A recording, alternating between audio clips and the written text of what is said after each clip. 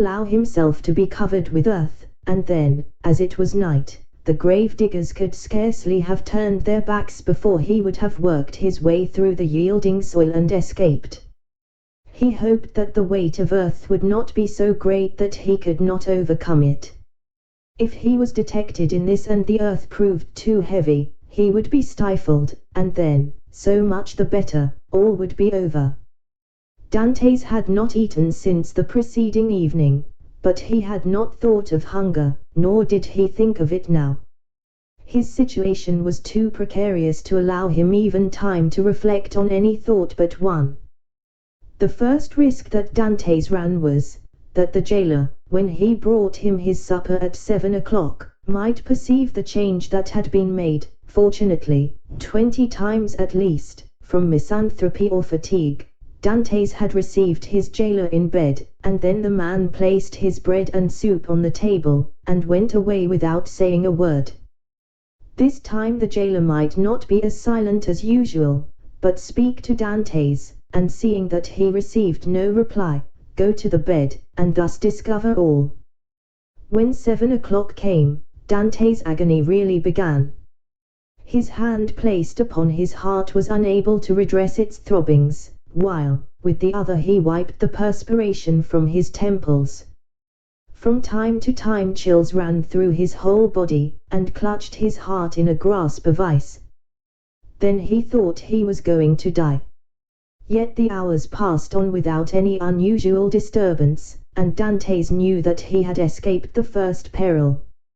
It was a good augury. At length, about the hour the governor had appointed, footsteps were heard on the stairs. Edmund felt that the moment had arrived, summoned up all his courage, held his breath, and would have been happy if at the same time he could have repressed the throbbing of his veins. The footsteps, they were double, paused at the door, and Dantes guessed that the two grave diggers had come to seek him. This idea was soon converted into certainty, when he heard the noise they made in putting down the hand-bier. The door opened, and a dim light reached Dantes' eyes through the coarse sack that covered him. He saw two shadows approach his bed, a third remaining at the door with a torch in its hand. The two men, approaching the ends of the bed, took the sack by its extremities. "He's heavy, though, for an old and thin man," said one, as he raised the head. "They say every year adds half a pound to the weight of the bones," said another, lifting the feet. "Have you tied the knot?" inquired the first speaker. "What would be the use of carrying so much more weight?" was the reply. "I can do that when we get there." "Yes, you're right," replied the companion. "What's the knot for?" thought Dantes. They deposited the supposed corpse on the bier. Edmund stiffened himself in order to play the part of a dead man, and then the party, lighted by the man with the torch, who went first, ascended the stairs. Suddenly he felt the fresh and sharp night air, and Dantes knew that the mistral was blowing. It was a sensation in which pleasure and pain were strangely mingled. The bearers went on for 20 paces, then stopped, putting the bier down on the ground. One of them went away, and Dantes heard his shoes striking on the pavement. "Where am I?" he asked himself. "Really, he is by no means a light load," said the other bearer, sitting on the edge of the hand-barrow. Dantes' first impulse was to escape, but fortunately he did not attempt it. "Give us a light," said the other bearer, "or I shall never find what I am looking for." The man with the torch complied, although not asked in the most polite terms. "What can he be looking for?" thought Edmund. "The spade, perhaps." An exclamation of satisfaction indicated that the grave digger had found the object of his search. "Here it is at last," he said, "not without some trouble, though." "Yes," was the answer, "but it has lost nothing by waiting." As he said this, the man came towards Edmund, who heard a heavy metallic substance laid down beside him, and at the same moment a cord was fastened round his feet with sudden and painful violence. "Well, have you tied the knot?" inquired the gravedigger, who was looking on. Yes, and pretty tight too, I can tell you, was the answer. Move on, then. And the bier was lifted once more, and they proceeded. They advanced 50 paces farther, and then stopped to open a door, then went forward again. The noise of the waves dashing against the rocks on which the chateau is built, reached Dante's ear distinctly as they went forward. Bad weather, observed one of the bearers, not a pleasant night for a dip in the sea. Why, yes, the abbey runs a chance of being wet, said the other, and then there was a burst of brutal laughter. Dantes did not comprehend the jest, but his hair stood erect on his head. Well, here we are at last, said one of them. A little farther, said the other. You know very well that the last was stopped on his way, dashed on the rocks, and the governor told us next day that we were careless fellows. They ascended 5 or 6 more steps, and then Dantes felt that they took him, one by the head and the other by the heels, and swung him to and fro. 1, said the gravediggers, 2, 3. And at the same instant Dantes felt himself flung into the air like a wounded bird, falling, with a rapidity that made his blood curdle.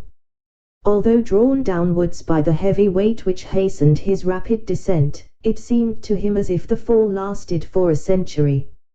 At last, with a horrible splash, he darted like an arrow into the ice-cold water, and as he did so he uttered a shrill cry, stifled in a moment by his immersion beneath the waves. Dantes had been flung into the sea, and was dragged into its depths by a 36-pound shot tied to his feet. The sea is the cemetery of the Château d'If. 0267 m. Chapter 21. The Island of Tiburon. Dantes, although stunned and almost suffocated, had sufficient presence of mind to hold his breath, and as his right hand, prepared as he was for every chance, held his knife open, he rapidly ripped up the sack, extricated his arm, and then his body, but in spite of all his efforts to free himself from the shot, he felt it dragging him down still lower. He then bent his body, and by a desperate effort severed the cord that bound his legs, at the moment when it seemed as if he were actually strangled. With a mighty leap he rose to the surface of the sea, while the shot dragged down to the depths the sack that had so nearly become his shroud. Dantes waited only to get breath, and then dived, in order to avoid being seen. When he arose a second time, he was 50 paces from where he had first sunk. He saw overhead a black and tempestuous sky, across which the wind was driving clouds that occasionally suffered a twinkling star to appear. Before him was the vast expanse of waters, somber and terrible, whose waves foamed and roared as if before the approach of a storm. Behind him, blacker than the sea, blacker than the sky, rose phantom-like the vast stone structure, whose projecting crags seemed like arms extended to seize their prey, and on the highest rock was a torch lighting 2 figures. He fancied that these 2 forms were looking at the sea. Doubtless these strange grave-diggers had heard his cry. Dantes dived again, and remained a long time beneath the water. This was an easy feat to him, for he usually attracted a crowd of spectators in the bay before the lighthouse at Marseilles when he swam there, and was unanimously declared to be the best swimmer in the port. When he came up again the light had disappeared. He must now get his bearings. Rétunio and Pomig are the nearest islands of all those that surround the Château d'If, but Rétunio and Pomig are inhabited, as is also the islet of Dorme. Tiburon and Lemaire were therefore the safest for Dantes' venture. The islands of Tiburon and Lemaire are a league from the Château d'If. Dantes, nevertheless, determined to make for them. But how could he find his way in the darkness of the night? At this moment he saw the light of Plania, gleaming in front of him like a star. By leaving this light on the right, he kept the island of Tiburon a little on the left. By turning to the left, therefore, he would find it. but, as we have said, it was at least a league from the Château d'If to this island. Often in prison Faria had said to him, when he saw him idle and inactive, "Dantes, you must not give way to this listlessness, you will be drowned if you seek to escape, and your strength has not been properly exercised and prepared for exertion." These words rang in Dante's ears, even beneath the waves. He hastened to cleave his way through them to see if he had not lost his strength. He found with pleasure that his captivity had taken away nothing of his power, and that he was still master of that element on whose bosom he had so often sported as a boy. Fear, that relentless pursuer, clogged Dante's efforts. He listened for any sound that might be audible, and every time that he rose to the top of a wave he scanned the horizon, and strove to penetrate the darkness. He fancied that every wave behind him was a pursuing boat, and he redoubled his exertions, increasing rapidly his distance from the chateau, but exhausting his strength. He swam on still, and already the terrible chateau had disappeared in the darkness. He could not see it, but he felt its presence. An hour passed, during which Dantes, excited by the feeling of freedom, continued to cleave the waves. "Let us see," said he, "I have swum above an hour, but as the wind is against me, that has retarded my speed. However, if I am not mistaken, I must be close to Tiburon. But what if I were mistaken?" A shudder passed over him. He sought to tread water, in order to rest himself, but the sea was too violent, and he felt that he could not make use of this means of recuperation. "Well," said he, "I will swim on until I am worn out, or the cramp seizes me, and then I shall sink," and he struck out with the energy of despair. Suddenly the sky seemed to him to become still darker and more dense, and heavy clouds seemed to sweep down towards him. At the same time he felt a sharp pain in his knee. He fancied for a moment that he had been shot, and listened for the report, but he heard nothing. Then he put out his hand, and encountered an obstacle, and with another stroke knew that he had gained the shore. Before him rose a grotesque mass of rocks, that resembled nothing so much as a vast fire petrified at the moment of its most fervent combustion. It was the island of Tiburon. Dantes rose, advanced a few steps, and, with a fervent prayer of gratitude, stretched himself on the granite, which seemed to him softer than down. Then, in spite of the wind and rain, he fell into the deep, sweet sleep of utter exhaustion. At the expiration of an hour Edmund was awakened by the roar of thunder. The tempest was let loose and beating the atmosphere with its mighty wings. From time to time a flash of lightning stretched across the heavens like a fiery serpent, lighting up the clouds that rolled on in vast chaotic waves. Dantes had not been deceived. He had reached the first of the two islands, which was, in fact, Tiburon. He knew that it was barren and without shelter, but when the sea became more calm, he resolved to plunge into its waves again, and swim to Le Mer, equally arid, but larger, and consequently better adapted for concealment. An overhanging rock offered him a temporary shelter, and scarcely had he availed himself of it when the tempest burst forth in all its fury. Edmund felt the trembling of the rock beneath which he lay. The waves, dashing themselves against it, wetted him with their spray. He was safely sheltered, and yet he felt dizzy in the midst of the warring of the elements and the dazzling brightness of the lightning. It seemed to him that the island trembled to its base, and that it would, like a vessel at anchor, break moorings, and bear him off into the center of the storm. He then recollected that he had not eaten or drunk for 24 hours. He extended his hands, and drank greedily of the rain-water that had lodged in a hollow of the rock. As he rose, a flash of lightning, that seemed to rive the remotest heights of heaven, illumined the darkness. By its light, between the island of Le Mer and Cape Quoizel, a quarter of a league distant, Dante saw a fishing boat driven rapidly like a spectre before the power of winds and waves.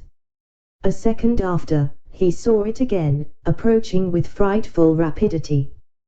Dante cried at the top of his voice to warn them of their danger, but they saw it themselves. Another flash showed him 4 men clinging to the shattered mast and the rigging, while a 5th clung to the broken rudder. The men he beheld saw him undoubtedly, for their cries were carried to his ears by the wind. Above the splintered mast a sail rent to tatters was waving. Suddenly the ropes that still held it gave way, and it disappeared in the darkness of the night like a vast seabird. At the same moment a violent crash was heard, and cries of distress. Dantes from his rocky perch saw the shattered vessel, and among the fragments the floating forms of the hapless sailors. Then all was dark again. Dantes ran down the rocks at the risk of being himself dashed to pieces. He listened, he groped about, but he heard and saw nothing. The cries had ceased, and the tempest continued to rage. By degrees the wind abated, vast grey clouds rolled towards the west, and the blue firmament appeared studded with bright stars. Soon a red streak became visible in the horizon. The waves whitened, a light played over them, and gilded their foaming crests with gold. It was day. Dantes stood mute and motionless before this majestic spectacle, as if he now beheld it for the first time, and indeed since his captivity in the Château d'If he had forgotten that such scenes were ever to be witnessed. He turned towards the fortress, and looked at both sea and land. The gloomy building rose from the bosom of the ocean with imposing majesty and seemed to dominate the scene. It was about 5 o'clock. The sea continued to get calmer. In 2 or 3 hours, thought Dantes, the turnkey will enter my chamber, find the body of my poor friend, recognize it, seek for me in vain, and give the alarm. Then the tunnel will be discovered. The men who cast me into the sea and who must have heard the cry I uttered, will be questioned. Then boats filled with armed soldiers will pursue the wretched fugitive. The cannon will warn everyone to refuse shelter to a man wandering about naked and famished. The police of Marseilles will be on the alert by land, whilst the governor pursues me by sea. I am cold, I am hungry. I have lost even the knife that saved me. Oh, my God, I have suffered enough surely. Have pity on me, and do for me what I am unable to do for myself. As Dantes, his eyes turned in the direction of the Château d'If, uttered this prayer, he saw off the farther point of the island of Pomig a small vessel with lateen sails skimming the sea like a gull in search of prey, and with his sailor's eye he knew it to be a Genoese tartan. She was coming out of Marseilles harbour, and was standing out to sea rapidly, her sharp prow cleaving through the waves. "Oh," cried Edmund, "to think that in half an hour I could join her! Did I not fear being questioned, detected, and conveyed back to Marseilles? What can I do? What story can I invent? Under pretext of trading along the coast, these men, who are in reality smugglers, will prefer selling me to doing a good action. I must wait. But I cannot, I am starving. In a few hours my strength will be utterly exhausted. Besides, perhaps I have not been missed at the fortress. I can pass as one of the sailors wrecked last night. My story will be accepted, for there is no one left to contradict me." As he spoke, Dantes looked toward the spot where the fishing vessel had been wrecked, and started. The red cap of one of the sailors hung to a point of the rock, and some timbers that had formed part of the vessel's keel floated at the foot of the crag. In an instant Dante's plan was formed. He swam to the cap, placed it on his head, seized one of the timbers, and struck out so as to cut across the course the vessel was taking. "I am saved," murmured he. And this conviction restored his strength. He soon saw that the vessel, with the wind dead ahead, was tacking between the Château d'If and the Tower of Plania.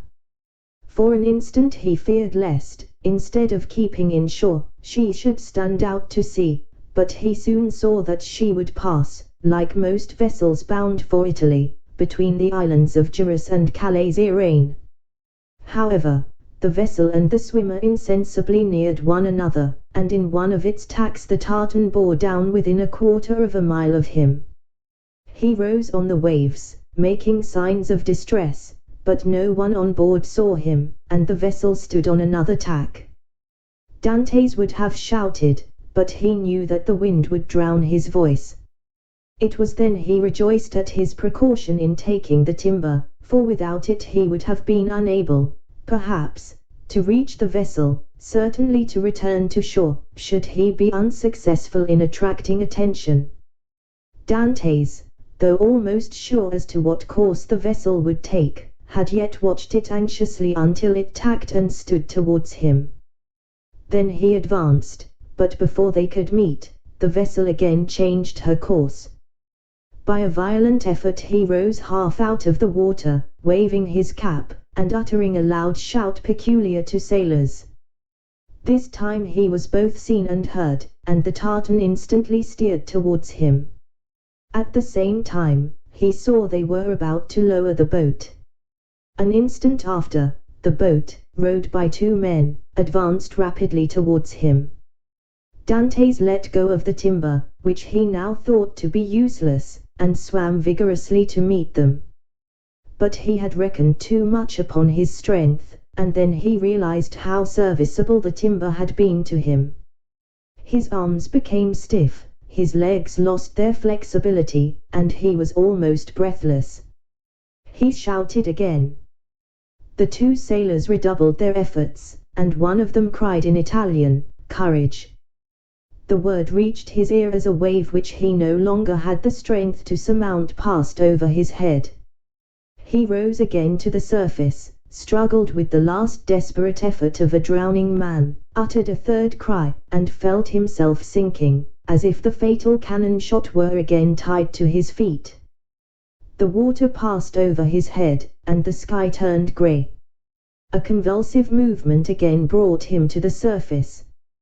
He felt himself seized by the hair, then he saw and heard nothing. He had fainted. When he opened his eyes, Dantes found himself on the deck of the tartan. His first care was to see what course they were taking. They were rapidly leaving the Château d'If behind. Dantes was so exhausted that the exclamation of joy he uttered was mistaken for a sigh. As we have said, he was lying on the deck.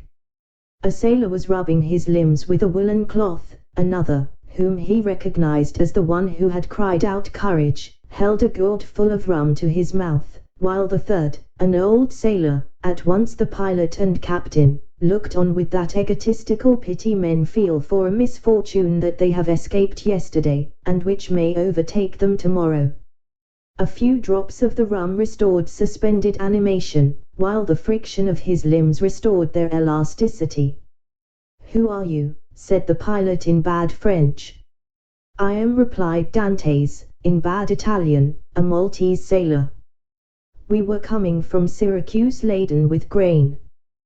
The storm of last night overtook us at Cape Morgia, and we were wrecked on these rocks." "Where do you come from?" "From these rocks that I had the good luck to cling to while our captain and the rest of the crew were all lost. I saw your vessel, and fearful of being left to perish on the desolate island, I swam off on a piece of wreckage to try and intercept your course. You have saved my life, and I thank you," continued Dantes. "I was lost when one of your sailors caught hold of my hair. It was I," said a sailor of a frank and manly appearance, "and it was time, for you were sinking." "Yes," returned Dantes, holding out his hand, "I thank you again." "I almost hesitated," replied the sailor. "You looked more like a brigand than an honest man, with your beard 6 inches, and your hair a foot long." Dantes recollected that his hair and beard had not been cut all the time he was at the Château d'If.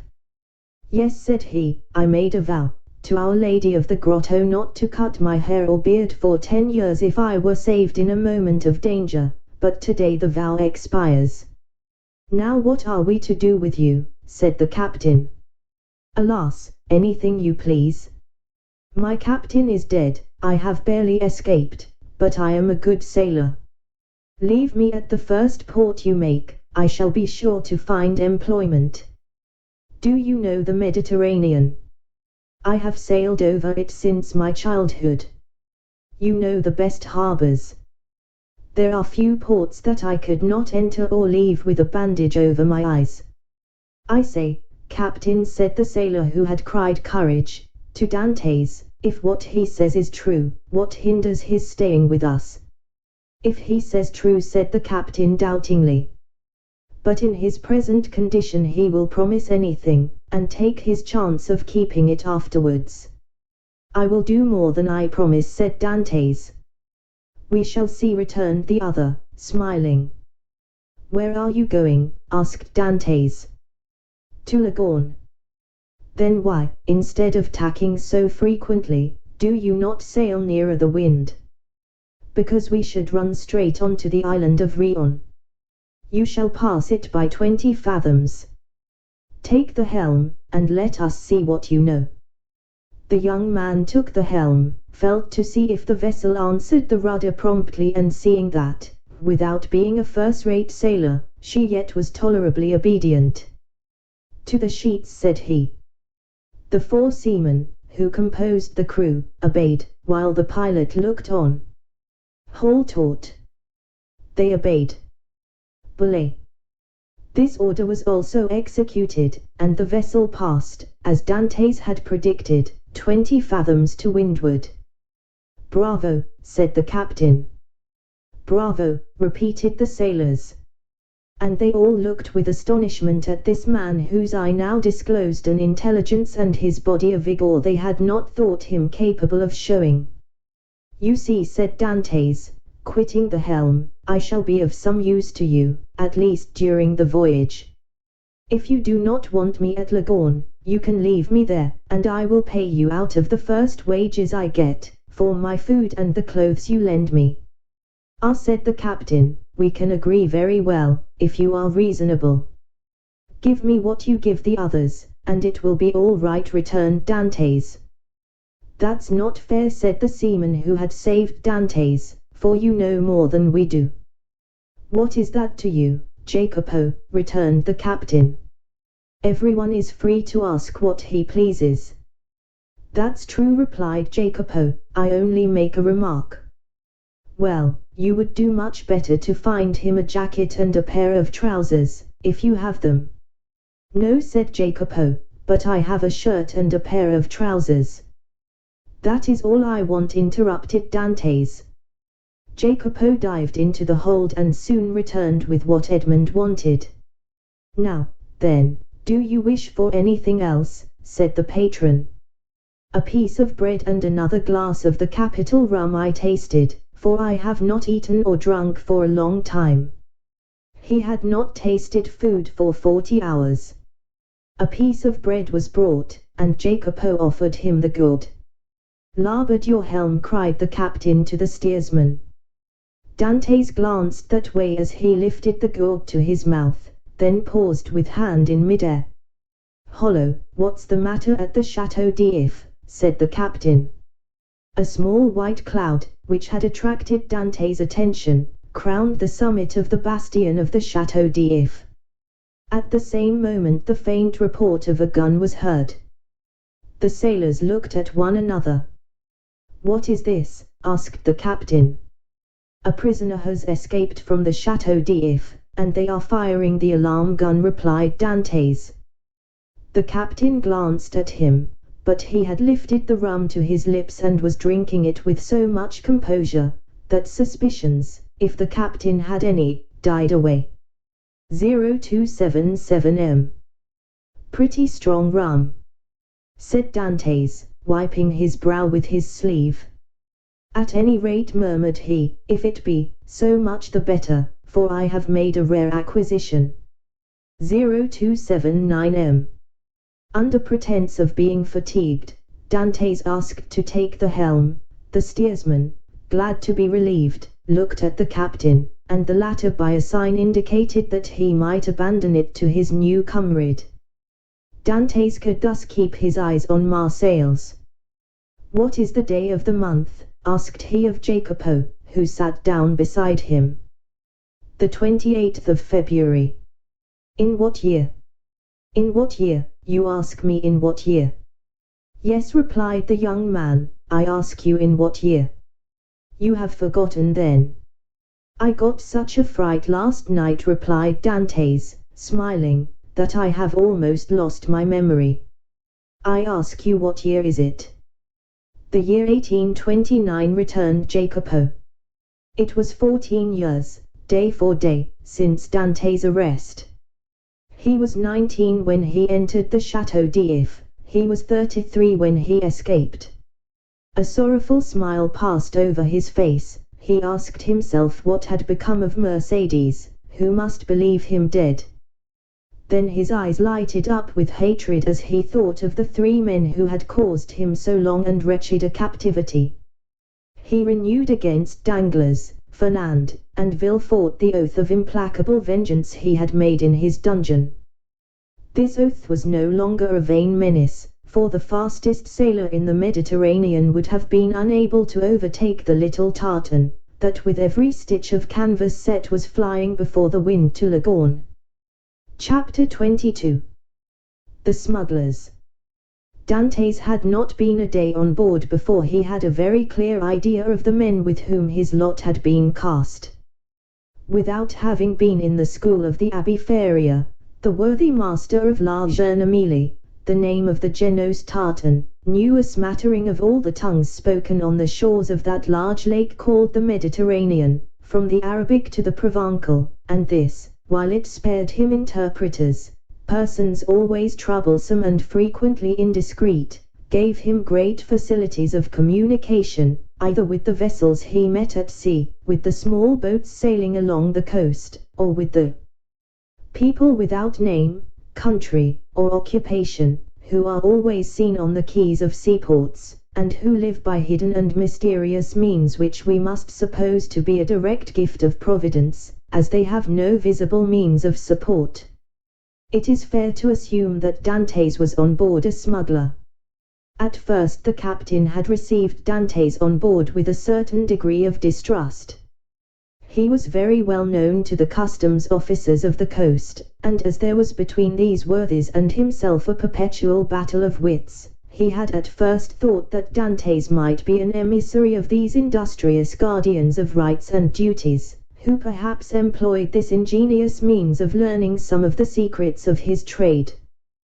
But the skillful manner in which Dantes had handled the lugger had entirely reassured him, and then, when he saw the light plume of smoke floating above the bastion of the Chateau d'If, and heard the distant report, he was instantly struck with the idea that he had on board his vessel one whose coming and going, like that of kings, was accompanied with salutes of artillery.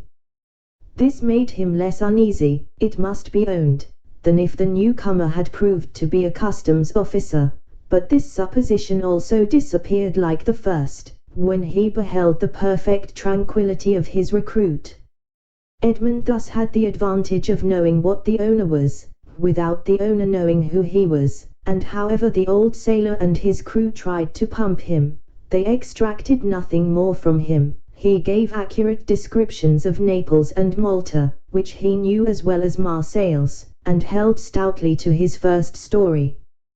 Thus the Genoese, subtle as he was duped by Edmund, in whose favor his mild demeanor, his nautical skill, and his admirable dissimulation, pleaded. Moreover, it is possible that the Genoese was one of those shrewd persons who know nothing but what they should know, and believe nothing but what they should believe. In this state of mutual understanding, they reached Leghorn.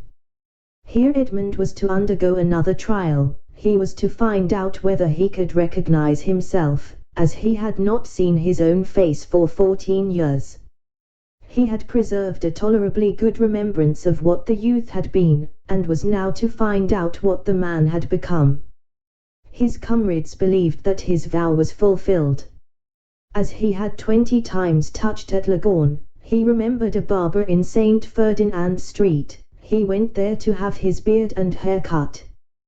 The barber gazed in amazement at this man with the long, thickened black hair and beard, which gave his head the appearance of one of Titian's portraits. At this period it was not the fashion to wear so large a beard and hair so long. Now a barber would only be surprised if a man gifted with such advantages should consent voluntarily to deprive himself of them. The Leghorn barber said nothing and went to work. When the operation was concluded, and Edmund felt that his chin was completely smooth, and his hair reduced to its usual length, he asked for a looking-glass. He was now, as we have said, 33 years of age, and his 14 years' imprisonment had produced a great transformation in his appearance. Dantes had entered the Château d'If with the round, open, smiling face of a young and happy man, with whom the early paths of life have been smooth, and who anticipates a future corresponding with his past. This was now all changed.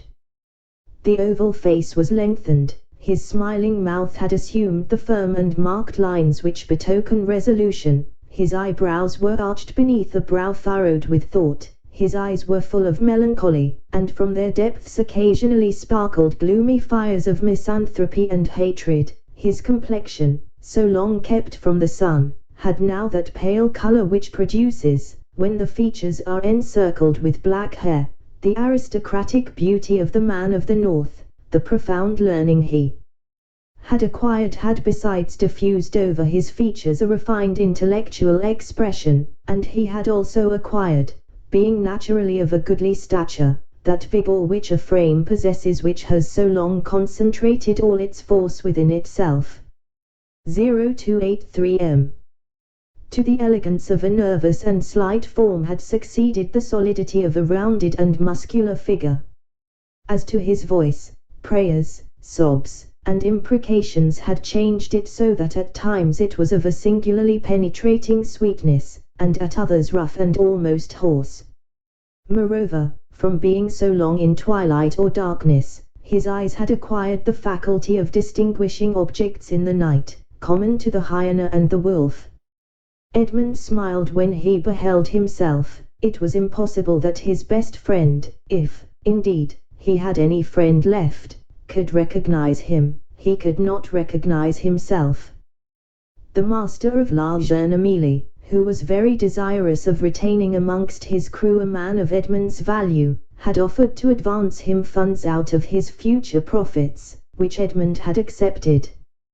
His next care on leaving the barbers who had achieved his first metamorphosis was to enter a shop and buy a complete sailor's suit, a garb, as we all know, very simple, and consisting of white trousers, a striped shirt, and a cap.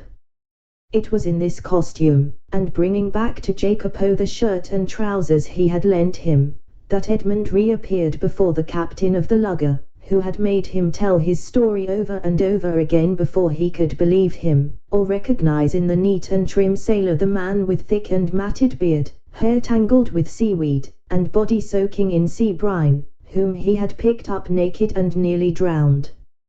Attracted by his prepossessing appearance, he renewed his offers of an engagement to Dantes, but Dantes, who had his own projects, would not agree for a longer time than 3 months. La Jeune Amélie had a very active crew, very obedient to their captain, who lost as little time as possible. He had scarcely been a week at Leghorn before the hold of his vessel was filled with printed muslins, contraband cottons, English powder, and tobacco on which the excise had forgotten to put its mark. The master was to get all this out of Leghorn free of duties, and land it on the shores of Corsica, where certain speculators undertook to forward the cargo to France. They sailed. Edmund was again cleaving the azure sea which had been the first horizon of his youth, and which he had so often dreamed of in prison. He left Gorgone on his right and La Pianissa on his left, and went towards the country of Paoli and Napoleon. The next morning, going on deck, as he always did at an early hour, the patron found Dantes leaning against the bulwarks, gazing with intense earnestness at a pile of granite rocks, which the rising sun tinged with rosy light.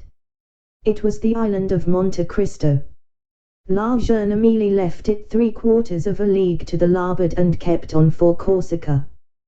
Dantes thought, as they passed so closely to the island whose name was so interesting to him, that he had only to leap into the sea and in half an hour be at the promised land. But then what could he do without instruments to discover his treasure, without arms to defend himself? Besides, what would the sailors say? What would the patron think? He must wait. Fortunately, Dantes had learned how to wait. He had waited 14 years for his liberty, and now he was free. He could wait at least 6 months or a year for wealth. Would he not have accepted liberty without riches if it had been offered to him? Besides, were not those riches chimerical, offspring of the brain of the poor Abbé Faria? Had they not died with him? It is true, the letter of the Cardinal Spada was singularly circumstantial, and Dantes repeated it to himself, from one end to the other, for he had not forgotten a word. 0285 m. Evening came, and Edmund saw the island tinged with the shades of twilight, and then disappear in the darkness from all eyes but his own, for he, with vision accustomed to the gloom of a prison, continued to behold it last of all, for he remained alone upon deck. The next morn broke off the coast of Aleria. All day they coasted, and in the evening saw fires lighted on land.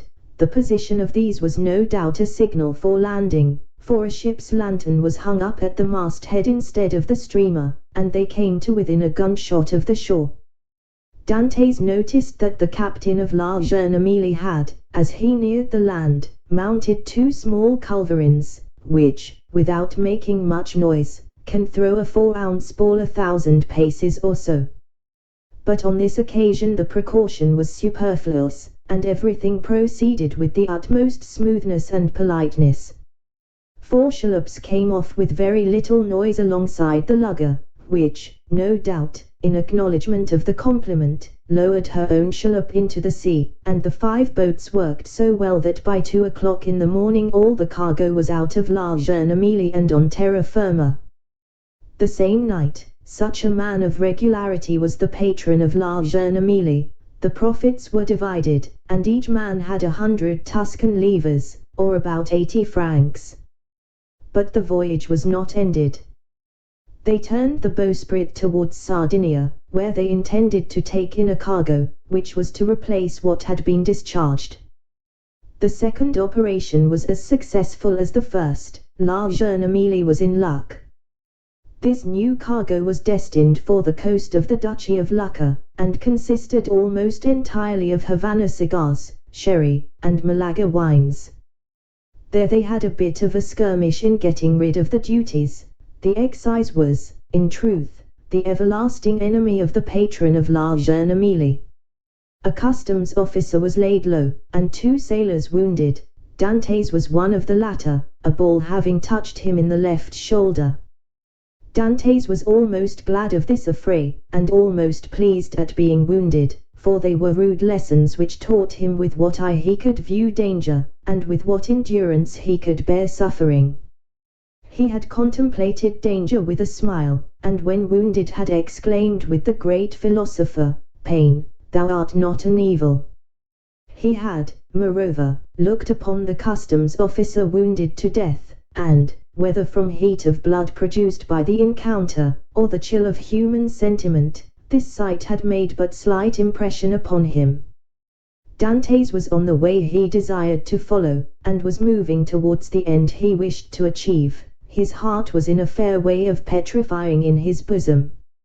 Jacopo, seeing him fall, had believed him killed, and rushing towards him raised him up, and then attended to him with all the kindness of a devoted comrade. This world was not then so good as Dr. Pangloss believed it, neither was it so wicked as Dantes thought it, since this man, who had nothing to expect from his comrade but the inheritance of his share of the prize money, manifested so much sorrow when he saw him fall. Fortunately, as we have said, Edmund was only wounded, and with certain herbs gathered at certain seasons, and sold to the smugglers by the old Sardinian women, the wound soon closed. Edmund then resolved to try Jacopo, and offered him in return for his attention a share of his prize money, but Jacopo refused it indignantly. As a result of the sympathetic devotion which Jacopo had from the first bestowed on Edmund, the latter was moved to a certain degree of affection. But this sufficed for Jacopo, who instinctively felt that Edmund had a right to superiority of position, a superiority which Edmund had concealed from all others. And from this time the kindness which Edmund showed him was enough for the brave seaman. Then in the long days on board ship, when the vessel, gliding on with security over the azure sea, required no care but the hand of the helmsman, thanks to the favourable winds that swelled her sails, Edmund, with a chart in his hand, became the instructor of Jacopo, as the poor Abbé Faria had been his tutor. He pointed out to him the bearings of the coast, explained to him the variations of the compass, and taught him to read in that vast book opened over our heads which they call heaven, and where God writes in azure with letters of diamonds. And when Jacopo inquired of him, "What is the use of teaching all these things to a poor sailor like me?" Edmund replied, "Who knows? You may one day be the captain of a vessel." Your fellow countryman, Bonaparte, became emperor. We had forgotten to say that Jacopo was a Corsican. 2 months and a half elapsed in these trips, and Edmund had become as skilful a coaster as he had been a hardy seaman. He had formed an acquaintance with all the smugglers on the coast, and learned all the Masonic signs by which these half-pirates recognize each other. He had passed and repassed his island of Monte Cristo 20 times, but not once had he found an opportunity of landing there. He then formed a resolution. As soon as his engagement with the patron of La Jeune Amélie ended, he would hire a small vessel on his own account, for in his several voyages he had amassed 100 piastres, and under some pretext land at the island of Monte Cristo. Then he would be free to make his researches, not perhaps entirely at liberty, for he would be doubtless watched by those who accompanied him. But in this world we must risk something. Prison had made Edmund prudent, and he was desirous of running no risk whatever. But in vain did he rack his imagination, fertile as it was. He could not devise any plan for reaching the island without companionship. Dantès was tossed about on these doubts and wishes, when the patron, who had great confidence in him, and was very desirous of retaining him in his service, took him by the arm one evening and led him to a tavern on the Via dell'Oglio, where the leading smugglers of Leghorn used to congregate and discuss affairs connected with their trade. Already Dantès had visited this maritime bourse 2 or 3 times, and seeing all these hardy free traders, who supplied the whole coast for nearly 200 leagues in extent, he had asked himself what power might not that man attain who should give the impulse of his will to all these contrary and diverging minds. This time it was a great matter that was under discussion, connected with a vessel laden with Turkey carpets, stuffs of the Levant, and cashmeres. It was necessary to find some neutral ground on which an exchange could be made, and then to try and land these goods on the coast of France.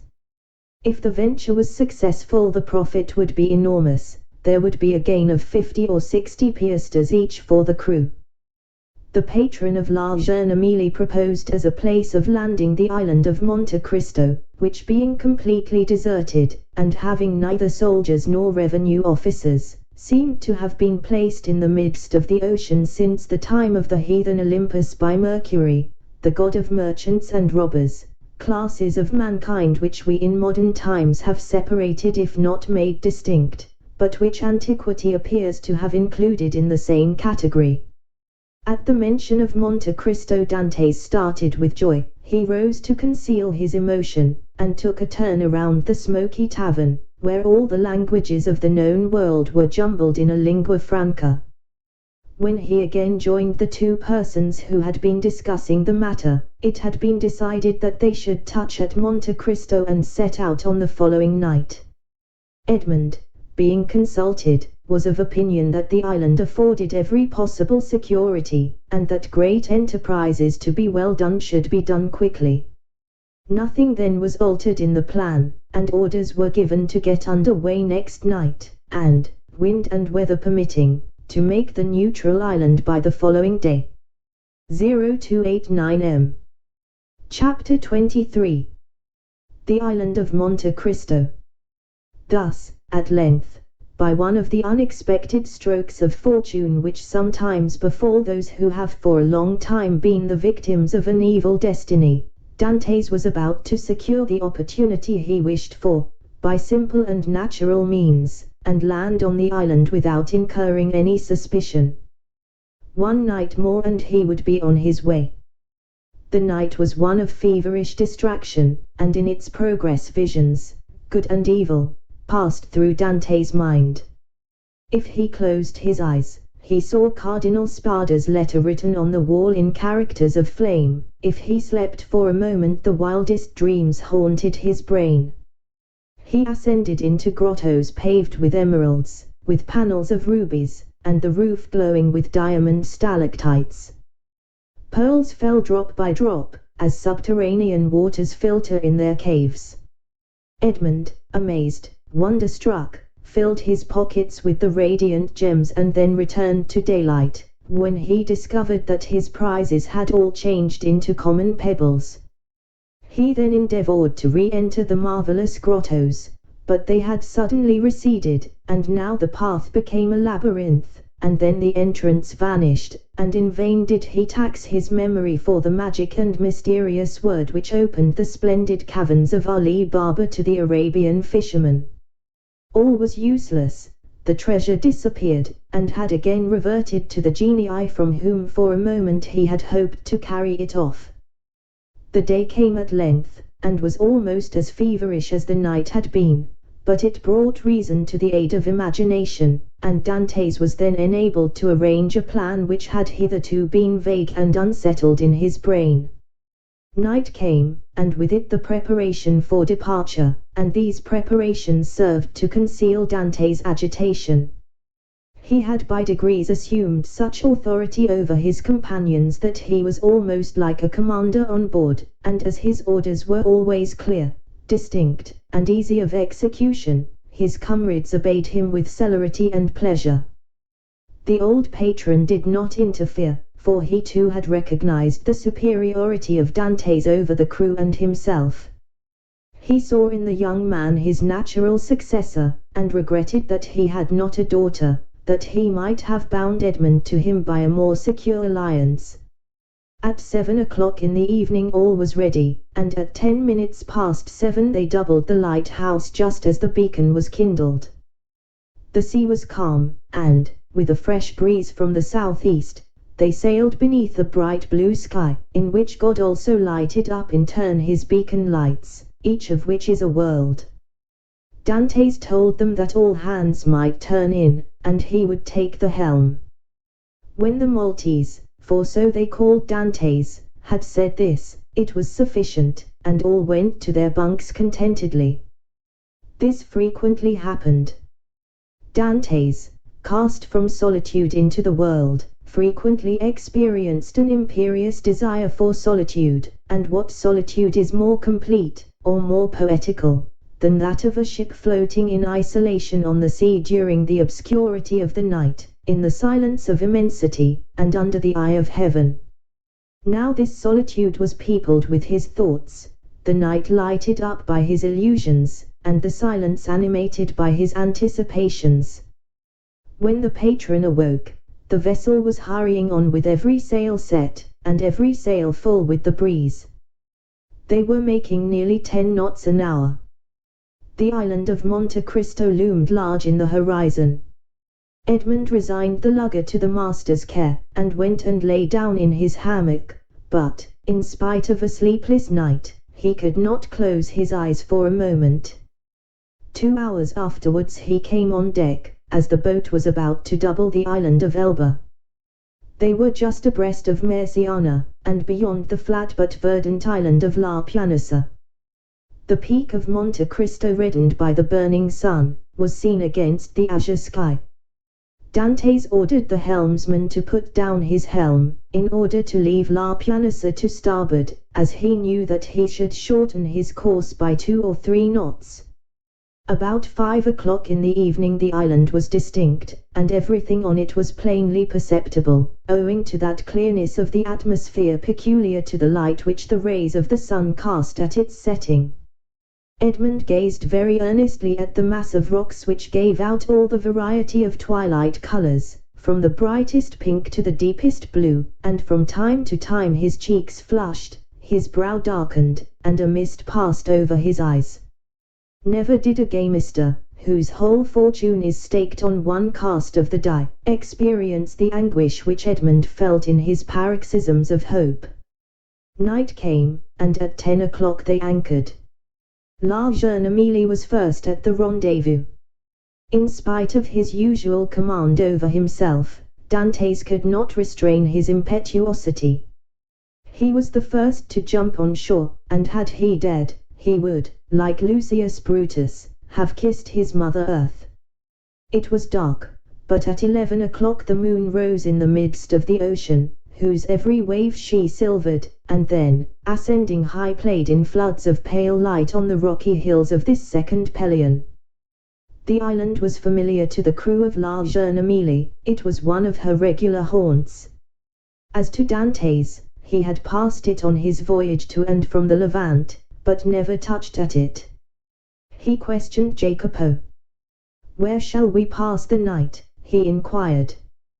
"Why, on board the tartan," replied the sailor. "Should we not do better in the grottos?" "What grottos?" "Why, the grottos, caves of the island." "I do not know of any grottos," replied Jacopo. The cold sweat sprang forth on Dante's brow. "What, are there no grottos at Monte Cristo?" he asked. "None." For a moment Dantes was speechless. Then he remembered that these caves might have been filled up by some accident, or even stopped up, for the sake of greater security, by Cardinal Spada. The point was, then, to discover the hidden entrance.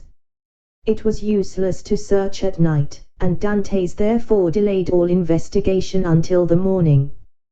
Besides, a signal made half a league out at sea, and to which La Jeune Amélie replied by a similar signal, indicated that the moment for business had come. The boat that now arrived, assured by the answering signal that all was well, soon came in sight, white and silent as a phantom, and cast anchor within a cable's length of shore. Then the landing began. Dantes reflected, as he worked, on the shout of joy which, with a single word, he could evoke from all these men, if he gave utterance to the one unchanging thought that pervaded his heart. But, far from disclosing this precious secret, he almost feared that he had already said too much, and by his restlessness and continual questions, his minute observations and evident preoccupation, aroused suspicions. Fortunately, as regarded this circumstance at least, his painful past gave to his countenance an indelible sadness, and the glimmerings of gaiety seen beneath this cloud were indeed but transitory. No one had the slightest suspicion, and when next day, taking a fowling piece, powder, and shot, Dantes declared his intention to go and kill some of the wild goats that were seen springing from rock to rock, his wish was construed into a love of sport, or a desire for solitude. However, Jacopo insisted on following him, and Dantes did not oppose this, fearing if he did so that he might incur distrust. Scarcely, however, had they gone a quarter of a league when, having killed a kid, he begged Jacopo to take it to his comrades, and request them to cook it, and when ready to let him know by firing a gun.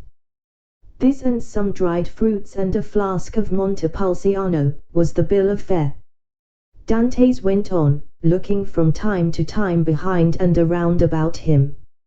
Having reached the summit of the rock, he saw, 1,000 feet beneath him, his companions, whom Jacopo had rejoined, and who were all busy preparing the repast which Edmund's skill as a marksman had augmented with a capital dish. Edmund looked at them for a moment with the sad and gentle smile of a man superior to his fellows. "In 2 hours' time," said he, "these persons will depart richer by 50 piastres each, to go and risk their lives again by endeavoring to gain 50 more. Then they will return with a fortune of 600 francs, and waste this treasure in some city with the pride of sultans and the insolence of nabobs. At this moment hope makes me despise their riches, which seem to me contemptible. Yet perchance tomorrow deception will so act on me, that I shall, on compulsion, consider such a contemptible possession as the utmost happiness." "Oh, no," exclaimed Edmund, "that will not be."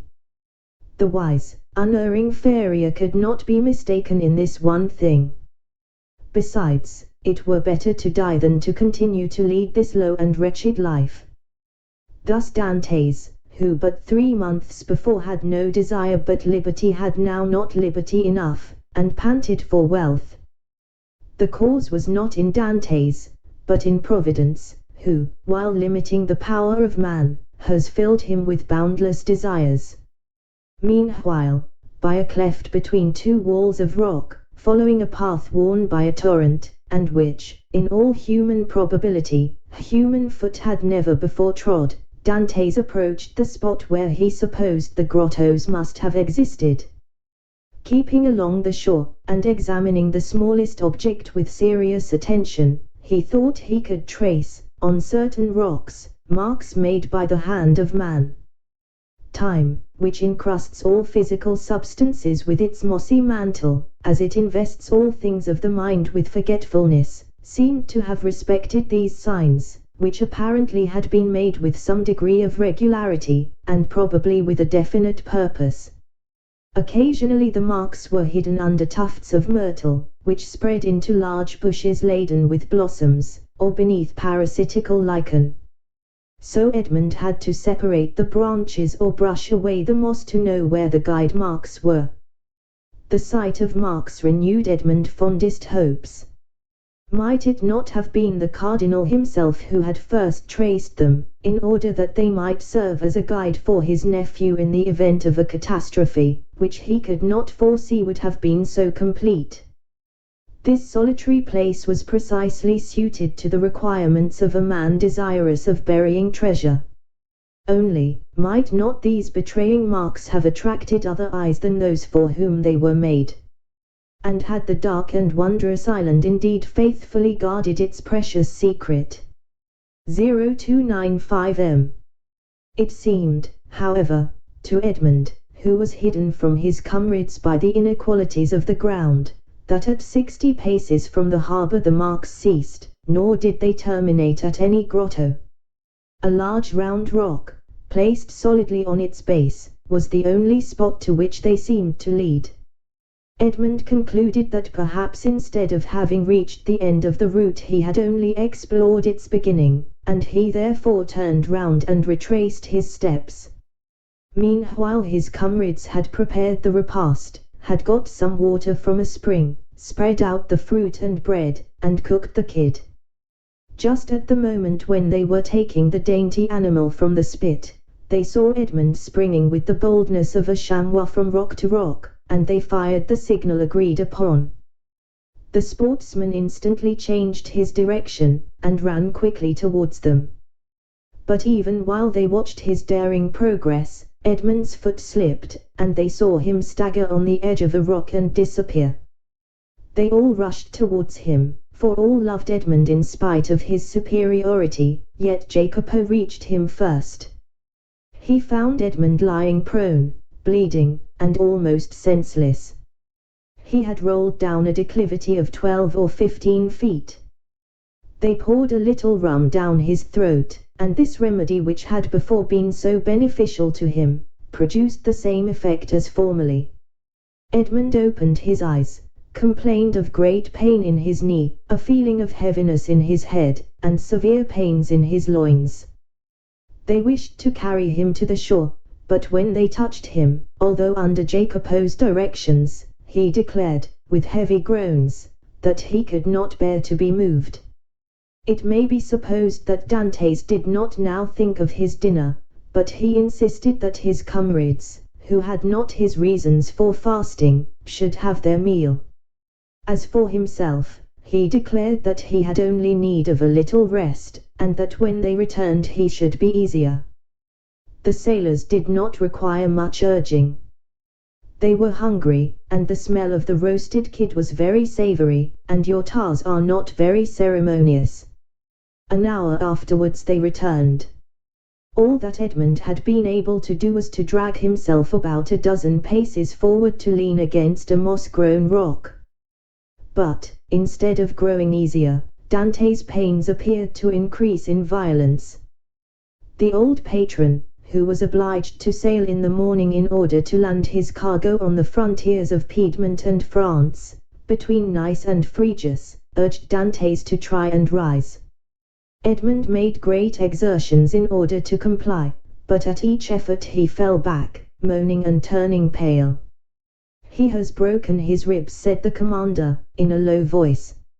"No matter, he is an excellent fellow, and we must not leave him. We will try and carry him on board the tartan." Dantes declared, however, that he would rather die where he was than undergo the agony which the slightest movement cost him. "Well," said the patron, "let what may happen, it shall never be said that we deserted a good comrade like you. We will not go till evening." This very much astonished the sailors, although not one opposed it. The patron was so strict that this was the first time they had ever seen him give up an enterprise, or even delay in its execution. Dantes would not allow that any such infraction of regular and proper rules should be made in his favor. "No, no," he said to the patron, "I was awkward, and it is just that I pay the penalty of my clumsiness. Leave me a small supply of biscuit, a gun, powder, and balls, to kill the kids or defend myself at need, and a pickaxe, that I may build a shelter if you delay in coming back for me." "But you'll die of hunger," said the patron. "I would rather do so," was Edmund's reply, "than suffer the inexpressible agonies which the slightest movement causes me." The patron turned towards his vessel, which was rolling on the swell in the little harbor, and, with sails partly set, would be ready for sea when her toilet should be completed. "What are we to do, Maltese?" asked the captain. "We cannot leave you here so, and yet we cannot stay." "Go, go," exclaimed Dantes. "We shall be absent at least a week," said the patron, "and then we must run out of our course to come here and take you up again." "Why," said Dantes, "if in 2 or 3 days you hail any fishing boat, desire them to come here to me. I will pay 25 piastres for my passage back to Leghorn. If you do not come across one, return for me." The patron shook his head. "Listen, Captain Baldy, there's one way of settling this," said Jacopo. "Do you go, and I will stay and take care of the wounded man." "And give up your share of the venture," said Edmund, "to remain with me." "Yes," said Jacopo, and without any hesitation. "You are a good fellow and a kind-hearted messmate," replied Edmund, "and heaven will recompense you for your generous intentions, but I do not wish anyone to stay with me. A day or 2 of rest will set me up, and I hope I shall find among the rocks certain herbs most excellent for bruises." A peculiar smile passed over Dante's lips. He squeezed Jacopo's hand warmly, but nothing could shake his determination to remain, and remain alone. The smugglers left with Edmund what he had requested and set sail, but not without turning about several times, and each time making signs of a cordial farewell, to which Edmund replied with his hand only, as if he could not move the rest of his body. Then, when they had disappeared, he said with a smile, 'Tis strange that it should be among such men that we find proofs of friendship and devotion.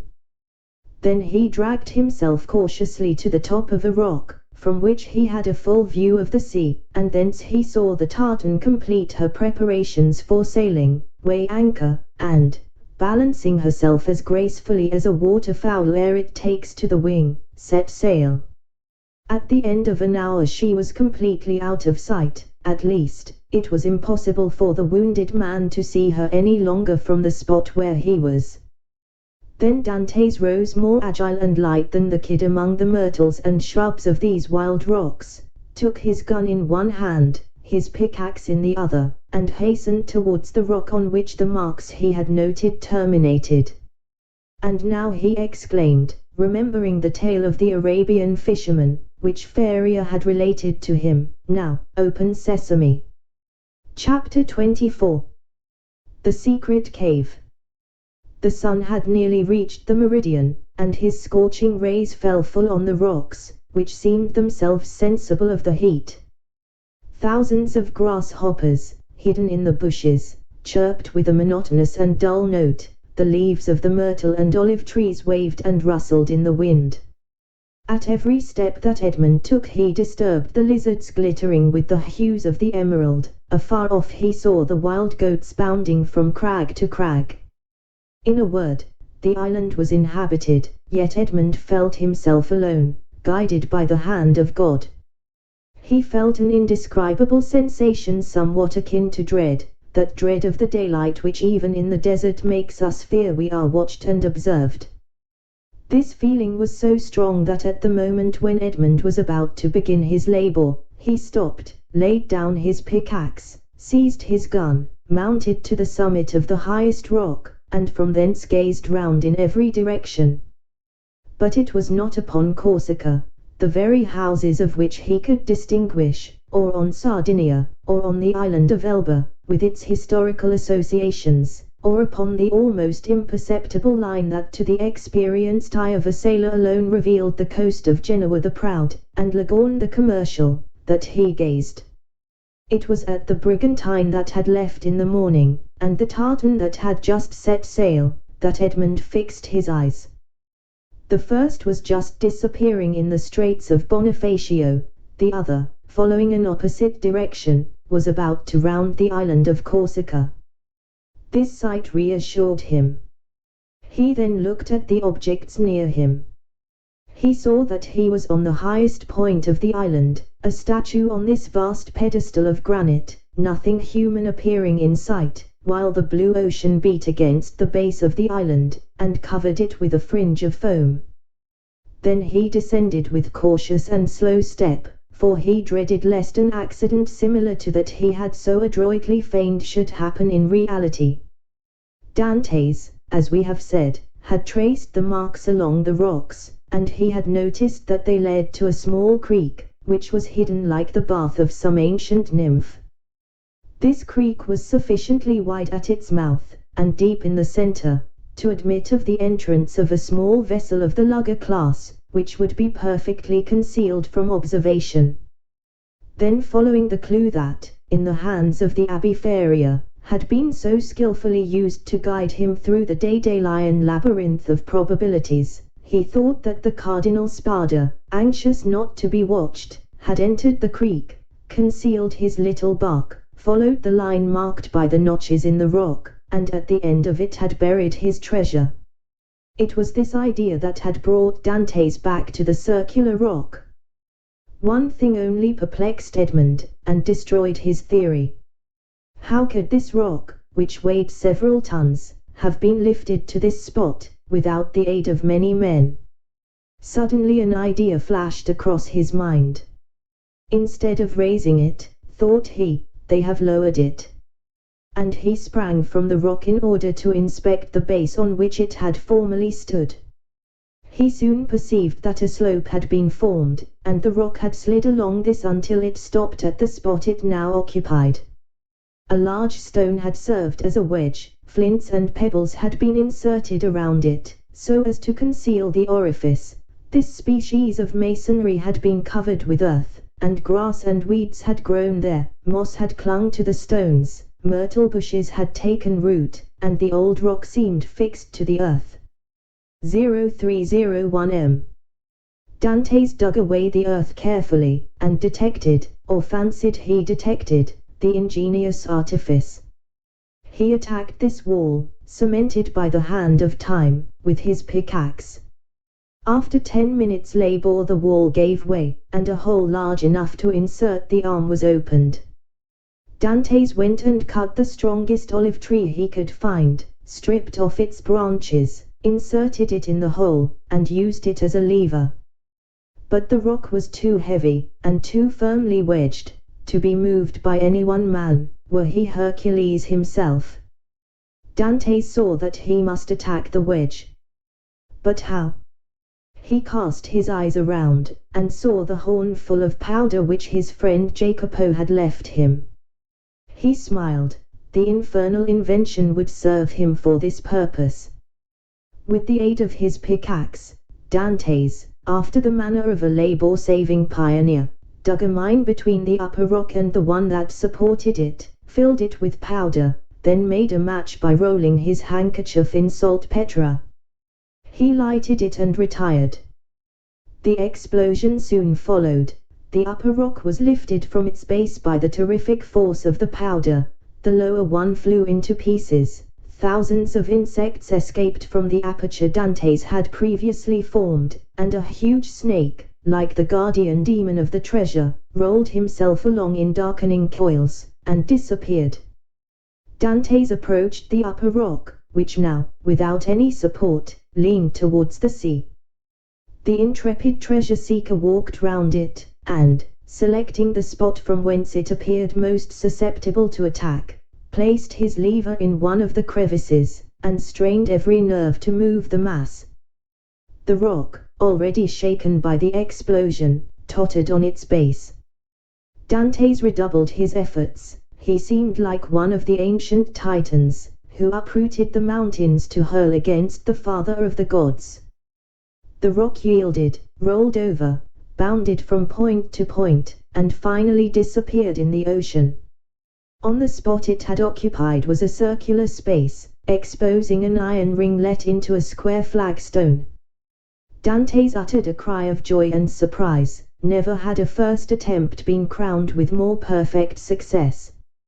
He would fain have continued, but his knees trembled, and his heart beat so violently, and his sight became so dim, that he was forced to pause. This feeling lasted but for a moment. Edmund inserted his lever in the ring and exerted all his strength. The flagstone yielded, and disclosed steps that descended until they were lost in the obscurity of a subterraneous grotto. Anyone else would have rushed on with a cry of joy. Dantes turned pale, hesitated, and reflected. "Come," said he to himself, "be a man. I am accustomed to adversity. I must not be cast down by the discovery that I have been deceived. What, then, would be the use of all I have suffered? The heart breaks when, after having been elated by flattering hopes, it sees all its illusions destroyed. Feria has dreamed this.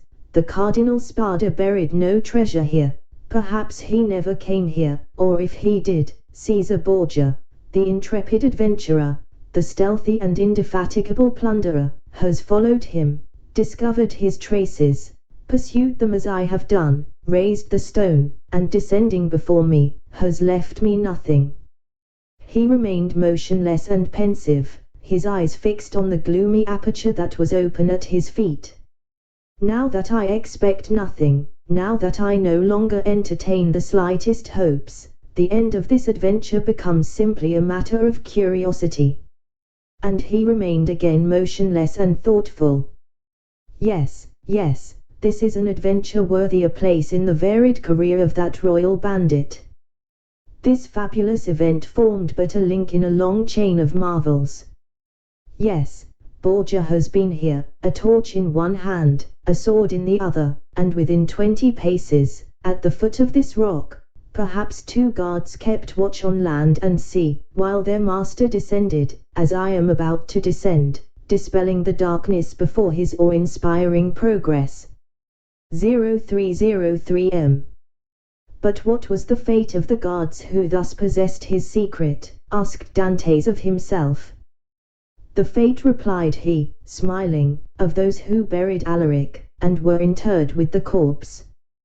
Yet, had he come, thought Dantes, he would have found the treasure, and Borgia, he who compared Italy to an artichoke, which he could devour leaf by leaf, knew too well the value of time to waste it in replacing this rock. I will go down. Then he descended, a smile on his lips, and murmuring that last word of human philosophy, perhaps. But instead of the darkness, and the thick and mephitic atmosphere he had expected to find, Dantes saw a dim and bluish light, which, as well as the air, entered, not merely by the aperture he had just formed, but by the interstices and crevices of the rock which were visible from without, and through which he could distinguish the blue sky and the waving branches of the evergreen oaks, and the tendrils of the creepers that grew from the rocks. After having stood a few minutes in the cavern, the atmosphere of which was rather warm than damp, Dante's eye, habituated as it was to darkness, could pierce even to the remotest angles of the cavern, which was of granite that sparkled like diamonds. Alas, said Edmund, smiling, these are the treasures the cardinal has left, and the good abbé, seeing in a dream these glittering walls, has indulged in fallacious hopes. But he called to mind the words of the will, which he knew by heart.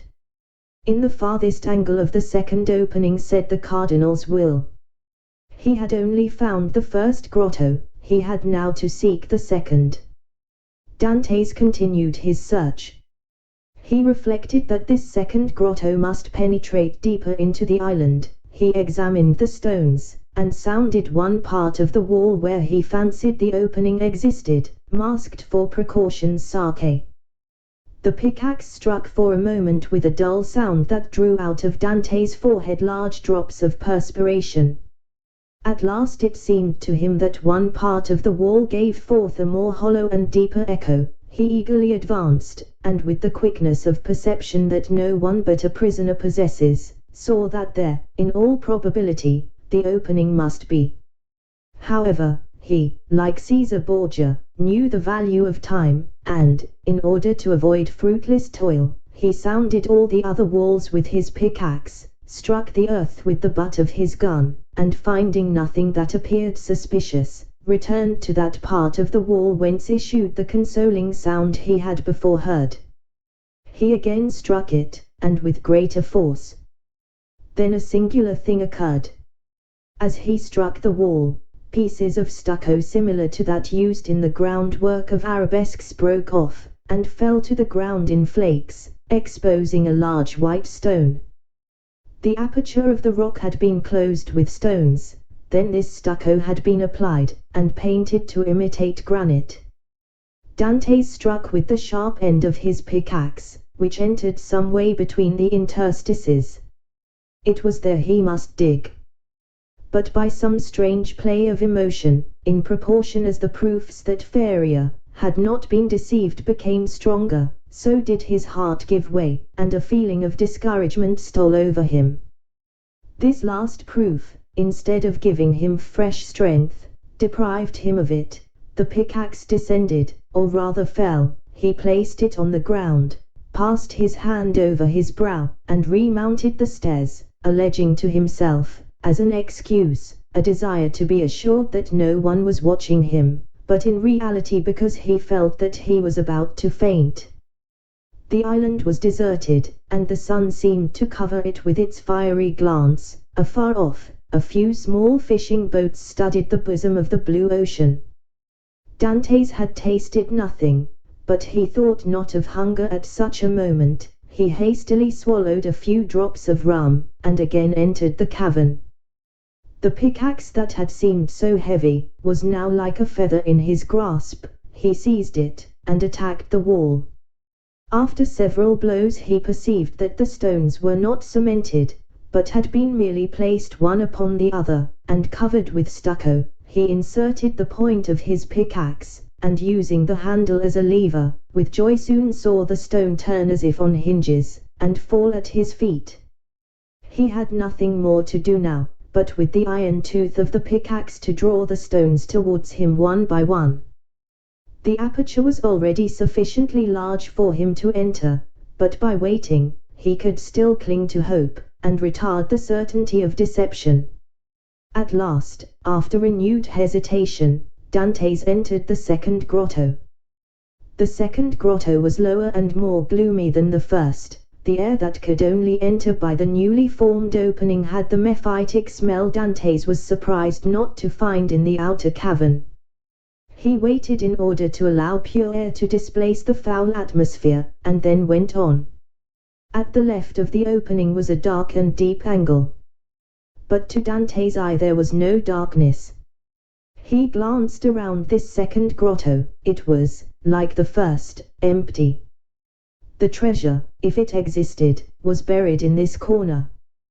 The time had at length arrived, 2 feet of earth removed, and Dantès' fate would be decided.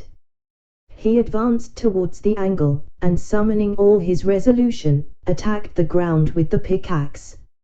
At the 5th or 6th blow the pickaxe struck against an iron substance. Never did funeral knell, never did alarm bell, produce a greater effect on the hearer. Had Dantès found nothing he could not have become more ghastly pale. He again struck his pickaxe into the earth, and encountered the same resistance, but not the same sound. "It is a casket of wood bound with iron," thought he. At this moment a shadow passed rapidly before the opening. Dantès seized his gun, sprang through the opening, and mounted the stair.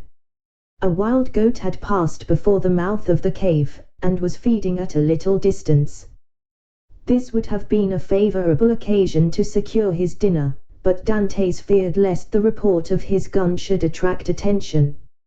He thought a moment, cut a branch of a resinous tree, lighted it at the fire at which the smugglers had prepared their breakfast, and descended with this torch. He wished to see everything. He approached the hole he had dug, and now, with the aid of the torch, saw that his pickaxe had in reality struck against iron and wood. He planted his torch in the ground and resumed his labor. In an instant a space 3 feet long by 2 feet broad was cleared, and Dantès could see an oaken coffer, bound with cut steel. In the middle of the lid he saw engraved on a silver plate, which was still untarnished, the arms of the Spada family, viz., a sword, en pale, on an oval shield, like all the Italian armorial bearings, and surmounted by a cardinal's hat. Dantès easily recognized them, Faria had so often drawn them for him. There was no longer any doubt, the treasure was there. No one would have been at such pains to conceal an empty casket. In an instant he had cleared every obstacle away, and he saw successively the lock, placed between 2 padlocks, and the 2 handles at each end, all carved as things were carved at that epoch, when art rendered the commonest metals precious. Dantès seized the handles, and strove to lift the coffer. It was impossible. He sought to open it. Lock and padlock were fastened. These faithful guardians seemed unwilling to surrender their trust. Dantès inserted the sharp end of the pickaxe between the coffer and the lid, and pressing with all his force on the handle, burst open the fastenings. The hinges yielded in their turn and fell, still holding in their grasp fragments of the wood, and the chest was open. 0307 Edmund was seized with vertigo. He cocked his gun and laid it beside him. He then closed his eyes as children do in order that they may see in the resplendent night of their own imagination more stars than are visible in the firmament. Then he reopened them, and stood motionless with amazement. 3 compartments divided the coffer. In the first, blazed piles of golden coin. In the second, were ranged bars of unpolished gold, which possessed nothing attractive save their value. In the third, Edmund grasped handfuls of diamonds, pearls, and rubies. which, as they fell on one another, sounded like hail against glass. After having touched, felt, examined these treasures, Edmund rushed through the caverns like a man seized with frenzy. He leaped on a rock, from whence he could behold the sea. He was alone, alone with these countless, these unheard of treasures. Was he awake, or was it but a dream? Was it a transient vision, or was he face to face with reality? He would fain have gazed upon his gold, and yet he had not strength enough. For an instant he leaned his head in his hands as if to prevent his senses from leaving him, and then rushed madly about the rocks of Monte Cristo, terrifying the wild goats and scaring the sea fowls with his wild cries and gestures. Then he returned, and, still unable to believe the evidence of his senses, rushed into the grotto, and found himself before this mine of gold and jewels. This time he fell on his knees, and, clasping his hands convulsively, uttered a prayer intelligible to God alone. He soon became calmer and more happy, for only now did he begin to realize his felicity. He then set himself to work to count his fortune. There were 1,000 ingots of gold, each weighing from 2 to 3 pounds. Then he piled up 25,000 crowns, each worth about 80 francs of our money, and bearing the effigies of Alexandre VI and his predecessors, and he saw that the complement was not half empty. And he measured 10 double handfuls of pearls, diamonds, and other gems, many of which, mounted by the most famous workmen, were valuable beyond their intrinsic worth. Dante saw the light gradually disappear, and fearing to be surprised in the cavern, left it, his gun in his hand. A piece of biscuit and a small quantity of rum formed his supper, and he snatched a few hours' sleep, lying over the mouth of the cave. It was a night of joy and terror, such as this man of stupendous emotions had already experienced twice or thrice in his lifetime. Chapter 25. The unknown day, for which Dantes had so eagerly and impatiently waited with open eyes, again dawned. With the first light Dantes resumed his search. Again he climbed the rocky height he had ascended the previous evening, and strained his view to catch every peculiarity of the landscape, but it wore the same wild, barren aspect when seen by the rays of the morning sun which it had done when surveyed by the fading glimmer of eve.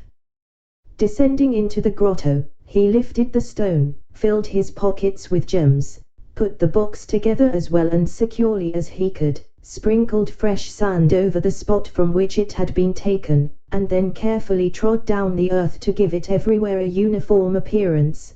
Then, quitting the grotto, he replaced the stone, heaping on it broken masses of rocks and rough fragments of crumbling granite, filling the interstices with earth, into which he deftly inserted rapidly growing plants, such as the wild myrtle and flowering thorn. Then carefully watering these new plantations, he scrupulously effaced every trace of footsteps, leaving the approach to the cavern as savage-looking and untrodden as he had found it. This done, he impatiently awaited the return of his companions.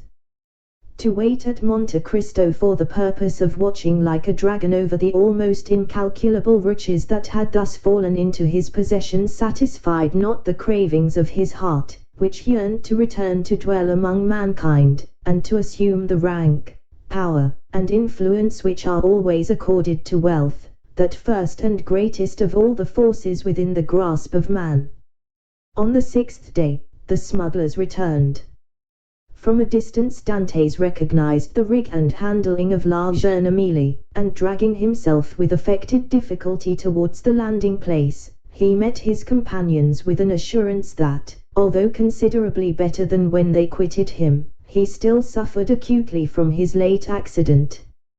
He then inquired how they had fared in their trip. To this question the smugglers replied that, although successful in landing their cargo in safety, they had scarcely done so when they received intelligence that a guard ship had just quitted the port of Toulon and was crowding all sail towards them. This obliged them to make all the speed they could to evade the enemy, when they could but lament the absence of Dantes, whose superior skill in the management of a vessel would have availed them so materially. In fact, the pursuing vessel had almost overtaken them when, fortunately, night came on, and enabled them to double the Cape of Corsica, and so elude all further pursuit. Upon the whole, however, the trip had been sufficiently successful to satisfy all concerned, while the crew, and particularly Jacopo, expressed great regrets that Dantes had not been an equal sharer with themselves in the profits, which amounted to no less a sum than 50 piastres each. 0311 M.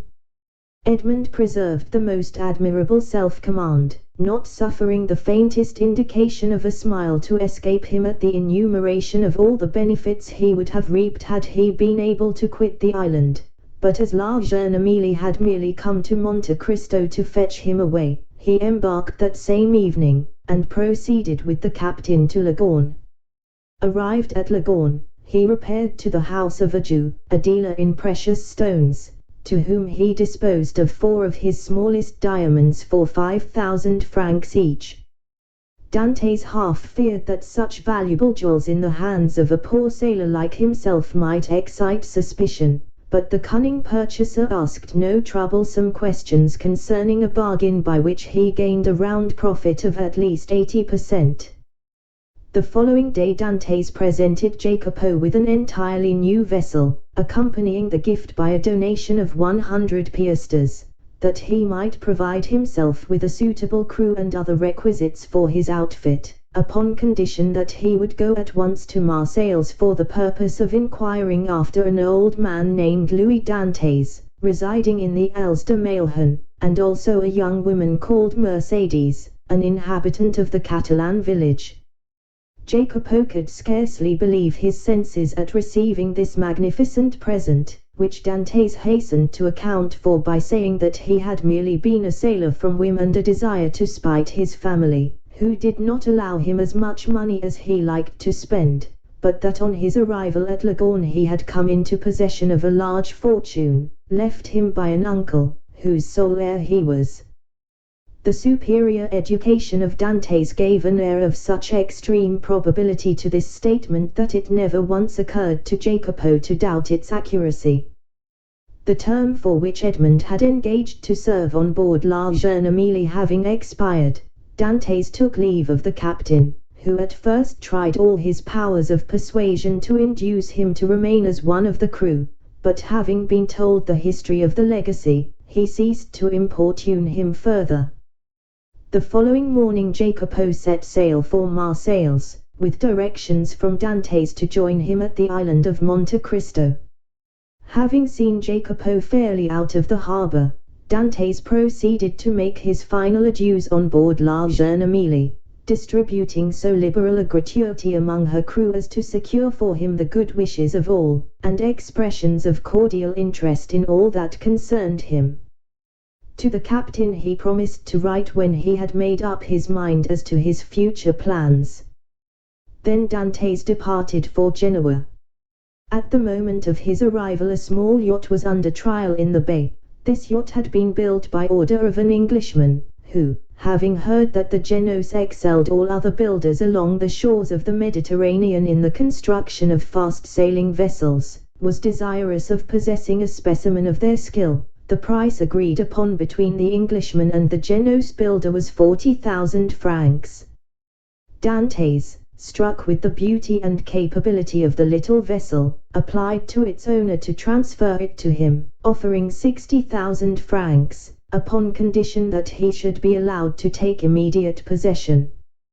The proposal was too advantageous to be refused, the more so as the person for whom the yacht was intended had gone upon a tour through Switzerland, and was not expected back in less than 3 weeks or a month, by which time the builder reckoned upon being able to complete another. A bargain was therefore struck. Dantes led the owner of the yacht to the dwelling of a Jew, retired with the latter for a few minutes to a small back parlour, and upon their return the Jew counted out to the shipbuilder the sum of 60,000 francs in bright gold pieces. The delighted builder then offered his services in providing a suitable crew for the little vessel, but this Dantes declined with many thanks, saying he was accustomed to cruise about quite alone, and his principal pleasure consisted in managing his yacht himself. The only thing the builder could oblige him in would be to contrive a sort of secret closet in the cabin at his bed's head, the closet to contain 3 divisions, so constructed as to be concealed from all but himself. The builder cheerfully undertook the commission, and promised to have these secret places completed by the next day, Dantes furnishing the dimensions and plan in accordance with which they were to be constructed. 0313 m. 2 hours afterward Dantes sailed from the port of Genoa, under the inspection of an immense crowd drawn together by curiosity to see the rich Spanish nobleman who preferred managing his own yacht. But their wonder was soon changed to admiration at seeing the perfect skill with which Dantes handled the helm. The boat, indeed, seemed to be animated with almost human intelligence, so promptly did it obey the slightest touch, and Dantes required but a short trial of his beautiful craft to acknowledge that the Genoese had not without reason attained their high reputation in the art of shipbuilding. The spectators followed the little vessel with their eyes as long as it remained visible, they then turned their conjectures upon her probable destination. Some insisted she was making for Corsica, others the island of Elba. Bets were offered to any amount that she was bound for Spain, while Africa was positively reported by many persons as her intended course, but no one thought of Monte Cristo. Yet thither it was that Dantes guided his vessel, and at Monte Cristo he arrived at the close of the 2nd day. His boat had proved herself a first-class sailor, and had come the distance from Genoa in 35 hours. Dantes had carefully noted the general appearance of the shore, and, instead of landing at the usual place, he dropped anchor in the little creek. The island was utterly deserted, and bore no evidence of having been visited since he went away. His treasure was just as he had left it. Early on the following morning he commenced the removal of his riches, and ere nightfall the whole of his immense wealth was safely deposited in the compartments of the secret locker. A week passed by. Dantes employed it in maneuvering his yacht round the island, studying it as a skillful horseman would the animal he destined for some important service, till at the end of that time he was perfectly conversant with its good and bad qualities. The former Dantes proposed to augment, the latter to remedy. Upon the 8th day he discerned a small vessel under full sail approaching Monte Cristo. As it drew near, he recognized it as the boat he had given to Jacopo. He immediately signaled it. His signal was returned, and in 2 hours afterwards the newcomer lay at anchor beside the yacht. A mournful answer awaited each of Edmund's eager inquiries as to the information Jacopo had obtained. Old Dantes was dead, and Mercedes had disappeared. Dantes listened to these melancholy tidings with outward calmness, but, leaping lightly ashore, he signified his desire to be quite alone. In a couple of hours he returned. 2 of the men from Jacopo's boat came on board the yacht to assist in navigating it, and he gave orders that she should be steered direct to Marseilles. For his father's death he was in some manner prepared, but he knew not how to account for the mysterious disappearance of Mercedes. Without divulging his secret, Dantes could not give sufficiently clear instructions to an agent. There were, besides, other particulars he was desirous of ascertaining, and those were of a nature he alone could investigate in a manner satisfactory to himself. His looking-glass had assured him, during his stay at Leghorn, that he ran no risk of recognition. Moreover, he had now the means of adopting any disguise he thought proper. One fine morning, then, his yacht, followed by the little fishing boat, boldly entered the port of Marseilles, and anchored exactly opposite the spot from whence, on the never-to-be-forgotten night of his departure for the Château d'If, he had been put on board the boat destined to convey him thither. 0315m. Still Dantes could not view without a shudder the approach of a gendarme who accompanied the officers deputed to demand his bill of health ere the yacht was permitted to hold communication with the shore. But with that perfect self-possession he had acquired during his acquaintance with Faria, Dantes coolly presented an English passport he had obtained from Leghorn, and as this gave him a standing which a French passport would not have afforded, he was informed that there existed no obstacle to his immediate debarkation. The first person to attract the attention of Dantes, as he landed on the Quai Nebier, was one of the crew belonging to the Pharaon. Edmund welcomed the meeting with this fellow, who had been one of his own sailors, as a sure means of testing the extent of the change which time had worked in his own appearance. Going straight towards him, he propounded a variety of questions on different subjects, carefully watching the man's countenance as he did so, but not a word or look implied that he had the slightest idea of ever having seen before the person with whom he was then conversing. Giving the sailor a piece of money in return for his civility, Dantes proceeded onwards, but ere he had gone many steps he heard the man loudly calling him to stop. Dantes instantly turned to meet him. "I beg your pardon, sir," said the honest fellow, in almost breathless haste, "but I believe you made a mistake. You intended to give me a 2-franc piece, and see, you gave me a double Napoleon." "Thank you, my good friend. I see that I have made a trifling mistake, as you say, but by way of rewarding your honesty I give you another double Napoleon, that you may drink to my health, and be able to ask your messmates to join you."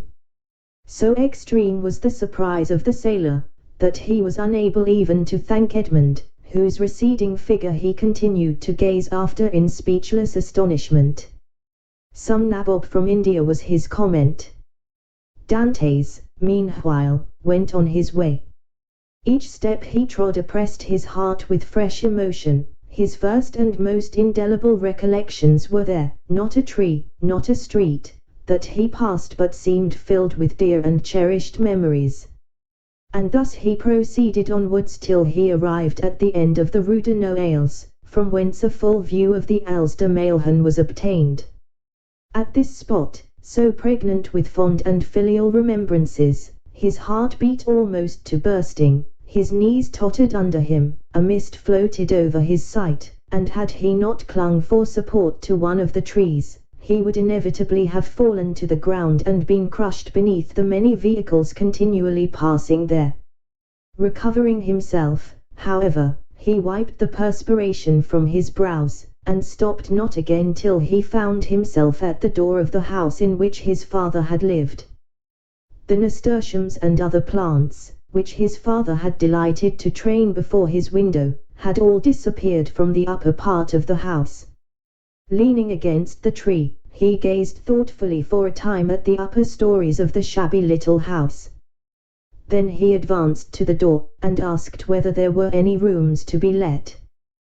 Though answered in the negative, he begged so earnestly to be permitted to visit those on the 5th floor, that, in despite of the oft-repeated assurance of the concierge that they were occupied, Dantes succeeded in inducing the man to go up to the tenants, and ask permission for a gentleman to be allowed to look at them. The tenants of the humble lodging were a young couple who had been scarcely married a week, and seeing them, Dantes sighed heavily. Nothing in the 2 small chambers forming the apartments remained as it had been in the time of the elder Dantes. The very paper was different, while the articles of antiquated furniture with which the rooms had been filled in Edmund's time had all disappeared. The 4 walls alone remained as he had left them. The bed belonging to the present occupants was placed as the former owner of the chamber had been accustomed to have his, and, in spite of his efforts to prevent it, the eyes of Edmund were suffused in tears as he reflected that on that spot the old man had breathed his last, vainly calling for his son. The young couple gazed with astonishment at the sight of their visitor's emotion, and wondered to see the large tears silently chasing each other down his otherwise stern and immovable features, but they felt the sacredness of his grief, and kindly refrained from questioning him as to its cause, while, with instinctive delicacy, they left him to indulge his sorrow alone. 0317 When he withdrew from the scene of his painful recollections, they both accompanied him downstairs, reiterating their hope that he would come again whenever he pleased, and assuring him that their poor dwelling would ever be open to him. As Edmund passed the door on the 4th floor, he paused to inquire whether Caderus the tailor still dwelled there, but he received for reply, that the person in question had got into difficulties, and at the present time kept a small inn on the route from Bellegarde to Beaucaire. Having obtained the address of the person to whom the house in the Als de Mailhan belonged, Dantès next proceeded thither, and, under the name of Lord Wilmore, the name and title inscribed on his passport, purchased the small dwelling for the sum of 25,000 francs, at least 10,000 more than it was worth, but had its owner asked 500,000, it would unhesitatingly have been given. The very same day the occupants of the apartments on the 5th floor of the house, now become the property of Dantès, were duly informed by the notary who had arranged the necessary transfer of deeds, etc., that the new landlord gave them their choice of any of the rooms in the house, without the least augmentation of rent, upon condition of their giving instant possession of the 2 small chambers they at present inhabited. This strange event aroused great wonder and curiosity in the neighborhood of the Als de Mailhan, and a multitude of theories were afloat, none of which was anywhere near the truth.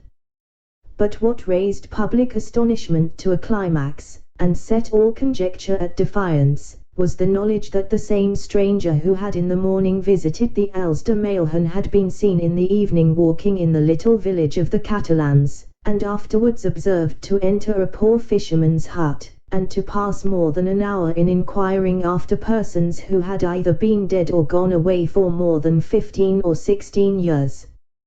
But on the following day the family from whom all these particulars had been asked received a handsome present, consisting of an entirely new fishing boat, with 2 seines and a tender.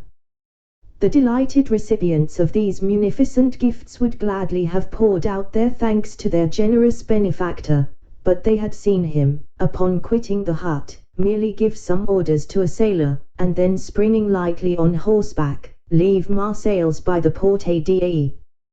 Chapter 26 The Pont du Gard Inn. Such of my readers as have made a pedestrian excursion to the south of France may perchance have noticed, about midway between the town of Beaucaire and the village of Bellegarde, a little nearer to the former than to the latter, a small roadside inn, from the front of which hung, creaking and flapping in the wind, a sheet of tin covered with a grotesque representation of the Pont du Gard.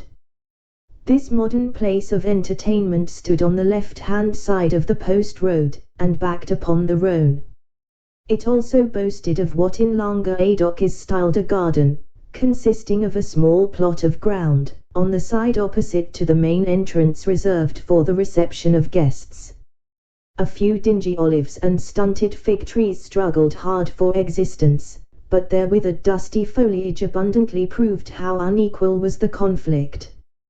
Between these sickly shrubs grew a scanty supply of garlic, tomatoes, and eschalots, while, lone and solitary, like a forgotten sentinel, a tall pine raised its melancholy head in one of the corners of this unattractive spot, and displayed its flexible stem and fan-shaped summit dried and cracked by the fierce heat of the subtropical sun. All these trees, great or small, were turned in the direction to which the Mistral blows, one of the 3 curses of Provence, the others being the Durance and the Parlement. In the surrounding plain, which more resembled a dusty lake than solid ground, were scattered a few miserable stalks of wheat, the effect, no doubt, of a curious desire on the part of the agriculturists of the country to see whether such a thing as the raising of grain in those parched regions was practicable. Each stalk served as a perch for a grasshopper, which regaled the passers-by through this Egyptian scene with its strident, monotonous note. For about 7 or 8 years the little tavern had been kept by a man and his wife, with 2 servants, a chambermaid named Trinette, and a hostler called Picord. This small staff was quite equal to all the requirements, for a canal between Beaucaire and Aigues-Mortes had revolutionized transportation by substituting boats for the cart and the stagecoach. And, as though to add to the daily misery which this prosperous canal inflicted on the unfortunate innkeeper, whose utter ruin it was fast accomplishing, it was situated between the Rhone from which it had its source and the post road it had depleted, not 100 steps from the inn, of which we have given a brief but faithful description.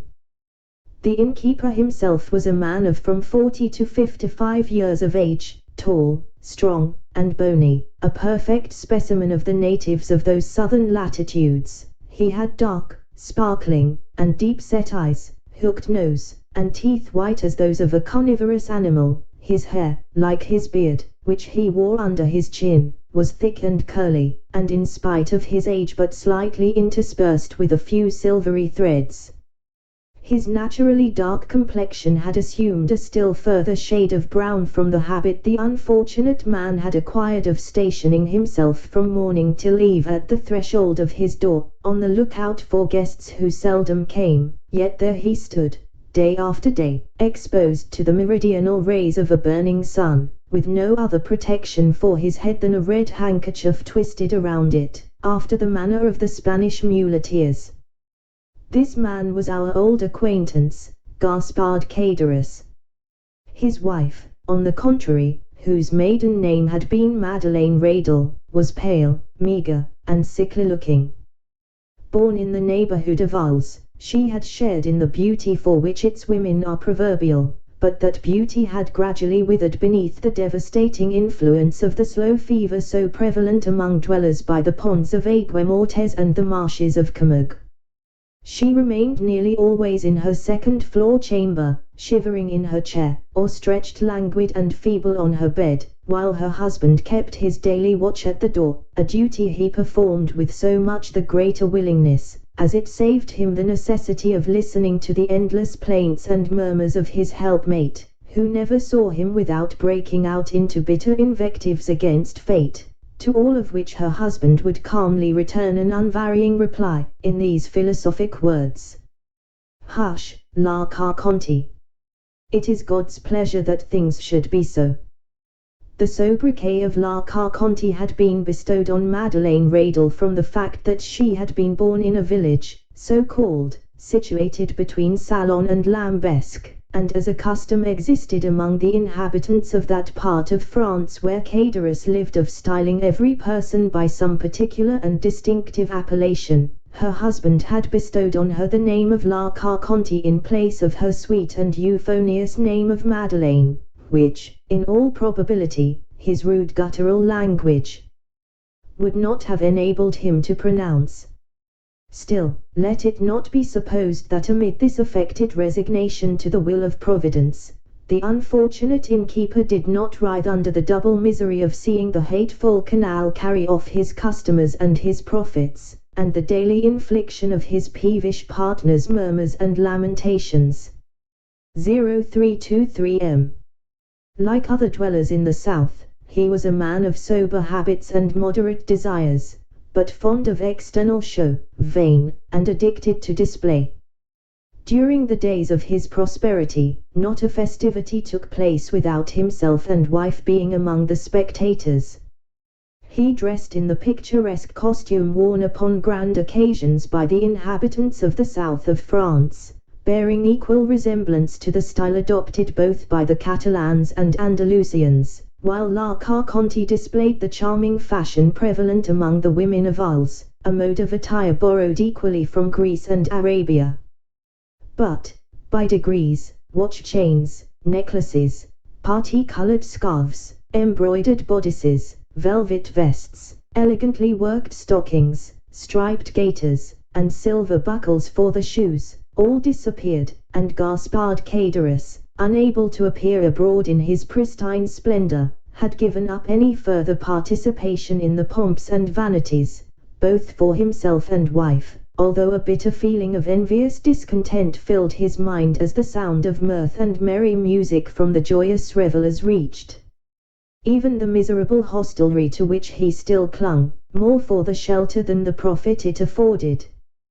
Cadorus, then, was, as usual, at his place of observation before the door, his eyes glancing listlessly from a piece of closely shaven grass, on which some fowls were industriously, though fruitlessly, endeavoring to turn up some grain or insect suited to their palate, to the deserted road, which led away to the north and south, when he was aroused by the shrill voice of his wife, and grumbling to himself as he went, he mounted to her chamber, first taking care, however, to set the entrance door wide open, as an invitation to any chance traveler who might be passing. At the moment Cadorus quitted his sentry-like watch before the door, the road on which he so eagerly strained his sight was void and lonely as a desert at midday. There it lay stretching out into one interminable line of dust and sand, with its sides bordered by tall, meager trees, altogether presenting so uninviting an appearance, that no one in his senses could have imagined that any traveler, at liberty to regulate his hours for journeying, would choose to expose himself in such a formidable Sahara. Nevertheless, had Cadorus but retained his post a few minutes longer, he might have caught a dim outline of something approaching from the direction of Bellegarde. As the moving object drew nearer, he would easily have perceived that it consisted of a man and horse, between whom the kindest and most amiable understanding appeared to exist. The horse was of Hungarian breed, and ambled along at an easy pace. His rider was a priest, dressed in black, and wearing a three-cornered hat, and, spite of the ardent rays of a noonday sun, the pair came on with a fair degree of rapidity. Having arrived before the Pont du Gard, the horse stopped, but whether for his own pleasure or that of his rider would have been difficult to say. However that might have been, the priest, dismounting, led his steed by the bridle in search of some place to which he could secure him. Availing himself of a handle that projected from a half-fallen door, he tied the animal safely, and having drawn a red cotton handkerchief from his pocket, wiped away the perspiration that streamed from his brow. Then, advancing to the door, struck thrice with the end of his iron-shod stick. At this unusual sound, a huge black dog came rushing to meet the daring assailant of his ordinarily tranquil abode, snarling and displaying his sharp white teeth with a determined hostility that abundantly proved how little he was accustomed to society. At that moment a heavy footstep was heard descending the wooden staircase that led from the upper floor, and, with many bows and courteous smiles, the host of the Pont du Gard besought his guest to enter. 0319M. You are welcome, sir, most welcome, repeated the astonished Cadorus. Now, then, Margotin, cried he, speaking to the dog, will you be quiet? Pray don't heed him, sir, he only barks, he never bites. I make no doubt a glass of good wine would be acceptable this dreadfully hot day. Then perceiving for the first time the garb of the traveler he had to entertain, Cadorus hastily exclaimed, 1,000 pardons. I really did not observe whom I had the honor to receive under my poor roof. What would the abbé please to have? What refreshment can I offer? All I have is at his service. The priest gazed on the person addressing him with a long and searching gaze. There even seemed a disposition on his part to court a similar scrutiny on the part of the innkeeper. Then, observing in the countenance of the latter no other expression than extreme surprise at his own want of attention to an inquiry so courteously worded, he deemed it as well to terminate this dumb show, and therefore said, speaking with a strong Italian accent, You are, I presume, M. Cadorus. Yes, sir, answered the host, even more surprised at the question than he had been by the silence which had preceded it. I am Gaspard Cadorus, at your service. Gaspard Cadorus, rejoined the priest. Yes, Christian and surname are the same. You formerly lived, I believe in the Alster Mailhan, on the 4th floor. 0325M. I did. And you followed the business of a tailor? True, I was a tailor, till the trade fell off. It is so hot at Marseilles, that really I believe that the respectable inhabitants will in time go without any clothing whatever. But talking of heat, is there nothing I can offer you by way of refreshment? Yes, let me have a bottle of your best wine, and then, with your permission, we will resume our conversation from where we left off.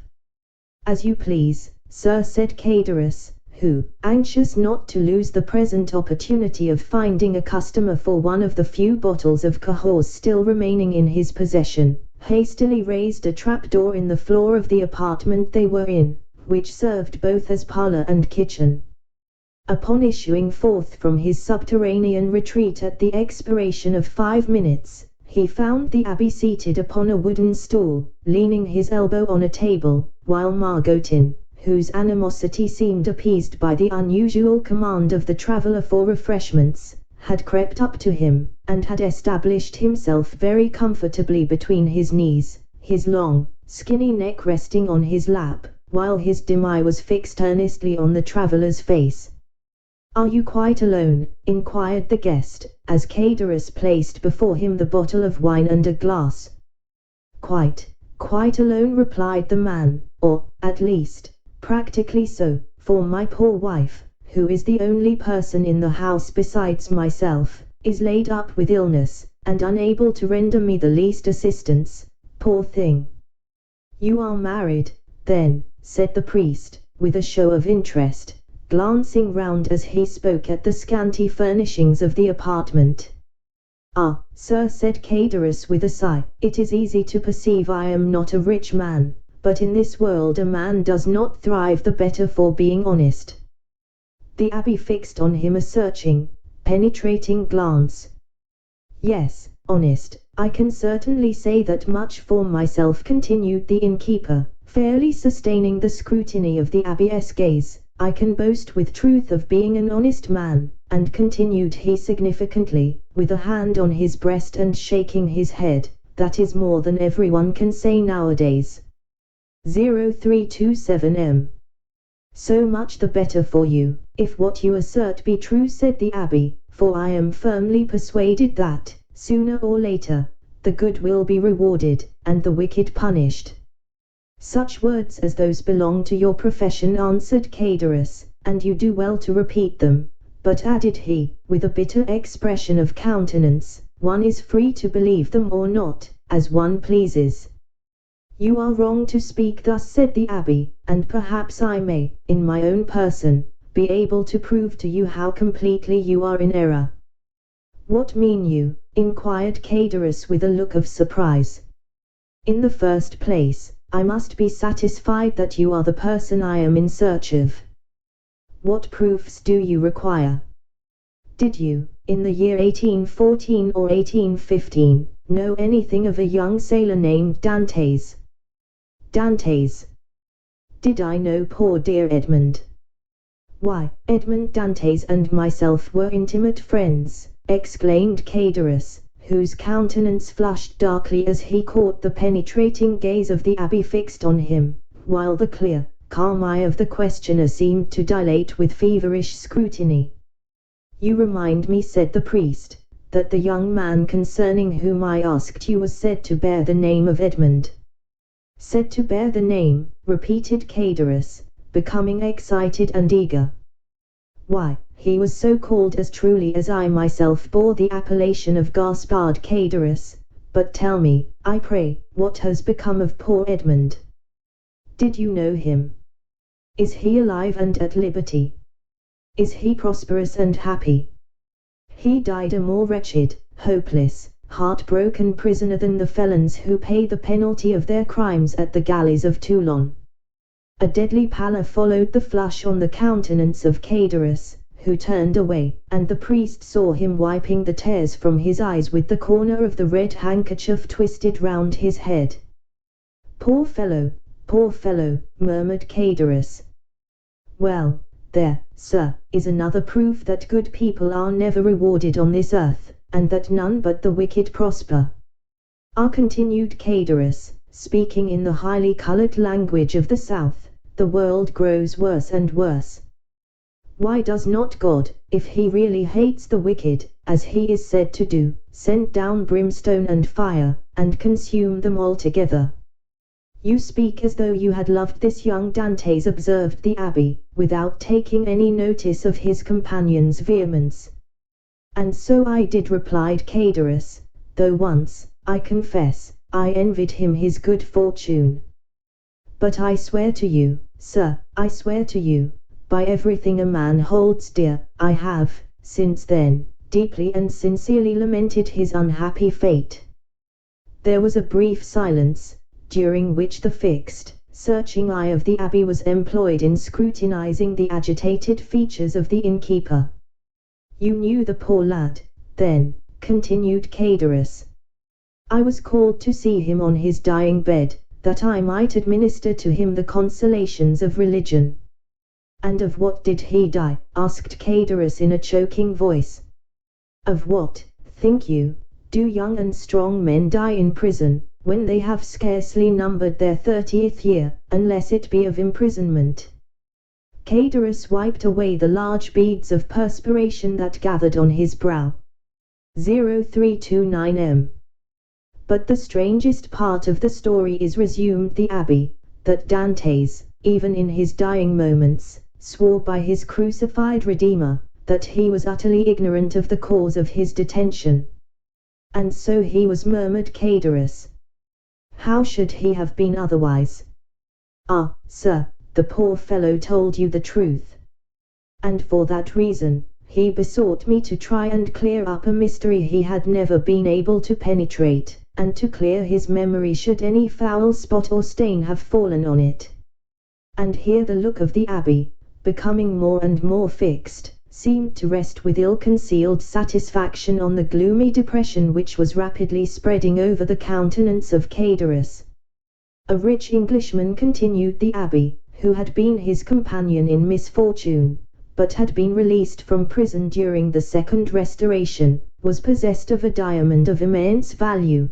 This jewel he bestowed on Dantes upon himself quitting the prison, as a mark of his gratitude for the kindness and brotherly care with which Dantes had nursed him in a severe illness he underwent during his confinement. Instead of employing this diamond in attempting to bribe his jailers, who might only have taken it and then betrayed him to the governor, Dantes carefully preserved it, that in the event of his getting out of prison he might have wherewithal to live, for the sale of such a diamond would have quite sufficed to make his fortune.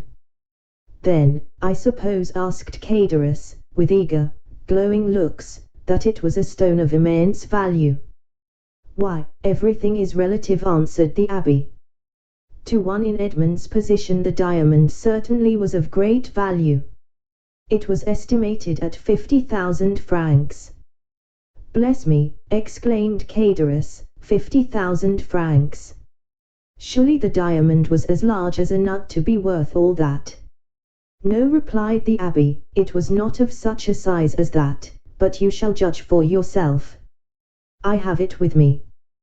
The sharp gaze of Cadorus was instantly directed towards the priest's garments, as though hoping to discover the location of the treasure.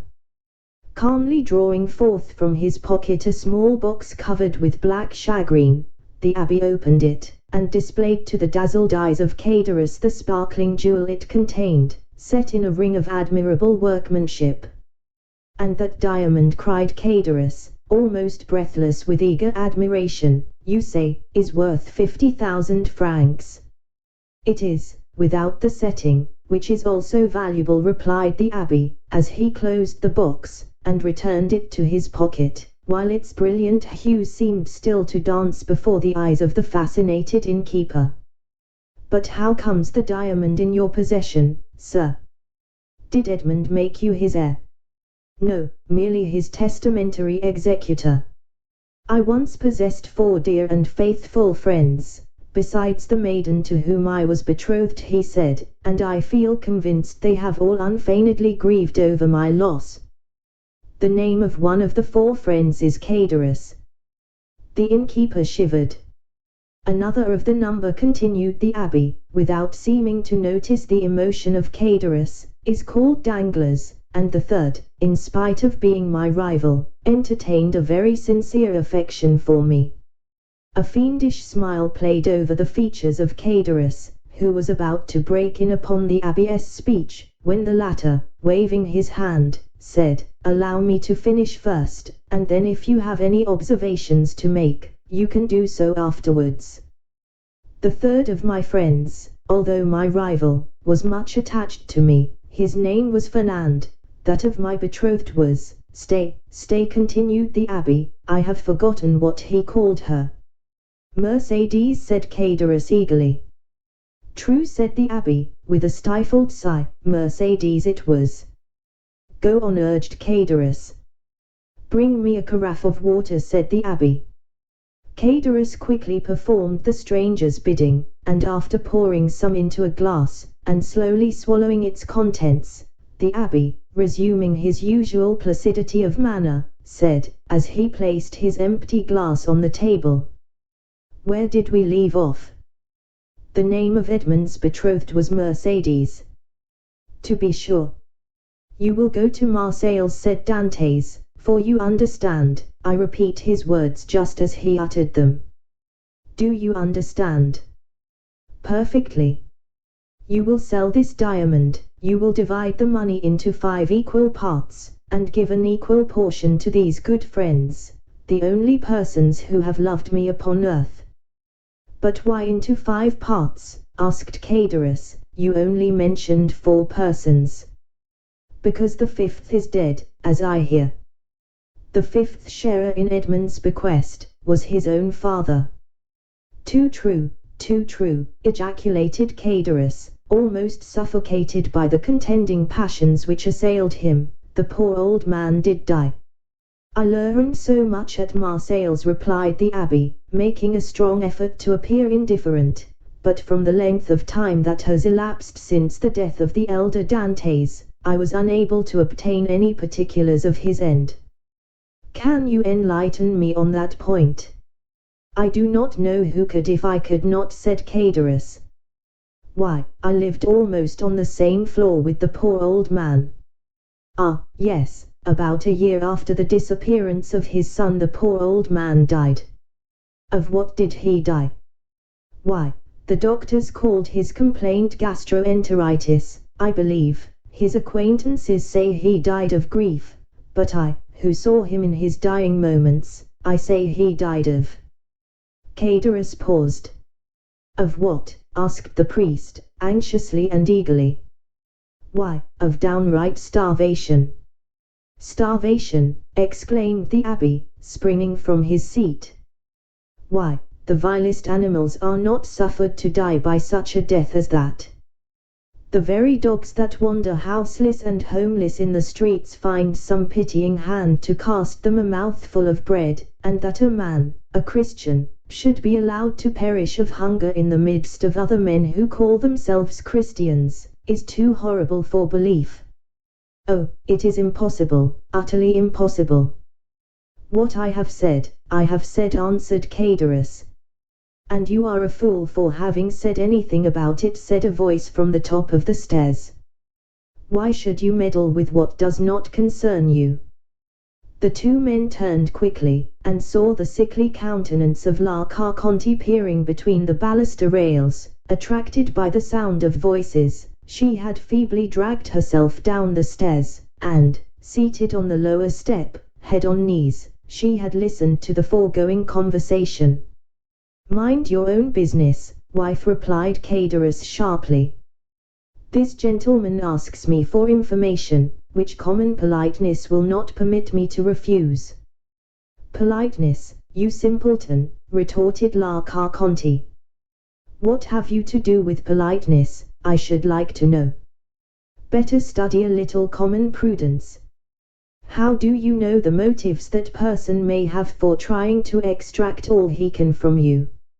"I pledge you my word, madam," said the abbé, "that my intentions are good, and that your husband can incur no risk.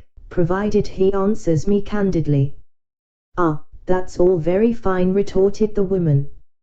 "Nothing is easier than to begin with fair promises and assurances of nothing to fear, but when poor, silly folks, like my husband there, have been persuaded to tell all they know, the promises and assurances of safety are quickly forgotten, and at some moment when nobody is expecting it, behold trouble and misery, and all sorts of persecutions, are heaped on the unfortunate wretches, who cannot even see whence all their afflictions come. Nay, nay, my good woman, make yourself perfectly easy, I beg of you. Whatever evils may befall you, they will not be occasioned by my instrumentality, that I solemnly promise you." La Carconte muttered a few inarticulate words, then let her head again drop upon her knees, and went into a fit of ague, leaving the two speakers to resume the conversation, but remaining so as to be able to hear every word they uttered. Again the abbé had been obliged to swallow a draught of water to calm the emotions that threatened to overpower him. When he had sufficiently recovered himself, he said, "It appears, then, that the miserable old man you were telling me of was forsaken by everyone. Surely, had not such been the case, he would not have perished by so dreadful a death." "Why, he was not altogether forsaken," continued Caderus, "for Mercedes the Catalan and Monsieur Morel were very kind to him, but somehow the poor old man had contracted a profound hatred for Fernand, the very person," added Caderus with a bitter smile, "that you named just now as being one of Dante's faithful and attached friends." "And was he not so?" asked the abbé. "Gaspard, Gaspard," murmured the woman, from her seat on the stairs, "mind what you are saying." Caderus made no reply to these words, though evidently irritated and annoyed by the interruption, but, addressing the abbé, said, "Can a man be faithful to another whose wife he covets and desires for himself?" But Dante's was so honorable and true in his own nature, that he believed everybody's professions of friendship. Poor Edmund, he was cruelly deceived, but it was fortunate that he never knew, or he might have found it more difficult, when on his deathbed, to pardon his enemies. "And, whatever people may say," continued Caderus, in his native language, which was not altogether devoid of rude poetry, "I cannot help being more frightened at the idea of the malediction of the dead than the hatred of the living." "Imbecile!" exclaimed La Carconte. "Do you, then, know in what manner Fernand injured Dantes?" inquired the abbé of Caderus. "Do I? No one better." "Speak out then, say what it was." "Gaspard," cried La Carconte, "do as you will, you are master, but if you take my advice you'll hold your tongue." "Well, wife," replied Caderus, "I don't know but what you're right." "So you will say nothing?" asked the abbé. "Why, what good would it do?" asked Caderus. "If the poor lad were living, and came to me and begged that I would candidly tell which were his true and which his false friends, why, perhaps, I should not hesitate.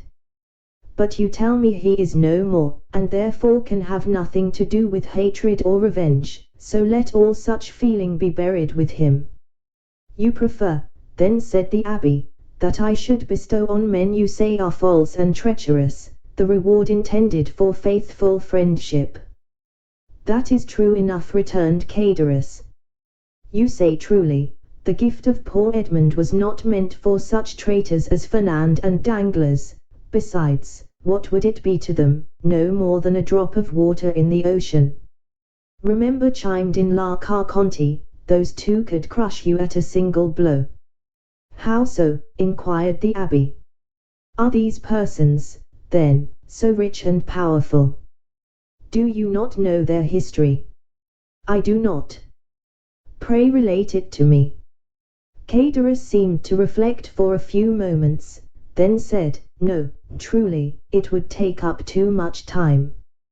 "Well, my good friend," returned the abbé, in a tone that indicated utter indifference on his part, "you are at liberty, either to speak or be silent, just as you please, For my own part, I respect your scruples and admire your sentiments, so let the matter end. I shall do my duty as conscientiously as I can, and fulfill my promise to the dying man. My first business will be to dispose of this diamond." So saying, the abbé again drew the small box from his pocket, opened it, and contrived to hold it in such a light, that a bright flash of brilliant hues passed before the dazzled gaze of Caderus. "Wife, wife," cried he in a hoarse voice, "come here."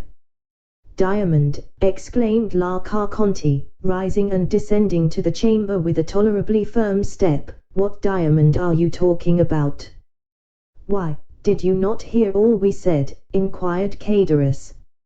"It is a beautiful diamond left by poor Edmond Dantès, to be sold, and the money divided between his father, Mercédès, his betrothed bride, Fernand, Danglars, and myself. The jewel is worth at least 50,000 francs. "Oh, what a magnificent jewel!" cried the astonished woman.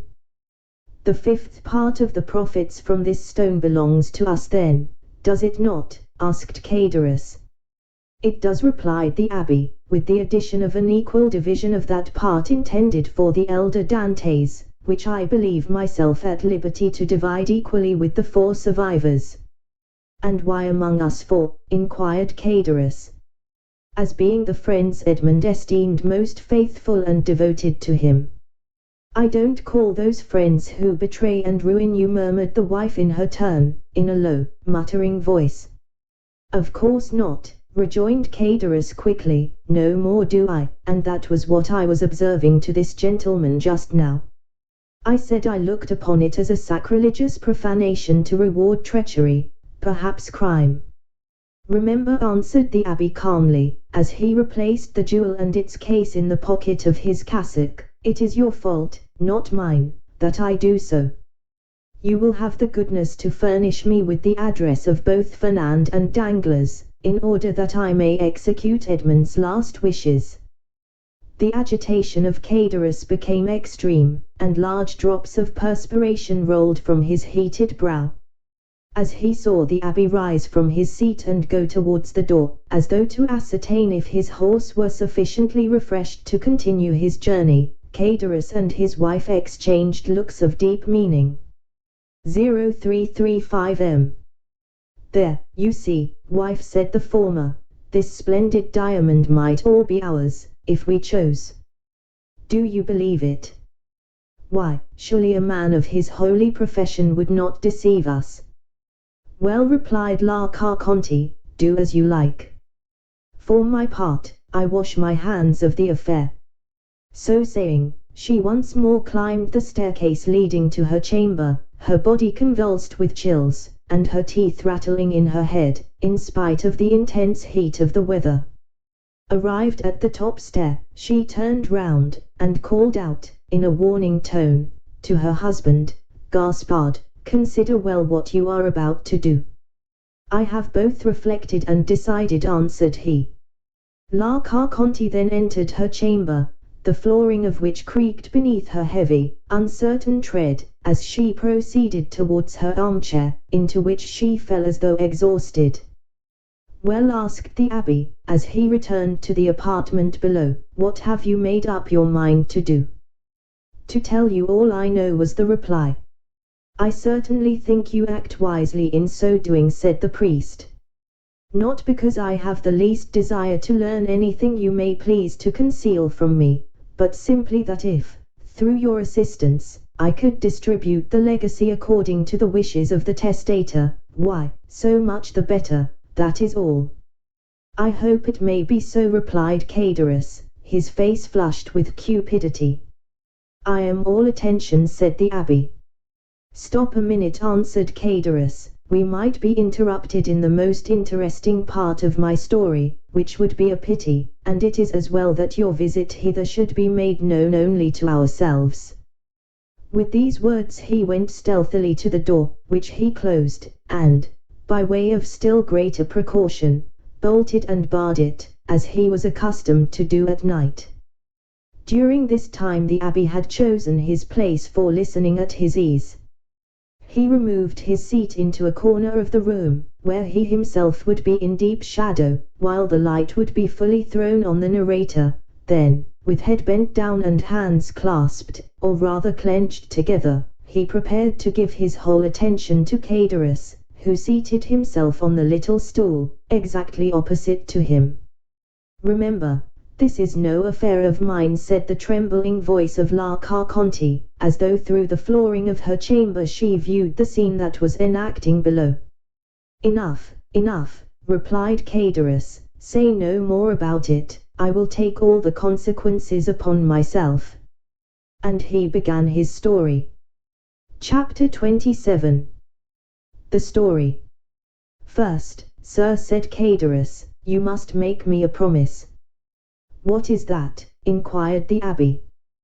"Why, if you ever make use of the details I am about to give you, that you will never let anyone know that it was I who supplied them, for the persons of whom I am about to talk are rich and powerful, and if they only laid the tips of their fingers on me, I should break to pieces like glass." "Make yourself easy, my friend," replied the abbé. "I am a priest, and confessions die in my breast. Recollect, our only desire is to carry out, in a fitting manner, the last wishes of our friend. Speak, then, without reserve, as without hatred, tell the truth, the whole truth. I do not know, never may know, the persons of whom you are about to speak. Besides, I am an Italian, and not a Frenchman, and belong to God, and not to man, and I shall shortly retire to my convent, which I have only quitted to fulfill the last wishes of a dying man." This positive assurance seemed to give Cadorus a little courage. "Well, then, under these circumstances," said Cadorus, I even believe I ought to undeceive you as to the friendship which poor Edmund thought so sincere and unquestionable." "Begin with his father, if you please," said the abbé. "Edmund talked to me a great deal about the old man for whom he had the deepest love." "The history is a sad one, sir," said Cadorus, shaking his head. "Perhaps you know all the earlier part of it." "Yes," answered the abbé, "Edmund related to me everything until the moment when he was arrested in a small cabaret close to Marseilles, at La Reserve. Oh, yes, I can see it all before me this moment. Was it not his betrothal feast?" "It was, and the feast that began so gaily had a very sorrowful ending. A police commissary, followed by 4 soldiers, entered, and Dantes was arrested." "Yes, and up to this point I know all," said the priest.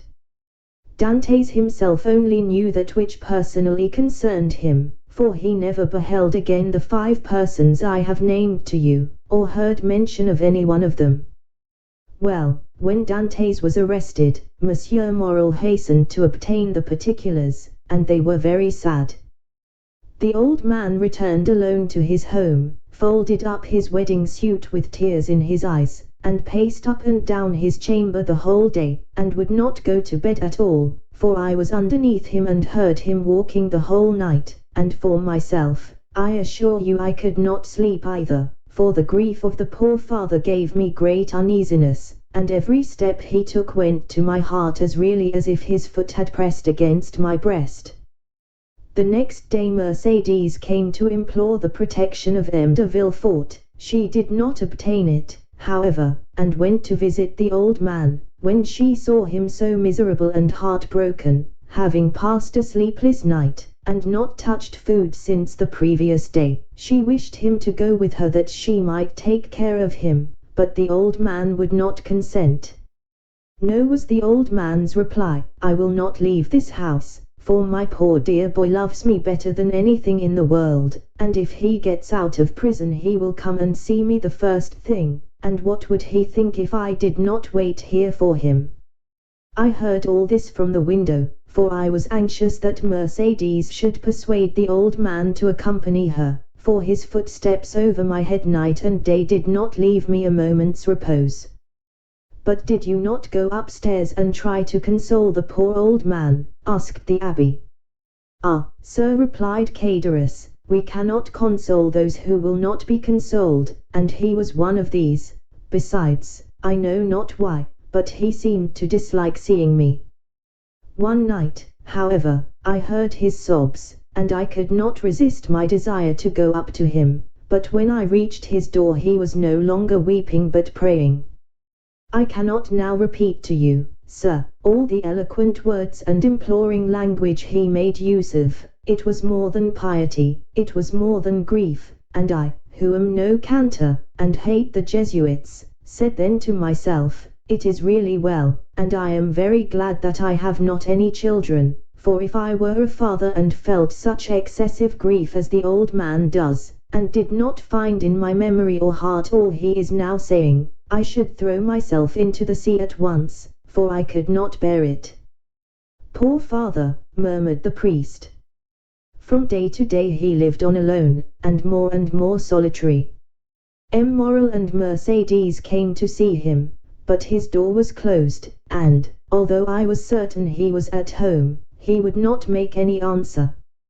One day, when, contrary to his custom, he had admitted Mercedes, and the poor girl, in spite of her own grief and despair, endeavored to console him, he said to her, "Be assured, my dear daughter, he is dead, and instead of expecting him, it is he who is awaiting us. I am quite happy, for I am the oldest, and of course shall see him first.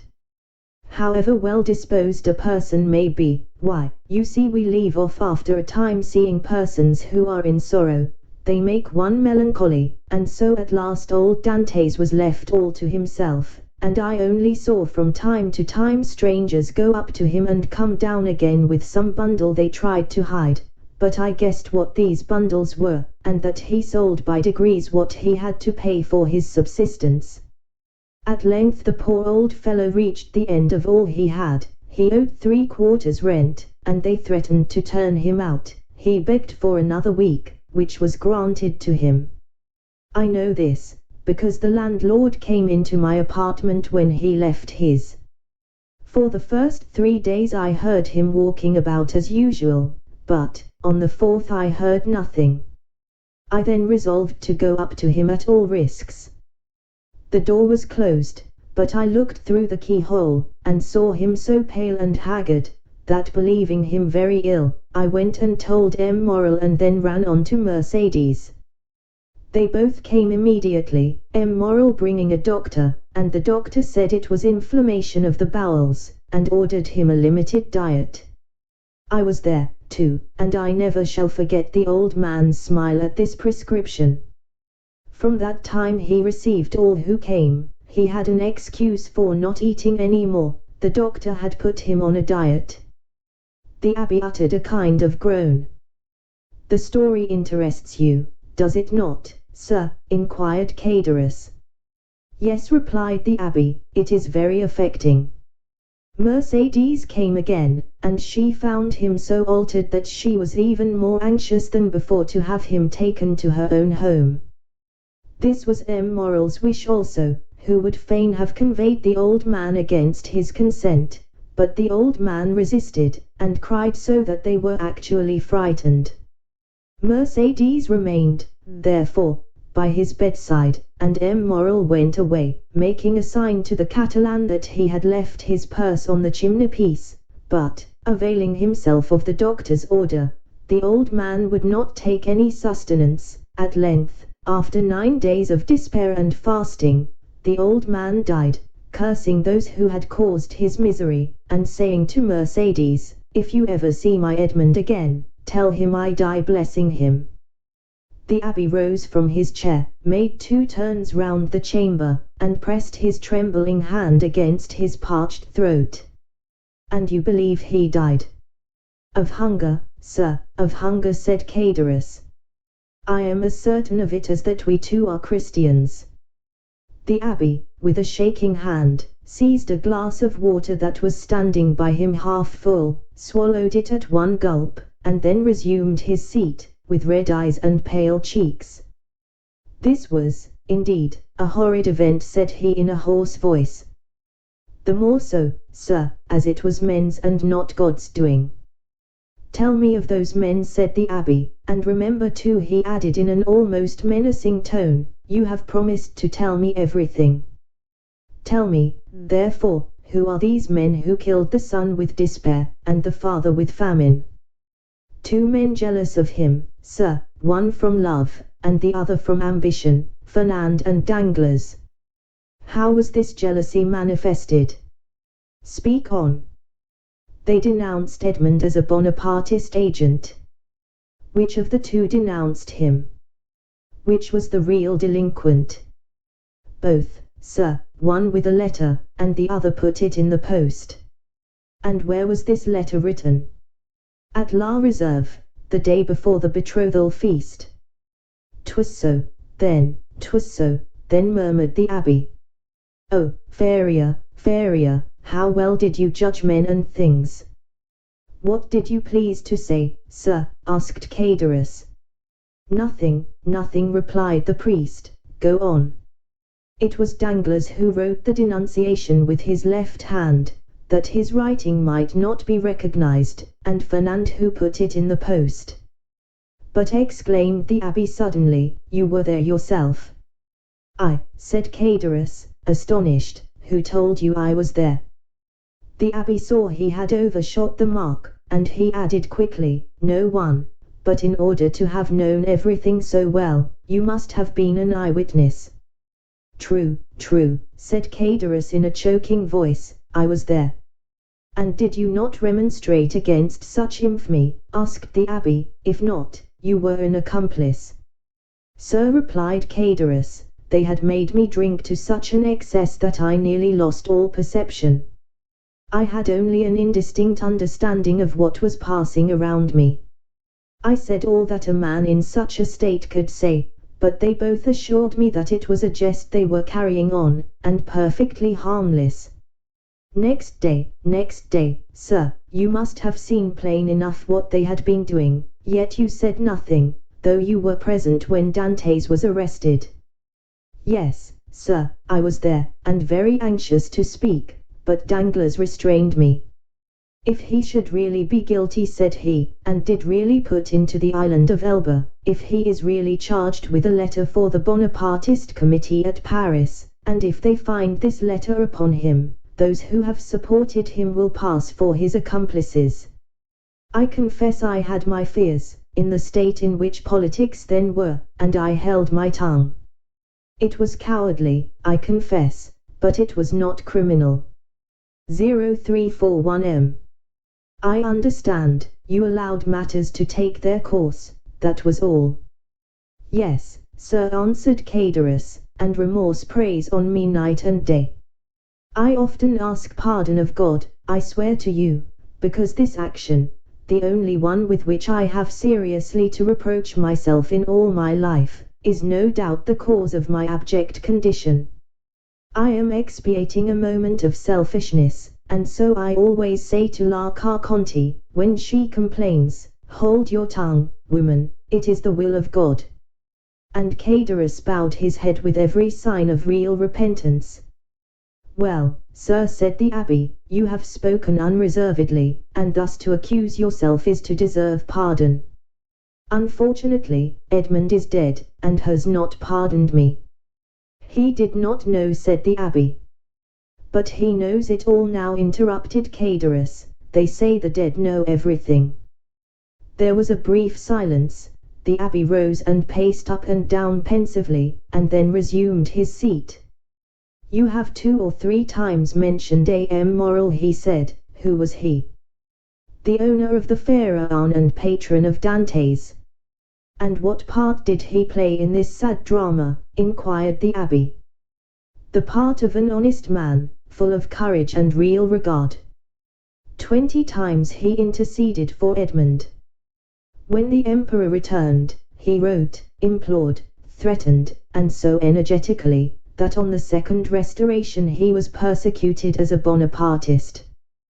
10 times, as I told you, he came to see Dante's father, and offered to receive him in his own house, and the night or 2 before his death, as I have already said, he left his purse on the mantelpiece, with which they paid the old man's debts, and buried him decently, and so Edmond's father died, as he had lived, without doing harm to anyone.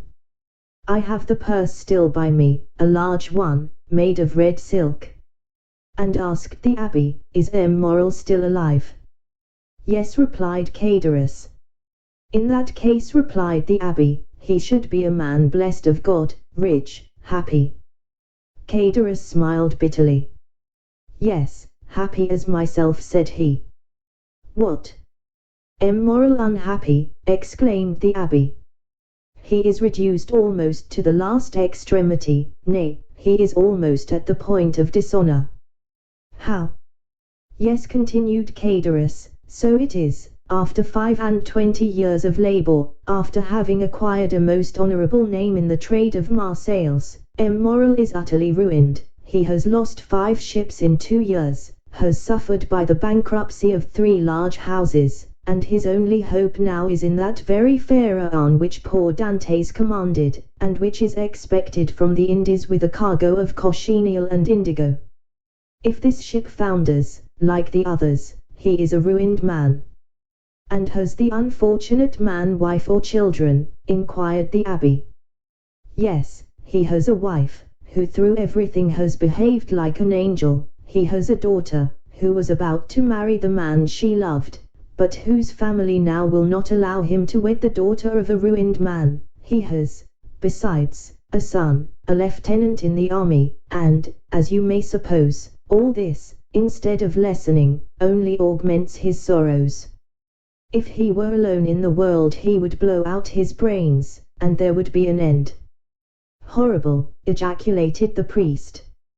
And it is thus heaven recompenses virtue, sir, added Cadorus. You see, I, who never did a bad action but that I have told you of, am in destitution, with my poor wife dying of fever before my very eyes, and I unable to do anything in the world for her. I shall die of hunger, as old Dantes did, while Fernand and Danglars are rolling in wealth. How is that? Because their deeds have brought them good fortune, while honest men have been reduced to misery. What has become of Danglars, the instigator, and therefore the most guilty? What has become of him? Why, he left Marseilles, and was taken, on the recommendation of M. Morrel, who did not know his crime, as cashier into a Spanish bank. During the war with Spain he was employed in the commissariat of the French army, and made a fortune.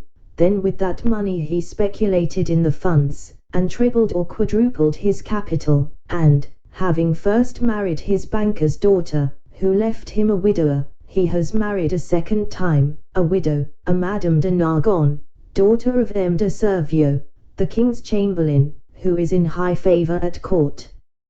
He is a millionaire, and they have made him a baron, and now he is the Baron Danglars, with a fine residence in the Rue du Mont Blanc, with 10 horses in his stables, 6 footmen in his antechamber, and I know not how many millions in his strong box. Ah, said the abbé, in a peculiar tone, he is happy. Happy? Who can answer for that? Happiness or unhappiness is the secret known but to oneself and the walls. Walls have ears but no tongue. But if a large fortune produces happiness, Danglars is happy. And Fernand? Fernand? Why, much the same story. But how could a poor Catalan fisherboy, without education or resources, make a fortune? I confess this staggers me. And it has staggered everybody. There must have been in his life some strange secret that no one knows. But, then, by what visible steps has he attained this high fortune or high position? Both, sir, he has both fortune and position, both. This must be impossible. It would seem so, but listen, and you will understand. Some days before the return of the Emperor, Fernand was drafted.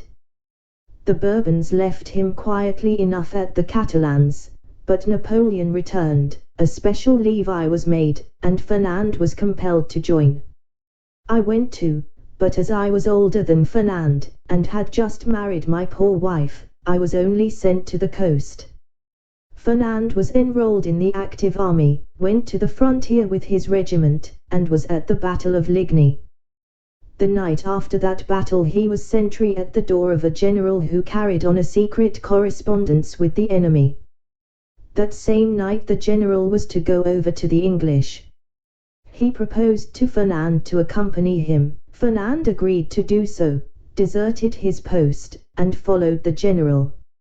Fernand would have been court-martialed if Napoleon had remained on the throne, but his action was rewarded by the Bourbons.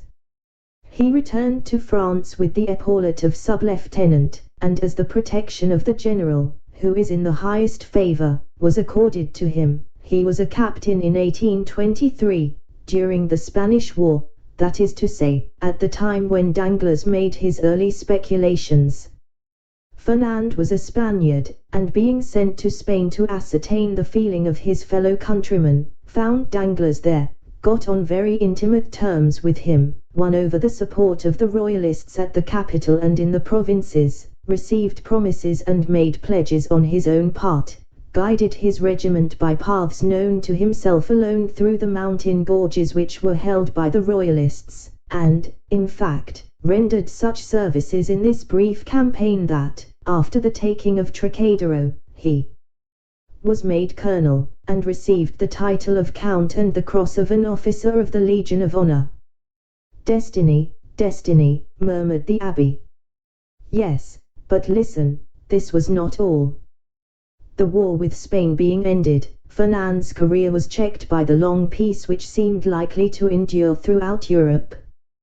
Greece only had risen against Turkey, and had begun her war of independence. All eyes were turned towards Athens. It was the fashion to pity and support the Greeks. The French government, without protecting them openly, as you know, gave countenance to volunteer assistance.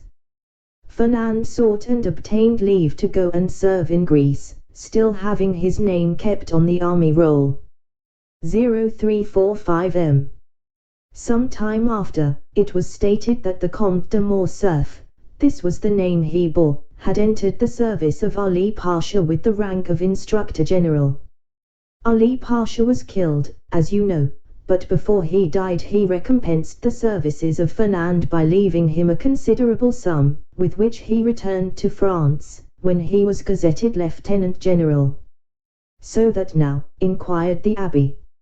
So that now, continued Caderus, he owns a magnificent house, number 27, Rue du Helder, Paris. The abbé opened his mouth, hesitated for a moment, then, making an effort at self-control, he said, "And Mercedes, they tell me that she has disappeared." "Disappeared," said Caderus, "yes, as the sun disappears, to rise the next day with still more splendor." "Has she made a fortune also?" inquired the abbé, with an ironical smile. "Mercedes is at this moment one of the greatest ladies in Paris," replied Caderus. "Go on," said the abbé, "it seems as if I were listening to the story of a dream.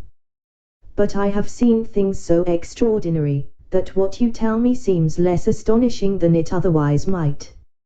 Mercedes was at first in the deepest despair at the blow which deprived her of Edmond. I have told you of her attempts to propitiate M. de Villefort, her devotion to the elder Dantes. In the midst of her despair, a new affliction overtook her. This was the departure of Fernand, whose crime she did not know, and whom she regarded as her brother. Fernand went, and Mercedes remained alone.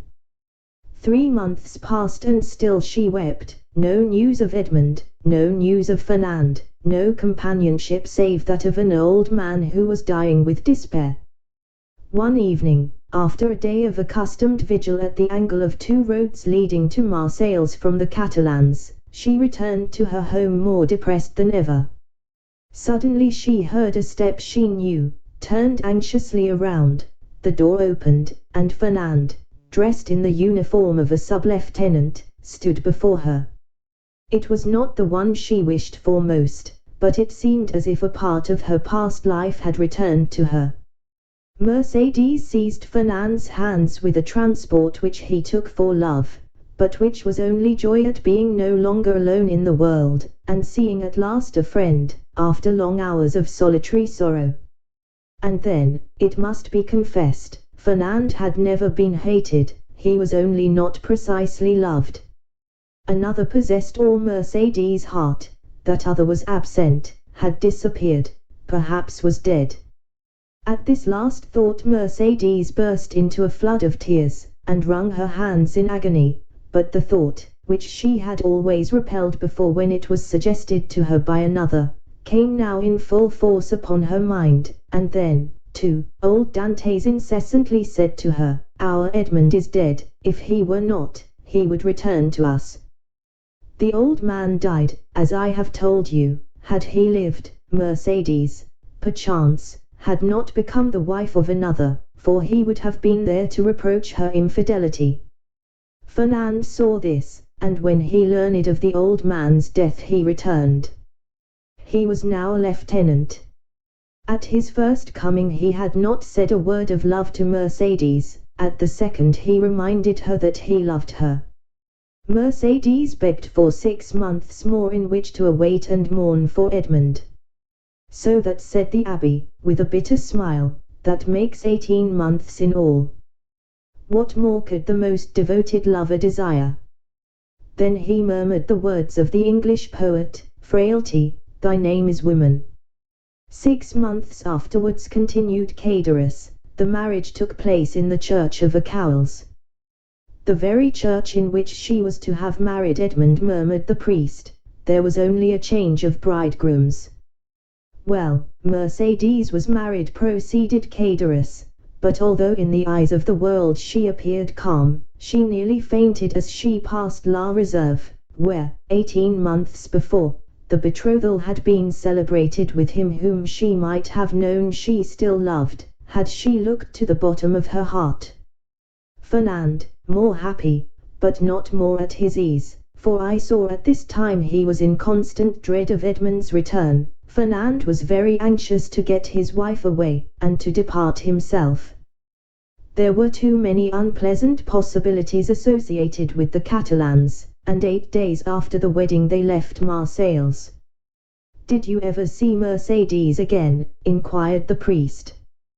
"Yes, during the Spanish War, at Perpignan, where Fernand had left her. She was attending to the education of her son." The abbé started. "Her son," said he. "Yes," replied Caderus, "little Albert." "But, then, to be able to instruct her child," continued the abbé, "she must have received an education herself." "I understood from Edmund that she was the daughter of a simple fisherman, beautiful but uneducated." "Oh," replied Caderus, "did he know so little of his lovely betrothed? Mercedes might have been a queen, sir, if the crown were to be placed on the heads of the loveliest and most intelligent." Fernand's fortune was already waxing great, and she developed with his growing fortune. She learned drawing, music, everything. Besides, I believe, between ourselves, she did this in order to distract her mind, that she might forget, and she only filled her head in order to alleviate the weight on her heart. "But now her position in life is assured," continued Caderus. "No doubt fortune and honors have comforted her, she is rich, a countess, and yet—" Caderus paused. "And yet what?" asked the abbé. "Yet, I am sure, she is not happy," said Caderus. "What makes you believe this?" "Why, when I found myself utterly destitute, I thought my old friends would, perhaps, assist me. So I went to Danglars, who would not even receive me. I called on Fernand, who sent me 100 francs by his valet de chambre." "Then you did not see either of them?" "No, but Madame de Morcerf saw me." "How was that?" "As I went away a purse fell at my feet. It contained 25 louis. I raised my head quickly, and saw Mercedes, who at once shut the blind." "And M. de Villefort?" asked the abbé. "Oh, he never was a friend of mine. I did not know him, and I had nothing to ask of him." "Do you not know what became of him, and the share he had in Edmund's misfortunes?" No, I only know that some time after Edmund's arrest, he married Mademoiselle de Saint Méran, and soon after left Marseilles. No doubt he has been as lucky as the rest, no doubt he is as rich as Danglars, as high in station as Fernand. I only, as you see, have remained poor, wretched, and forgotten. You are mistaken, my friend, replied the abbé. God may seem sometimes to forget for a time, while his justice reposes, but there always comes a moment when he remembers, and behold, a proof. As he spoke, the abbé took the diamond from his pocket, and giving it to Caderus, said, Here, my friend, take this diamond, it is yours. What, for me only? Cried Caderus. Ah, sir, do not jest with me. This diamond was to have been shared among his friends. Edmund had one friend only, and thus it cannot be divided. Take the diamond, then, and sell it. It is worth 50,000 francs, and I repeat my wish that this sum may suffice to release you from your wretchedness. 0351 M.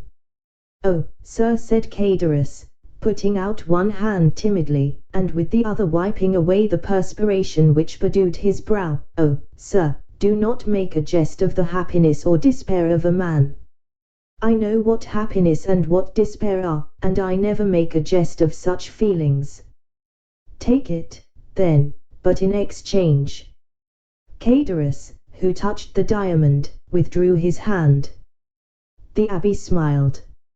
In exchange, he continued, give me the red silk purse that M. Morrel left on old Dante's chimney-piece, and which you tell me is still in your hands. Caderus, more and more astonished, went toward a large oaken cupboard, opened it, and gave the abbé a long purse of faded red silk, round which were 2 copper runners that had once been gilt. The abbé took it, and in return gave Caderus the diamond. Oh, you are a man of God, sir, cried Caderus, for no one knew that Edmund had given you this diamond, and you might have kept it. Which, said the abbé to himself, you would have done. The abbé rose, took his hat and gloves. Well, he said, all you have told me is perfectly true, then, and I may believe it in every particular. See, sir, replied Caderus, in this corner is a crucifix in holy wood, here on this shelf is my wife's testament, open this book, and I will swear upon it with my hand on the crucifix. I will swear to you by my soul's salvation, my faith as a Christian, I have told everything to you as it occurred, and as the recording angel will tell it to the ear of God at the day of the last judgment.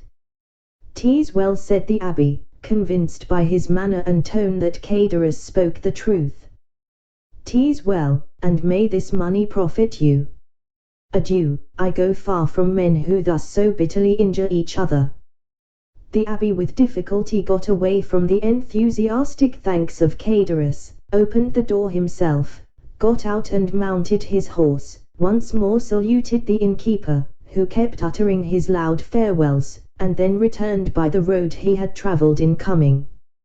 When Caderus turned around, he saw behind him La Carconte, paler and trembling more than ever. Is, then, all that I have heard really true? She inquired. What?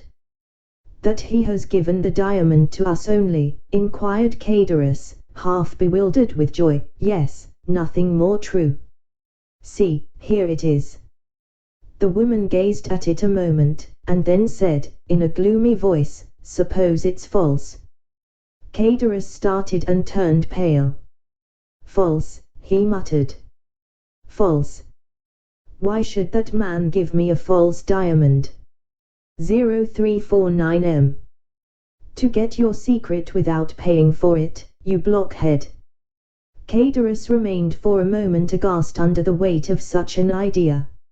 Oh, he said, taking up his hat, which he placed on the red handkerchief tied round his head, we will soon find out. In what way? Why, the fair is on at Beaucaire, there are always jewelers from Paris there, and I will show it to them.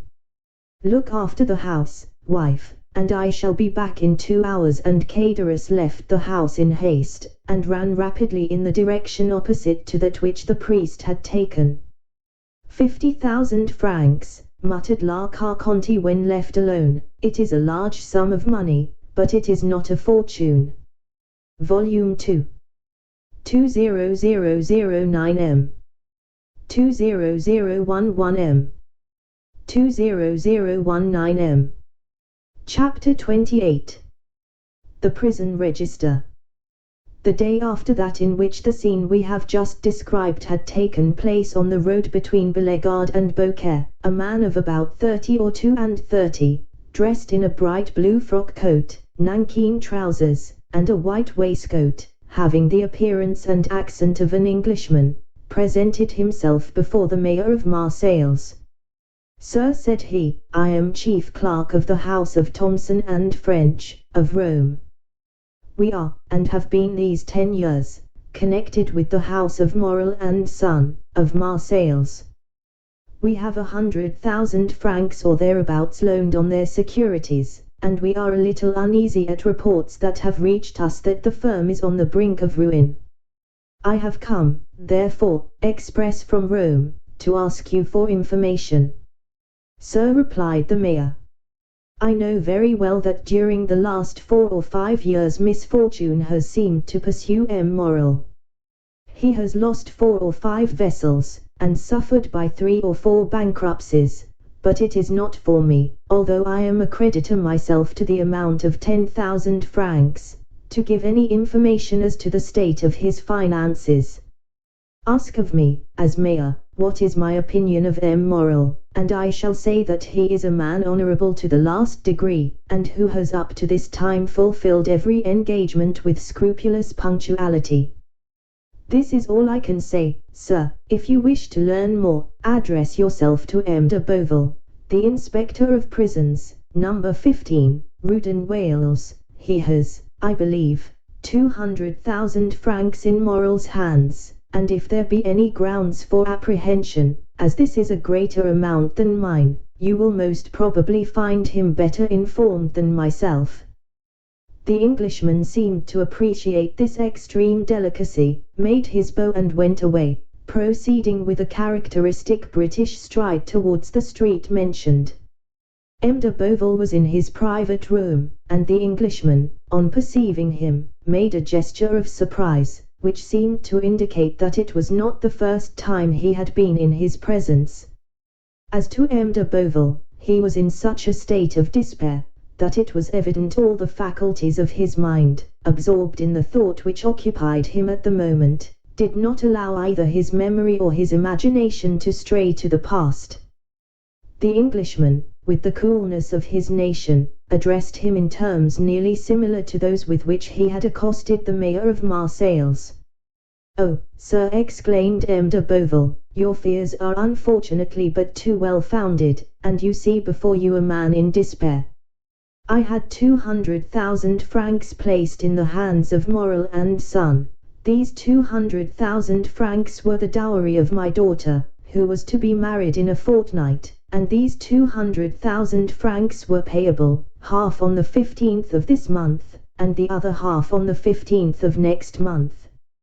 I had informed M. Morel of my desire to have these payments punctually, and he has been here within the last half hour to tell me that if his ship, the Pharaon, did not come into port on the 15th, he would be wholly unable to make this payment."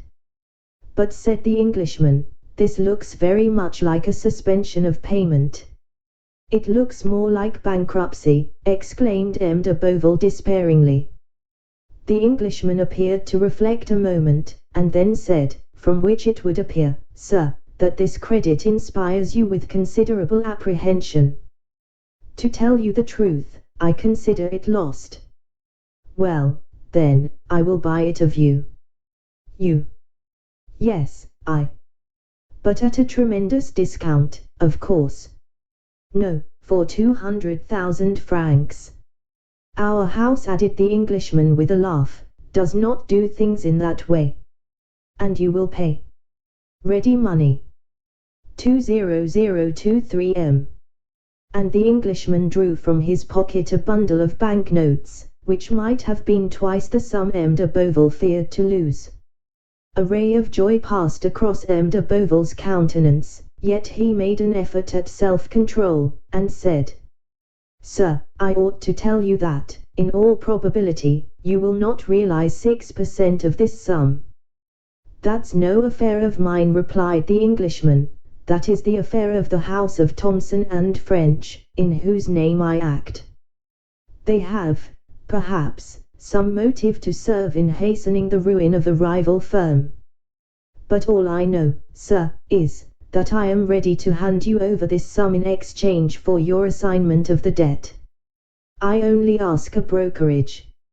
"Of course, that is perfectly just," cried M. de Beauval. "The commission is usually 1.5, will you have 2, 3, 5%, or even more?" "Whatever you say." "Sir," replied the Englishman, laughing, "I am like my house, and do not do such things. No, the commission I ask is quite different." "Name it, sir, I beg." "You are the inspector of prisons." "I have been so these 14 years." "You keep the registers of entries and departures." "I do." "To these registers there are added notes relative to the prisoners." "There are special reports on every prisoner." "Well, sir, I was educated at Rome by a poor devil of an abbé, who disappeared suddenly. I have since learned that he was confined in the Château d'If, and I should like to learn some particulars of his death." "What was his name?" "The Abbé Faria." "Oh, I recollect him perfectly," cried M. de Beauval. "He was crazy." "So they said." "Oh, he was, decidedly." "Very possibly, but what sort of madness was it?" "He pretended to know of an immense treasure, and offered vast sums to the government if they would liberate him." "Poor devil, and he is dead?" "Yes, sir, 5 or 6 months ago, last February." "You have a good memory, sir, to recollect dates so well." "I recollect this, because the poor devil's death was accompanied by a singular incident." "May I ask what that was?" said the Englishman with an expression of curiosity, which a close observer would have been astonished at discovering in his phlegmatic countenance. "Oh dear, yes, sir. The abbess' dungeon was 40 or 50 feet distant from that of one of Bonaparte's emissaries, one of those who had contributed the most to the return of the usurper in 1815, a very resolute and very dangerous man." "Indeed," said the Englishman. "Yes," replied M. de Beauval, "I myself had occasion to see this man in 1816 or 1817, and we could only go into his dungeon with a file of soldiers. That man made a deep impression on me. I shall never forget his countenance." 20025 M. The Englishman smiled imperceptibly. "And you say, sir," he interposed, "that the two dungeons were separated by a distance of 50 feet, but it appears that this Edmond Dantès, this dangerous man's name was Edmond Dantès."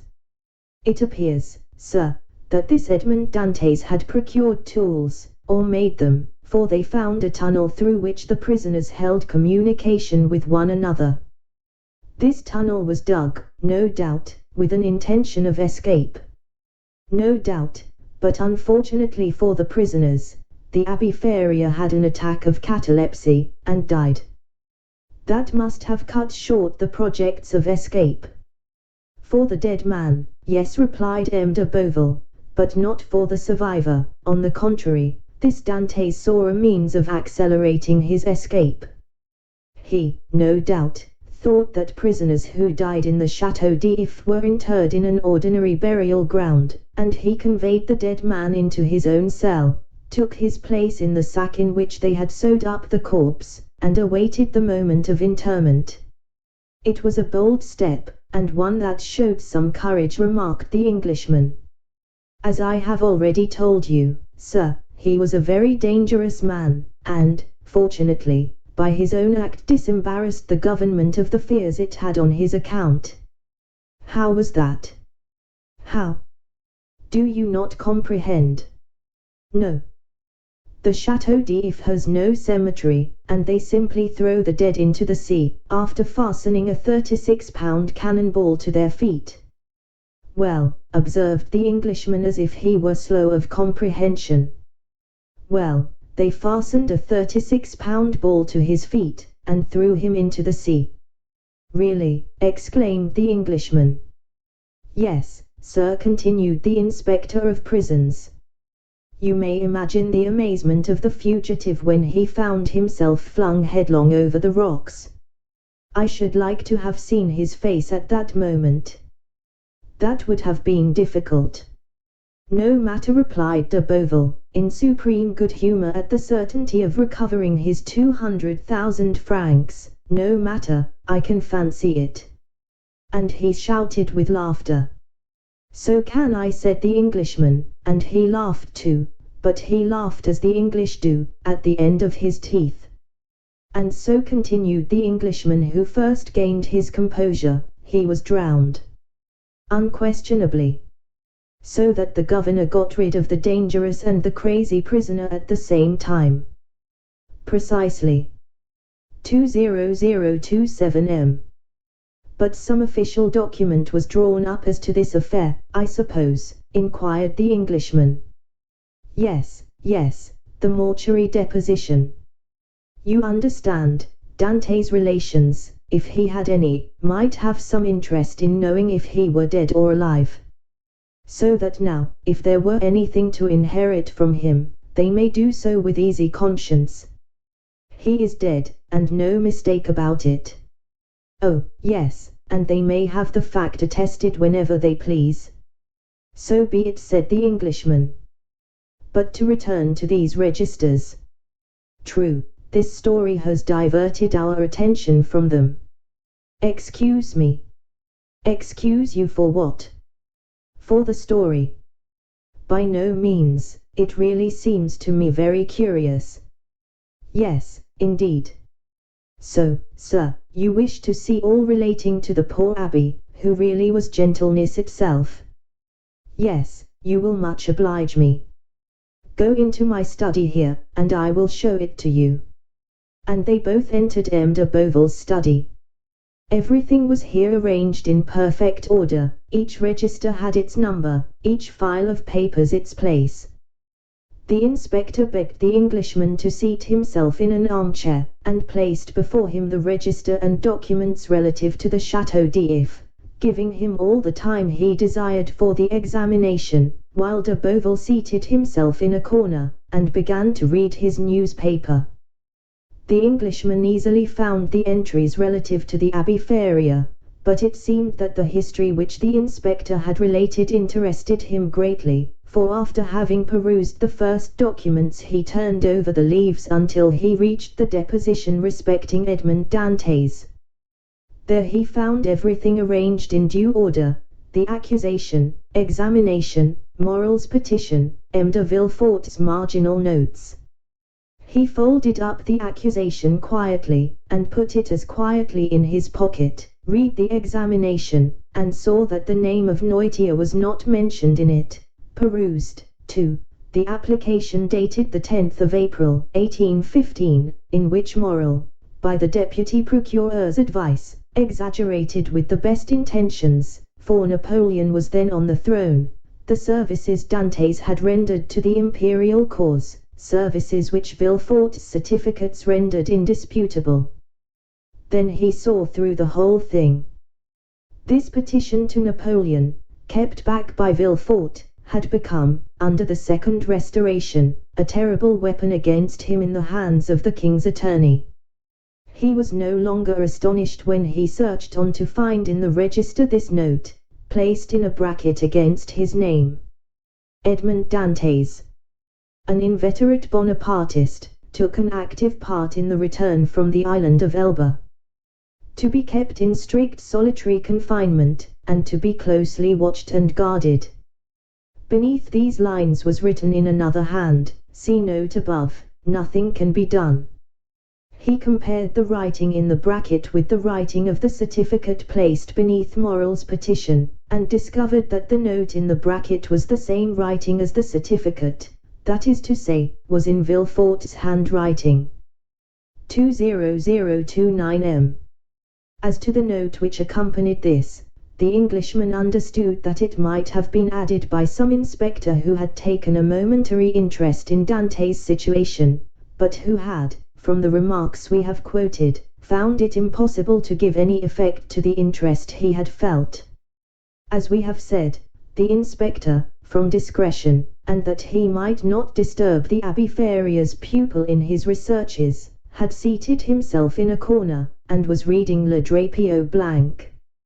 He did not see the Englishman fold up and place in his pocket the accusation written by Danglars under the arbor of La Reserve, and which had the postmark, Marseilles, the 27th of February, delivery 6 o'clock, p.m. But it must be said that if he had seen it, he attached so little importance to this scrap of paper, and so much importance to his 200,000 francs, that he would not have opposed whatever the Englishman might do, however irregular it might be.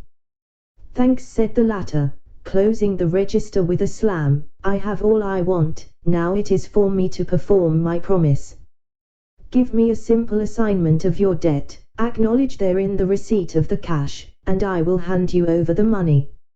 He rose, gave his seat to M. de Beauville, who took it without ceremony, and quickly drew up the required assignment, while the Englishman counted out the banknotes on the other side of the desk. Chapter 29. The House of Morrel and Son.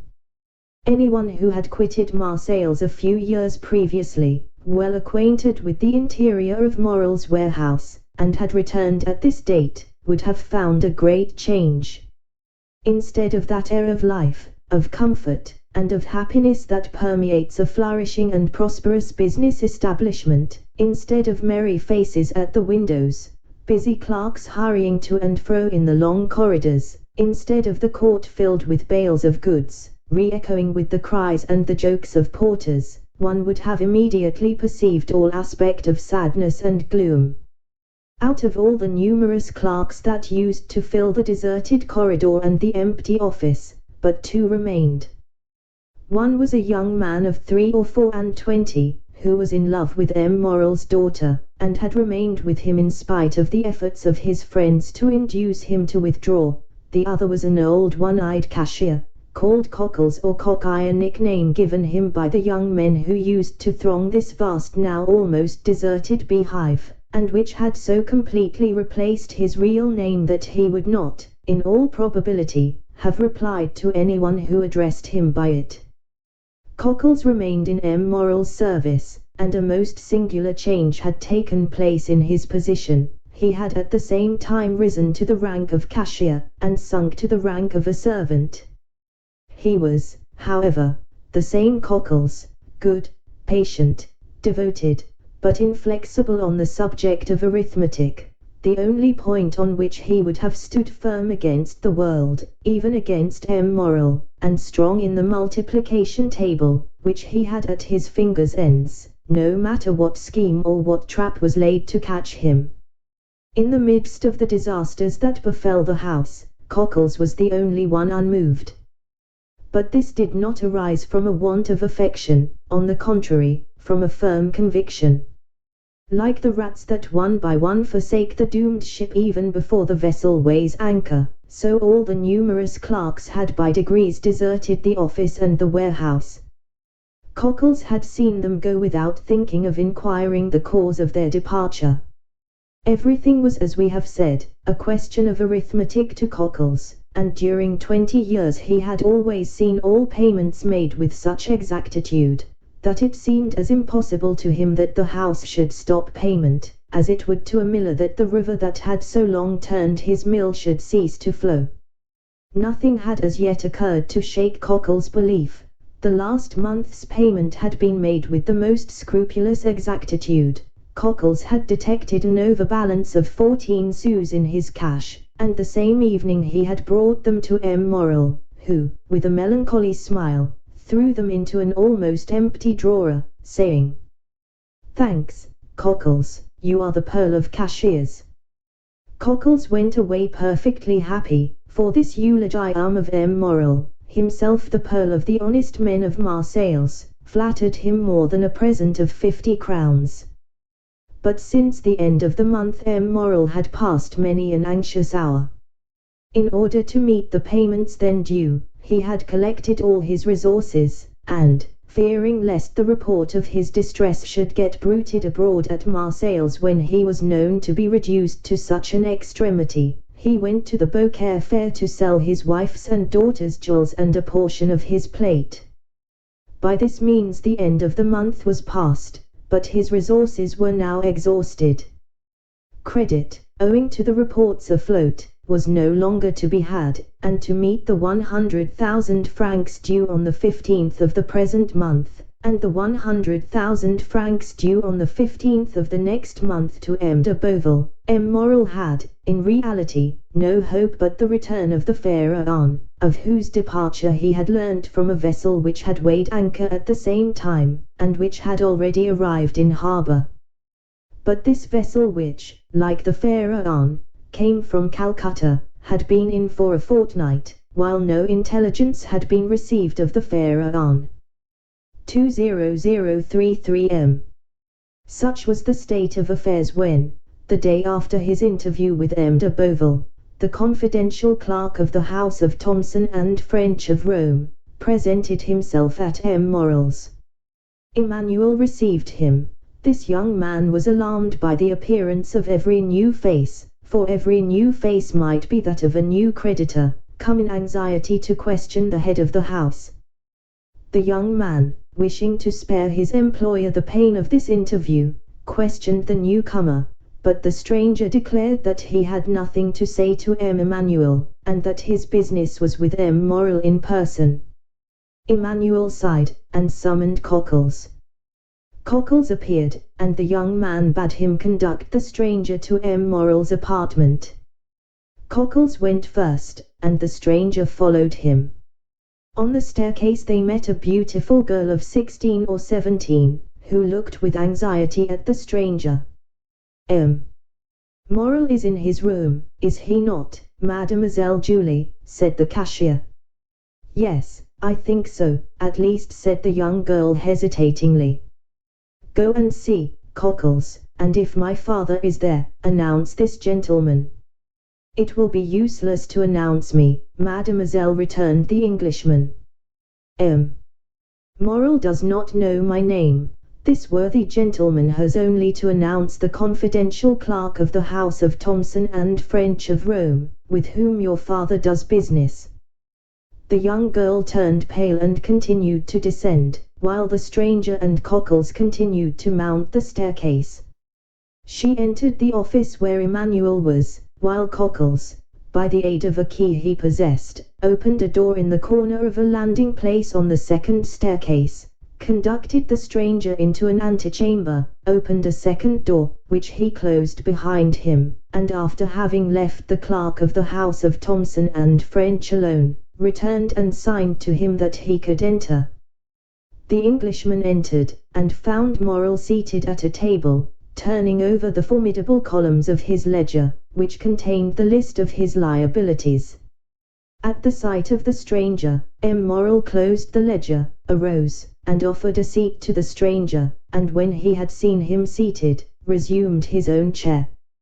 14 years had changed the worthy merchant, who, in his 36th year at the opening of this history, was now in his 50th, his hair had turned white, time and sorrow had ploughed deep furrows on his brow, and his look, once so firm and penetrating, was now irresolute and wandering, as if he feared being forced to fix his attention on some particular thought or person. The Englishman looked at him with an air of curiosity, evidently mingled with interest. Monsieur, said Morel, whose uneasiness was increased by this examination, you wish to speak to me? Yes, monsieur, you are aware from whom I come. The house of Thomson and French, at least, so my cashier tells me. He has told you rightly. The house of Thomson and French had 300,000 or 400,000 francs to pay this month in France, and, knowing your strict punctuality, have collected all the bills bearing your signature, and charged me as they became due to present them, and to employ the money otherwise. Morrel sighed deeply, and passed his hand over his forehead, which was covered with perspiration. So then, sir, said Morrel, you hold bills of mine? Yes, and for a considerable sum. What is the amount? Asked Morrel with a voice he strove to render firm. 20035 M. Here is, said the Englishman, taking a quantity of papers from his pocket, an assignment of 200,000 francs to our house by M. de Beauville, the inspector of prisons, to whom they are due. You acknowledge, of course, that you owe this sum to him. Yes, he placed the money in my hands at 4.5% nearly 5 years ago. When are you to pay? Half the 15th of this month, half the 15th of next. Just so, and now here are 32,500 francs payable shortly. They are all signed by you, and assigned to our house by the holders. I recognize them, said Morrel, whose face was suffused, as he thought that, for the first time in his life, he would be unable to honor his own signature. Is this all? No, I have for the end of the month these bills which have been assigned to us by the house of Pascal, and the house of Wild and Turner of Marseilles, amounting to nearly 55,000 francs, in all, 287,500 francs. It is impossible to describe what Morrel suffered during this enumeration. 287,500 francs, repeated he. Yes, sir, replied the Englishman.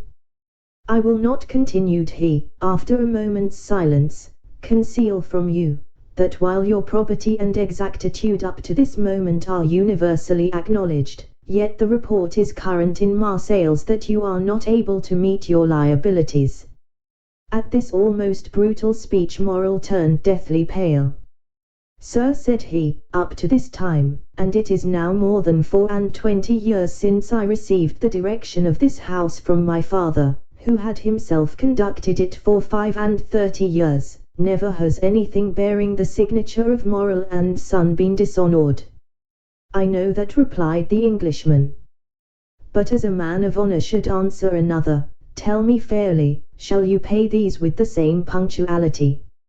Morrel shuddered, and looked at the man, who spoke with more assurance than he had hitherto shown. Two questions frankly put, said he, a straightforward answer should be given. Yes, I shall pay, if, as I hope, my vessel arrives safely, for its arrival will again procure me the credit which the numerous accidents, of which I have been the victim, have deprived me. But if the Pharaon should be lost, and this last resource be gone. The poor man's eyes filled with tears. Well, said the other, if this last resource fail you. Well, returned Morrel, it is a cruel thing to be forced to say, but, already used to misfortune, I must habituate myself to shame. I fear I shall be forced to suspend payment. Have you no friends who could assist you? Morrel smiled mournfully. In business, sir, said he, one has no friends, only correspondents. It is true, murmured the Englishman, then you have but one hope. But one. The last. The last. So that if this fail, I am ruined, completely ruined. As I was on my way here, a vessel was coming into port. I know it, sir, a young man, who still adheres to my fallen fortunes, passes a part of his time in a belvedere at the top of the house, in hopes of being the first to announce good news to me. He has informed me of the arrival of this ship. And it is not yours. No, she is a Bordeaux vessel, large Ionde, she comes from India also, but she is not mine. Perhaps she has spoken to the Pharaon, and brings you some tidings of her. Shall I tell you plainly one thing, sir? I dread almost as much to receive any tidings of my vessel as to remain in doubt. Uncertainty is still hope. Then in a low voice Morrel added, this delay is not natural. The Pharaoh left Calcutta the 5th of February, she ought to have been here a month ago. What is that? Said the Englishman. What is the meaning of that noise? Oh, my God, cried Morrel, turning pale, what is it? A loud noise was heard on the stairs of people moving hastily, and half-stifled sobs. Morrel rose and advanced to the door, but his strength failed him and he sank into a chair. The two men remained opposite one another, Morrel trembling in every limb, the stranger gazing at him with an air of profound pity. The noise had ceased, but it seemed that Morrel expected something had occasioned the noise, and something must follow. The stranger fancied he heard footsteps on the stairs, and that the footsteps, which were those of several persons, stopped at the door. A key was inserted in the lock of the first door, and the creaking of hinges was audible. There are only two persons who have the key to that door, murmured Morrel, Cockles and Julie. At this instant the second door opened, and the young girl, her eyes bathed with tears, appeared. Morrel rose tremblingly, supporting himself by the arm of the chair. He would have spoken, but his voice failed him. Oh, father, said she, clasping her hands, forgive your child for being the bearer of evil tidings. Morrel again changed color. Julie threw herself into his arms. Oh, father, father, murmured she, courage. The Pharaoh has gone down, then, said Morrel in a hoarse voice. The young girl did not speak, but she made an affirmative sign with her head as she lay on her father's breast. And the crew? Asked Morrel. Saved, said the girl, saved by the crew of the vessel that has just entered the harbor. Morrel raised his two hands to heaven with an expression of resignation and sublime gratitude. Thanks, my God, said he, at least thou strikest but me alone. A tear moistened the eye of the phlegmatic Englishman. Come in, said Morrel, for I presume you are all at the door. Scarcely had he uttered those words when Madame Morrel entered weeping bitterly. Emmanuel followed her, and in the antechamber were visible the rough faces of 7 or 8 half-naked sailors. At the sight of these men the Englishman started and advanced a step, then restrained himself, and retired into the farthest and most obscure corner of the apartment.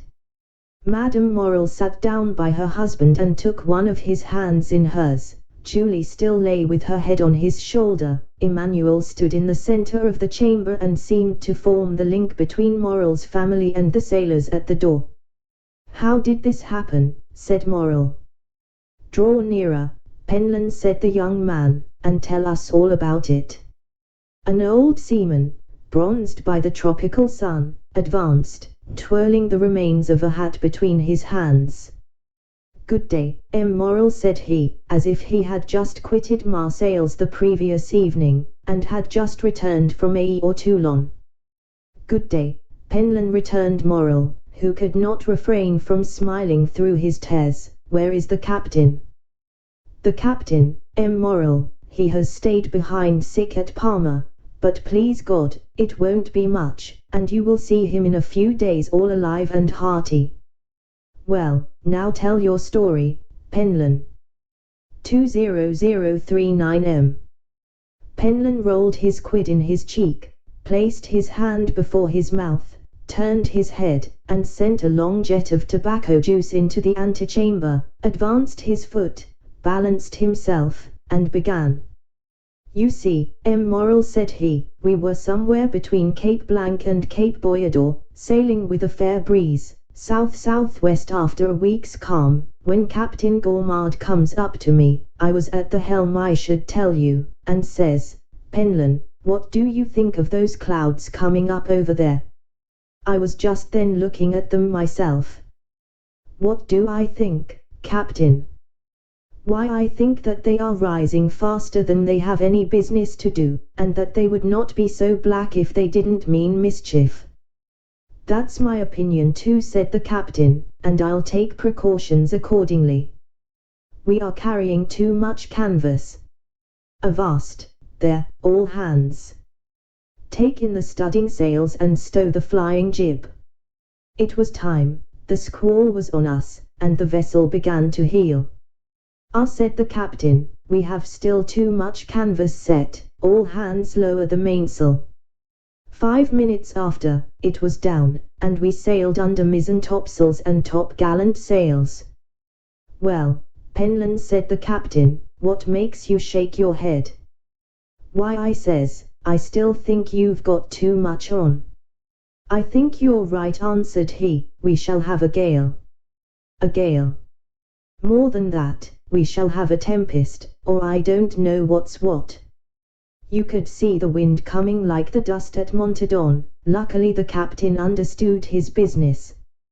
Take in 2 reefs in the topsails, cried the captain, let go the bowlines, haul the brace, lower the top-gallant-sails, haul out the reef tackles on the yards. 20041 m. That was not enough for those latitudes, said the Englishman. I should have taken 4 reefs in the topsails and furled the spanker. His firm, sonorous, and unexpected voice made everyone start. Penland put his hand over his eyes, and then stared at the man who thus criticized the maneuvers of his captain. We did better than that, sir, said the old sailor respectfully. We put the helm up to run before the tempest. 10 minutes after we struck our topsails and scudded under bare poles. The vessel was very old to risk that, said the Englishman. It was that did the business. After pitching heavily for 12 hours we sprung a leak. Penland, said the captain, I think we are sinking. Give me the helm, and go down into the hold. I gave him the helm, and descended. There was already 3 feet of water. All hands to the pumps. I shouted, but it was too late, and it seemed the more we pumped the more came in. Ah, said I, after 4 hours' work, since we are sinking, let us sink, we can die but once. Is that the example you set, Penland? Cries the captain. Very well, wait a minute. He went into his cabin and came back with a brace of pistols. I will blow the brains out of the first man who leaves the pump, said he. Well done, said the Englishman. 20043 m. There's nothing gives you so much courage as good reasons, continued the sailor, and during that time the wind had abated, and the sea gone down, but the water kept rising, not much, only 2 inches an hour, but still it rose. 2 inches an hour does not seem much, but in 12 hours that makes 2 feet, and 3 we had before, that makes 5. Come, said the captain, we have done all in our power, and Moral will have nothing to reproach us with. We have tried to save the ship, let us now save ourselves. To the boats, my lads, as quick as you can. Now, continued Penland, you see, Moral, a sailor is attached to his ship, but still more to his life, so we did not wait to be told twice, the more so, that the ship was sinking under us, and seemed to say, get along, save yourselves. We soon launched the boat, and all 8 of us got into it. The captain descended last, or rather, he did not descend, he would not quit the vessel, so I took him round the waist, and threw him into the boat, and then I jumped after him. It was time, for just as I jumped the deck burst with a noise like the broadside of a man-of-war. 10 minutes after she pitched forward, then the other way, spun round, and then goodbye to the Fair Anne. As for us, we were 3 days without anything to eat or drink, so that we began to think of drawing lots who should feed the rest. When we saw large Iondi, we made signals of distress. She perceived us, made for us, and took us all on board. There now, Moral, that's the whole truth, on the honor of a sailor, is not it true, you fellows there?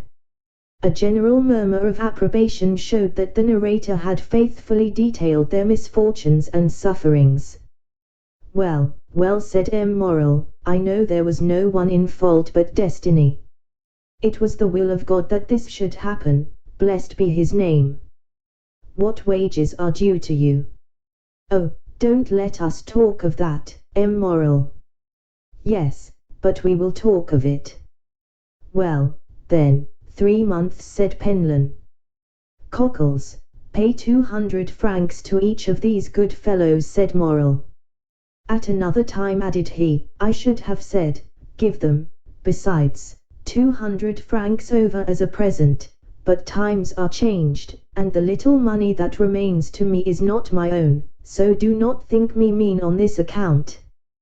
Penlyn turned to his companions, and exchanged a few words with them. As for that, M. Morrel, said he, again turning his quid, as for that. As for what? The money. Well, well, we all say that 50 francs will be enough for us at present, and that we will wait for the rest. Thanks, my friends, thanks, cried Morrel gratefully, take it, and if you can find another employer, enter his service, you are free to do so. These last words produced a prodigious effect on the seaman. Penlyn nearly swallowed his quid, fortunately he recovered.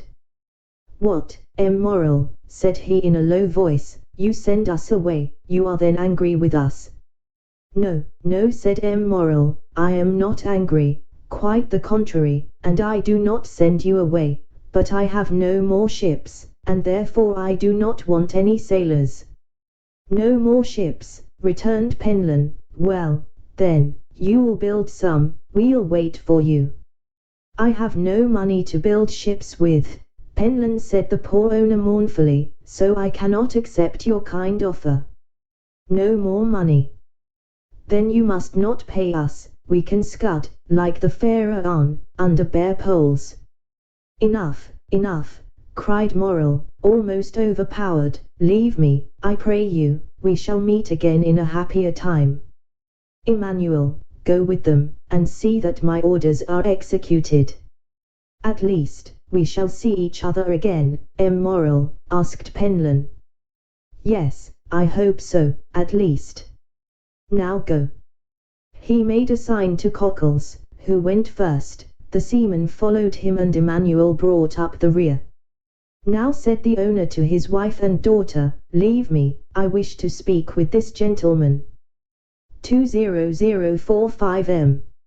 And he glanced towards the clerk of Thomson and French, who had remained motionless in the corner during this scene, in which he had taken no part, except the few words we have mentioned. The two women looked at this person whose presence they had entirely forgotten, and retired, but, as she left the apartment, Julie gave the stranger a supplicating glance, to which he replied by a smile that an indifferent spectator would have been surprised to see on his stern features. The two men were left alone. Well, sir, said Morrel, sinking into a chair, you have heard all, and I have nothing further to tell you. I see, returned the Englishman, that a fresh and unmerited misfortune has overwhelmed you, and this only increases my desire to serve you. Oh, sir, cried Morrel. Let me see, continued the stranger, I am one of your largest creditors. Your bills, at least, are the first that will fall due. Do you wish for time to pay? A delay would save my honor, and consequently my life. How long a delay do you wish for? Morrel reflected. 2 months, said he. I will give you 3, replied the stranger. But, asked Morrel, will the house of Thomson and French consent? Oh, I take everything on myself. Today is the 5th of June. Yes. Well, renew these bills up to the 5th of September, and on the 5th of September at 11 o'clock, the hand of the clock pointed to 11, I shall come to receive the money. I shall expect you, returned Morrel, and I will pay you, or I shall be dead. These last words were uttered in so low a tone that the stranger could not hear them. The bills were renewed, the old ones destroyed, and the poor ship owner found himself with 3 months before him to collect his resources. The Englishman received his thanks with the phlegm peculiar to his nation, and Morrel, overwhelming him with grateful blessings, conducted him to the staircase. The stranger met Julie on the stairs. She pretended to be descending, but in reality she was waiting for him. "Oh, sir," said she, clasping her hands. "Mademoiselle," said the stranger, "one day you will receive a letter signed Sinbad the Sailor. Do exactly what the letter bids you, however strange it may appear." "Yes, sir," returned Julie. "Do you promise?" "I swear to you I will." "It is well. Adieu, mademoiselle. Continue to be the good, sweet girl you are at present, and I have great hopes that heaven will reward you by giving you Emmanuel for a husband."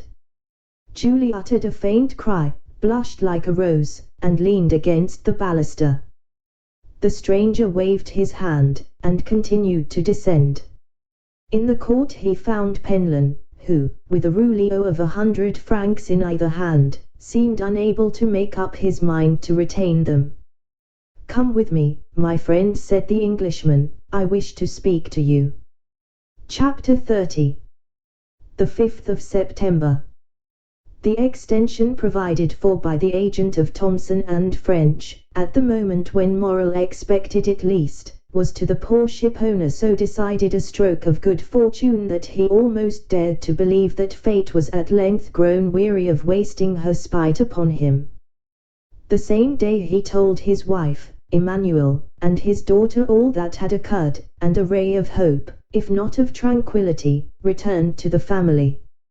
Unfortunately, however, Morrel had not only engagements with the house of Thomson and French, who had shown themselves so considerate towards him, and, as he had said, in business he had correspondents, and not friends.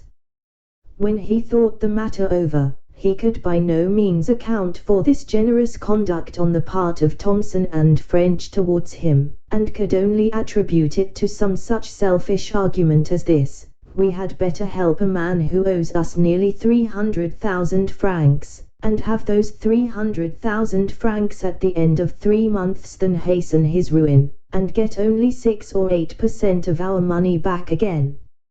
Unfortunately, whether through envy or stupidity, all Morrel's correspondents did not take this view, and some even came to a contrary decision.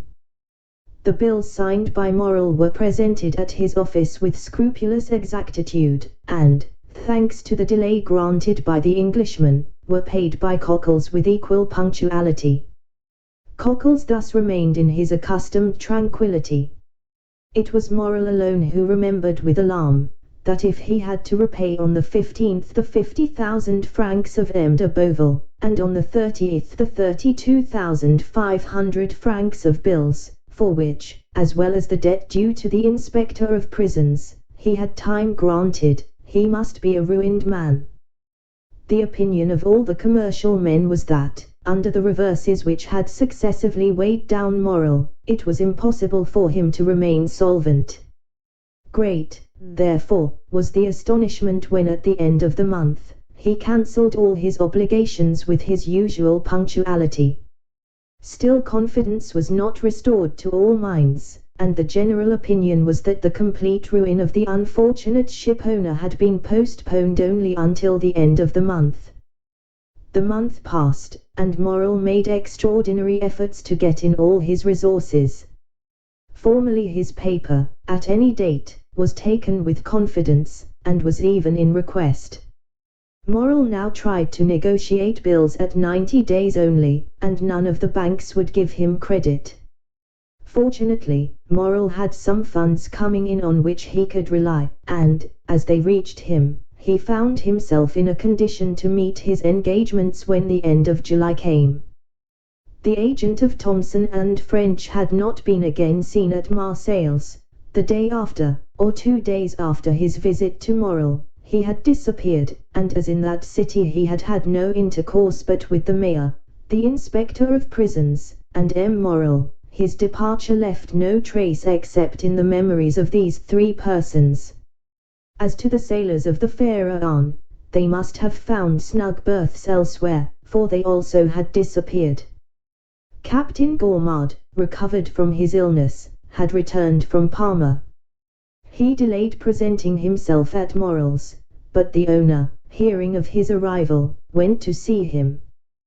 The worthy shipowner knew, from Penland's recital, of the captain's brave conduct during the storm, and tried to console him. He brought him also the amount of his wages, which Captain Gourmand had not dared to apply for. As he descended the staircase, Morrel met Penland, who was going up. Penland had, it would seem, made good use of his money, for he was newly clad. When he saw his employer, the worthy tar seemed much embarrassed, drew on one side into the corner of the landing place, passed his quid from one cheek to the other, stared stupidly with his great eyes, and only acknowledged the squeeze of the hand which Morrel as usual gave him by a slight pressure in return. Morrel attributed Penland's embarrassment to the elegance of his attire. It was evident the good fellow had not gone to such an expense on his own account. He was, no doubt, engaged on board some other vessel, and thus his bashfulness arose from the fact of his not having, if we may so express ourselves, worn mourning for the Pharaon longer. Perhaps he had come to tell Captain Gourmand of his good luck, and to offer him employment from his new master. "Worthy fellows," said Morrel, as he went away, "may your new master love you as I loved you, and be more fortunate than I have been." 20049 M. August rolled by in unceasing efforts on the part of Morrel to renew his credit or revive the old.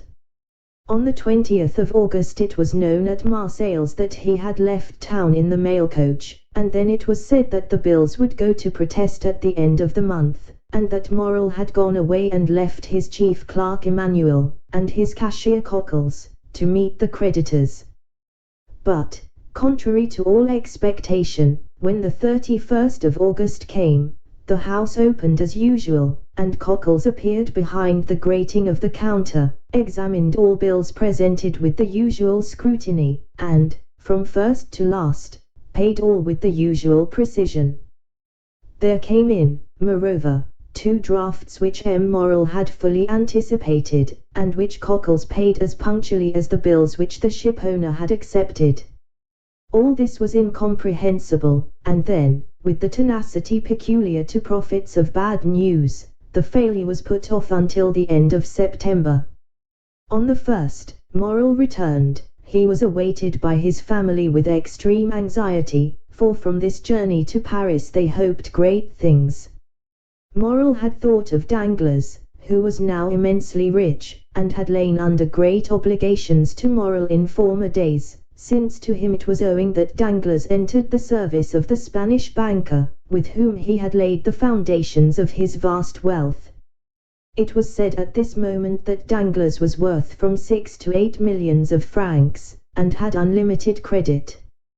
Danglars, then, without taking a crown from his pocket, could save Morrel. He had but to pass his word for a loan, and Morrel was saved. Morrel had long thought of Danglars, but had kept away from some instinctive motive, and had delayed as long as possible availing himself of this last resource. And Morrel was right, for he returned home crushed by the humiliation of a refusal. Yet, on his arrival, Morrel did not utter a complaint, or say one harsh word. He embraced his weeping wife and daughter, pressed Emmanuel's hand with friendly warmth, and then going to his private room on the 2nd floor had sent for Cockles. Then said the 2 women to Emmanuel, "We are indeed ruined." It was agreed in a brief council held among them, that Julie should write to her brother, who was in garrison at Nimes, to come to them as speedily as possible. The poor women felt instinctively that they required all their strength to support the blow that impended. Besides, Maximilian Morrel, though hardly 22, had great influence over his father. He was a strong-minded, upright young man. At the time when he decided on his profession, his father had no desire to choose for him, but had consulted young Maximilian's taste. He had at once declared for a military life, and had in consequence studied hard, passed brilliantly through the Polytechnic School, and left it as sub-lieutenant of the 53rd of the line. For a year he had held this rank, and expected promotion on the first vacancy. In his regiment, Maximilian Morel was noted for his rigid observance, not only of the obligations imposed on a soldier, but also of the duties of a man, and he thus gained the name of the Stoic. We need hardly say that many of those who gave him this epithet repeated it because they had heard it, and did not even know what it meant. This was the young man whom his mother and sister called to their aid to sustain them under the serious trial which they felt they would soon have to endure. They had not mistaken the gravity of this event, for the moment after Morel had entered his private office with Cockles, Julie saw the latter leave it pale, trembling, and his features betraying the utmost consternation. She would have questioned him as he passed by her, but the worthy creature hastened down the staircase with unusual precipitation, and only raised his hands to heaven and exclaimed, "Oh, mademoiselle, mademoiselle, what a dreadful misfortune! Who could ever have believed it?" A moment afterwards Julie saw him go upstairs carrying 2 or 3 heavy ledgers, a portfolio, and a bag of money. Morel examined the ledgers, opened the portfolio, and counted the money. All his funds amounted to 6,000 or 8,000 francs, his bills receivable up to the 5th to 4,000 or 5,000, which, making the best of everything, gave him 14,000 francs to meet debts amounting to 287,500 francs. He had not even the means for making a possible settlement on account. However, when Morel went down to his dinner, he appeared very calm. This calmness was more alarming to the 2 women than the deepest dejection would have been.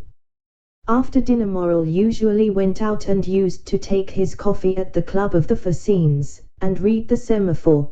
This day he did not leave the house, but returned to his office.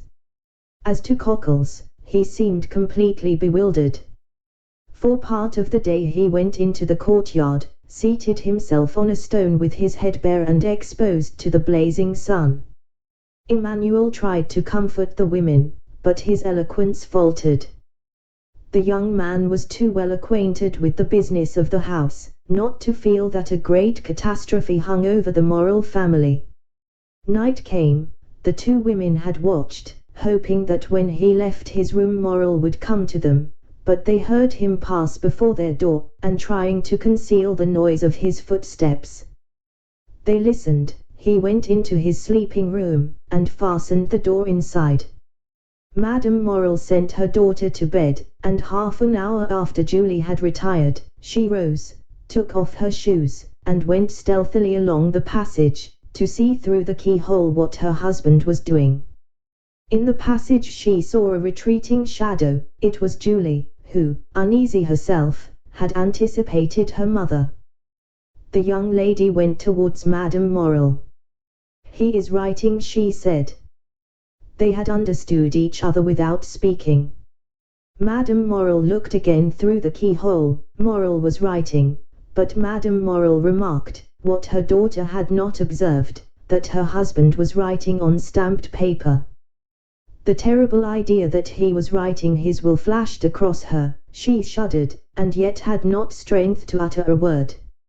Next day M. Morel seemed as calm as ever, went into his office as usual, came to his breakfast punctually, and then, after dinner, he placed his daughter beside him, took her head in his arms, and held her for a long time against his bosom. In the evening, Julie told her mother that although he was apparently so calm, she had noticed that her father's heart beat violently. The next 2 days passed in much the same way. On the evening of the 4th of September, M. Morel asked his daughter for the key of his study. Julie trembled at this request, which seemed to her of bad omen. Why did her father ask for this key which she always kept, and which was only taken from her in childhood as a punishment? The young girl looked at Morel. "What have I done wrong, father?" she said, "that you should take this key from me?" "Nothing, my dear," replied the unhappy man, the tears starting to his eyes at this simple question. "Nothing, only I want it." Julie made a pretense to feel for the key. "I must have left it in my room," she said.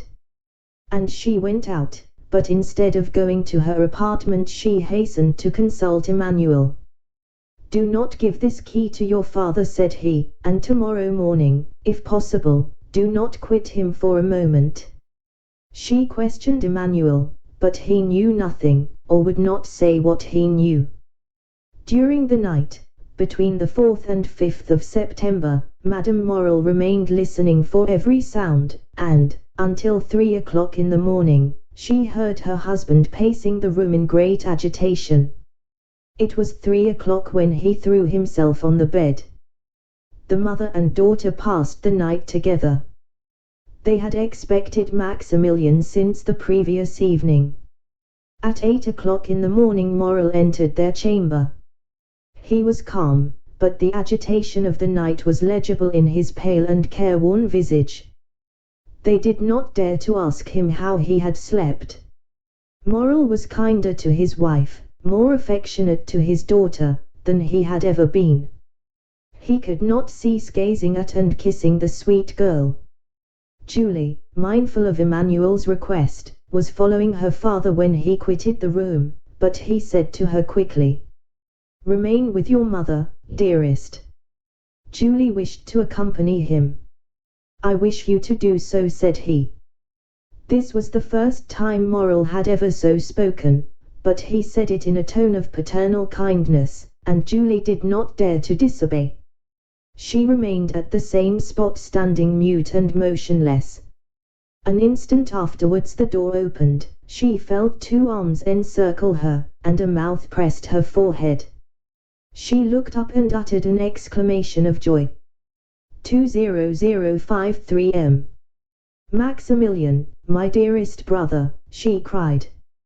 At these words Madame Morel rose, and threw herself into her son's arms. "Mother," said the young man, looking alternately at Madame Morel and her daughter, "what has occurred, what has happened? Your letter has frightened me, and I have come hither with all speed." "Julie," said Madame Morel, making a sign to the young man, "go and tell your father that Maximilian has just arrived." The young lady rushed out of the apartment, but on the first step of the staircase she found a man holding a letter in his hand. "Are you not Mademoiselle Julie Morel?" inquired the man, with a strong Italian accent. "Yes, sir," replied Julie with hesitation. "What is your pleasure?" "I do not know you." "Read this letter," he said, handing it to her. Julie hesitated.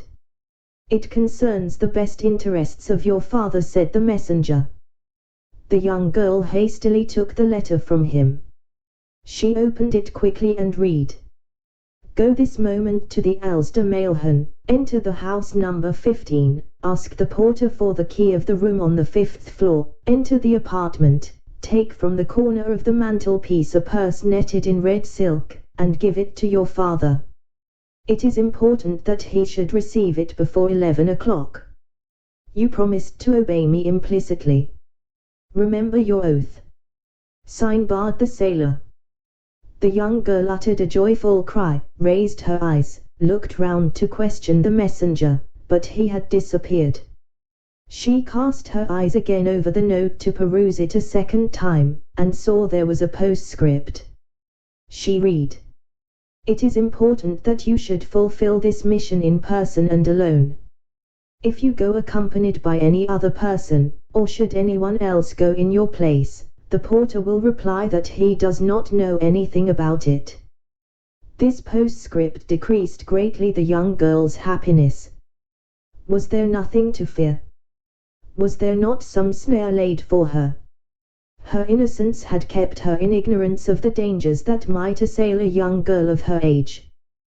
But there is no need to know danger in order to fear it. Indeed, it may be observed that it is usually unknown perils that inspire the greatest terror.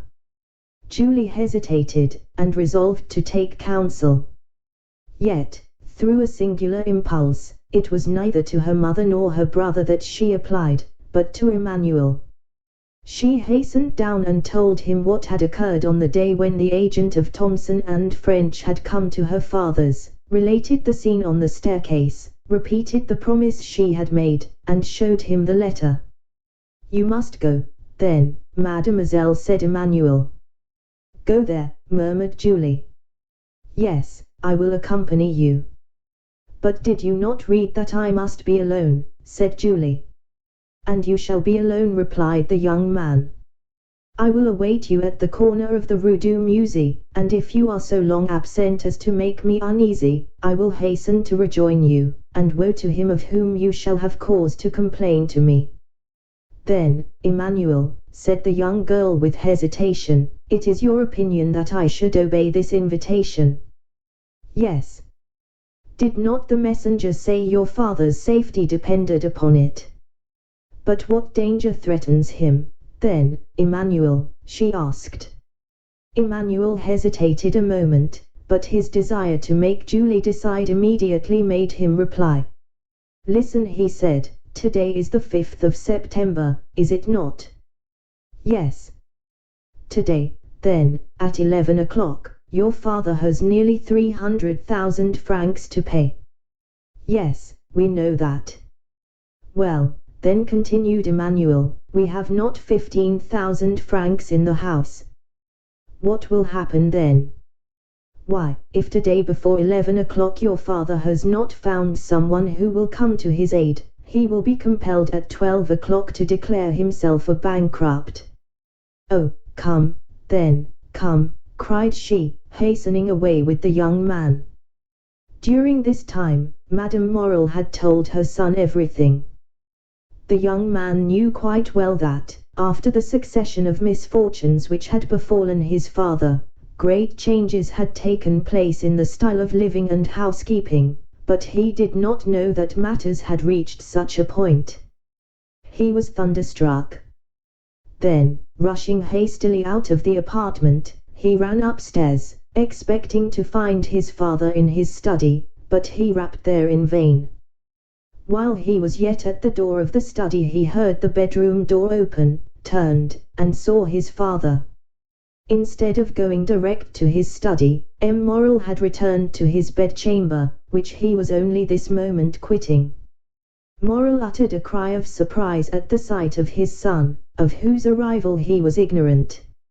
He remained motionless on the spot, pressing with his left hand something he had concealed under his coat.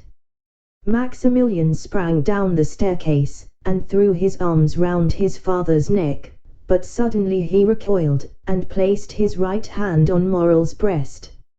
"Father," he exclaimed, turning pale as death, "what are you going to do with that brace of pistols under your coat?" "Oh, this is what I feared," said Morel. "Father, father, in heaven's name," exclaimed the young man, "what are these weapons for?" "Maximilian," replied Morel, looking fixedly at his son, "you are a man, and a man of honor. Come, and I will explain to you." And with a firm step Morel went up to his study, while Maximilian followed him, trembling as he went. Morel opened the door, and closed it behind his son, then, crossing the anteroom, went to his desk on which he placed the pistols, and pointed with his finger to an open ledger. In this ledger was made out an exact balance sheet of his affairs. Morel had to pay, within half an hour, 287,500 francs. All he possessed was 15,257 francs. "Read," said Morel. The young man was overwhelmed as he read. Morel said not a word. What could he say? What need he add to such a desperate proof in figures? And have you done all that is possible, father, to meet this disastrous result? Asked the young man, after a moment's pause. I have, replied Moral. You have no money coming in on which you can rely. None. You have exhausted every resource. All. And in half an hour, said Maximilian in a gloomy voice, our name is dishonored. Blood washes out dishonor, said Moral. You are right, father, I understand you. Then extending his hand towards one of the pistols, he said, there is one for you and one for me, thanks. Moral caught his hand. Your mother, your sister. Who will support them? A shudder ran through the young man's frame. Father, he said, do you reflect that you are bidding me to live? Yes, I do so bid you, answered Moral, it is your duty. You have a calm, strong mind, Maximilian. Maximilian, you are no ordinary man. I make no requests or commands, I only ask you to examine my position as if it were your own, and then judge for yourself.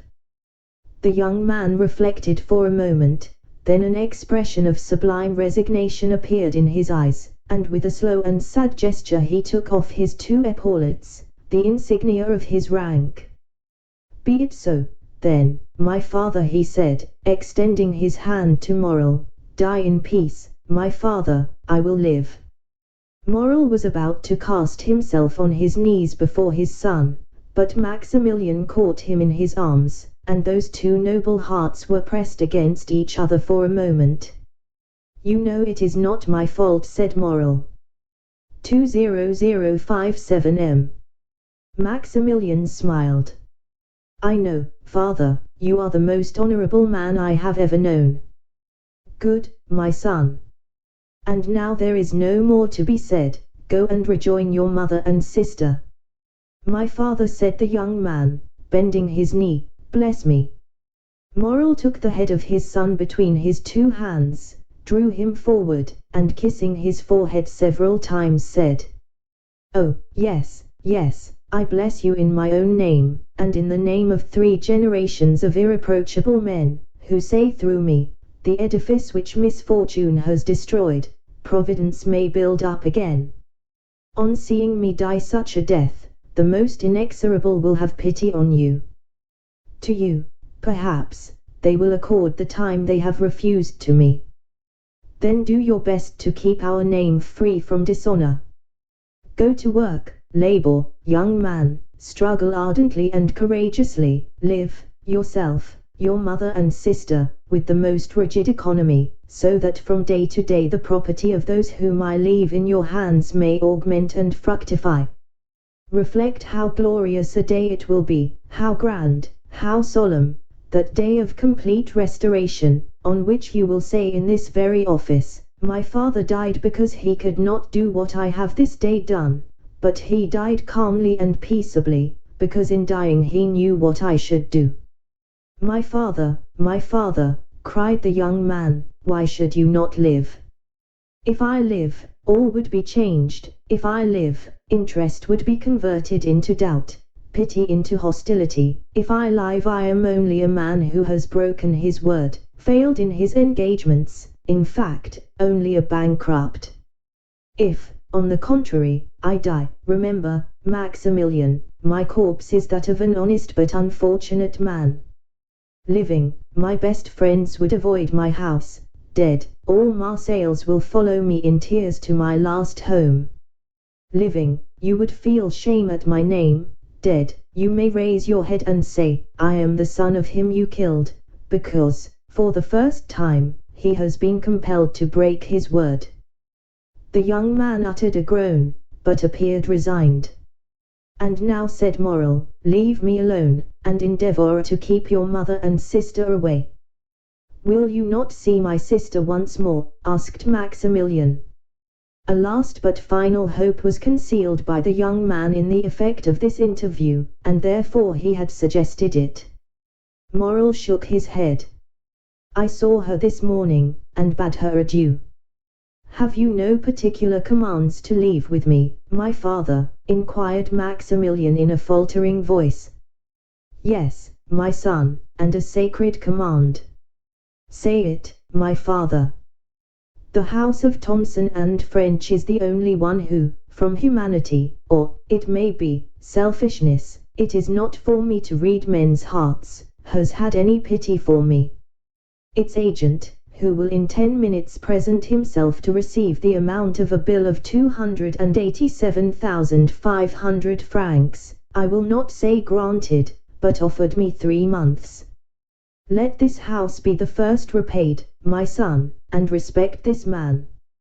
"Father, I will," said Maximilian. "And now, once more, adieu," said Morrel. "Go, leave me, I would be alone. You will find my will in the secretary in my bedroom." The young man remained standing and motionless, having but the force of will and not the power of execution.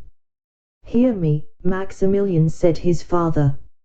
"Suppose I were a soldier like you, and ordered to carry a certain redoubt, and you knew I must be killed in the assault, would you not say to me, as you said just now, 'Go, father, for you are dishonored by delay, and death is preferable to shame'?" "Yes, yes," said the young man, "yes," and once again embracing his father with convulsive pressure, he said, "Be it so, my father." And he rushed out of the study. When his son had left him, Morrel remained an instant standing with his eyes fixed on the door, then putting forth his arm, he pulled the bell. After a moment's interval, Cockles appeared. It was no longer the same man. The fearful revelations of the 3 last days had crushed him. This thought, "The house of Morrel is about to stop payment," burned him to the earth more than 20 years would otherwise have done. "My worthy Cockles," said Morrel in a tone impossible to describe, "do you remain in the antechamber? When the gentleman who came 3 months ago, the agent of Thomson and French, arrives, announce his arrival to me." Cockles made no reply. He made a sign with his head, went into the anteroom, and seated himself. Morrel fell back in his chair, his eyes fixed on the clock. There were 7 minutes left, that was all. The hand moved on with incredible rapidity, he seemed to see its motion. What passed in the mind of this man at the supreme moment of his agony cannot be told in words. He was still comparatively young, he was surrounded by the loving care of a devoted family, but he had convinced himself by a course of reasoning, illogical perhaps, yet certainly plausible, that he must separate himself from all he held dear in the world, even life itself. To form the slightest idea of his feelings, one must have seen his face with its expression of enforced resignation and its tear-moistened eyes raised to heaven. The minute hand moved on. The pistols were loaded. He stretched forth his hand, took one up, and murmured his daughter's name. Then he laid it down, seized his pen, and wrote a few words. It seemed to him as if he had not taken a sufficient farewell of his beloved daughter. Then he turned again to the clock, counting time now not by minutes, but by seconds. He took up the deadly weapon again, his lips parted and his eyes fixed on the clock, and then shuddered at the click of the trigger as he cocked the pistol. At this moment of mortal anguish the cold sweat came forth upon his brow, a pang stronger than death clutched at his heartstrings. He heard the door of the staircase creak on its hinges, the clock gave its warning to strike 11, the door of his study opened. Morrel did not turn round. He expected these words of Cockles, the agent of Thomson and French. He placed the muzzle of the pistol between his teeth. Suddenly he heard a cry. It was his daughter's voice. He turned and saw Julie. The pistol fell from his hands. "My father," cried the young girl, out of breath, and half dead with joy, "saved, you are saved." And she threw herself into his arms, holding in her extended hand a red, netted silk purse. 20061 M. "Saved," my child, said Moral. What do you mean? Yes, saved, saved. See, said the young girl. Moral took the purse, and started as he did so, for a vague remembrance reminded him that it once belonged to himself. At one end was the receipt bill for the 287,000 francs, and at the other was a diamond as large as a hazelnut, with these words on a small slip of parchment: Julie's dowry. Moral passed his hand over his brow. It seemed to him a dream. At this moment the clock struck 11. He felt as if each stroke of the hammer fell upon his heart. Explain, my child, he said. Explain, my child, he said. Explain, where did you find this purse? In a house in the Alstermailhen, number 15, on the corner of a mantelpiece in a small room on the 5th floor. But, cried Moral, this purse is not yours. Julie handed to her father the letter she had received in the morning. And did you go alone? Asked Moral, after he had read it. Emmanuel accompanied me, father. He was to have waited for me at the corner of the Rue du Musée, but, strange to say, he was not there when I returned. Monsieur Moral, exclaimed a voice on the stairs. Monsieur Moral. It is his voice, said Julie. At this moment Emmanuel entered, his countenance full of animation and joy. The Pharaon, he cried, the Pharaon. What, the Pharaon? Are you mad, Emmanuel? You know the vessel is lost. The Pharaon, sir, they signal the Pharaon. The Pharaon is entering the harbor. Moral fell back in his chair, his strength was failing him, his understanding weakened by such events, refused to comprehend such incredible, unheard of, fabulous facts. But his son came in. Father, cried Maximilian, how could you say the Pharaon was lost? The lookout has signaled her, and they say she is now coming into port. 20:63 m. My dear friends, said Moral, if this be so, it must be a miracle of heaven. Impossible, impossible.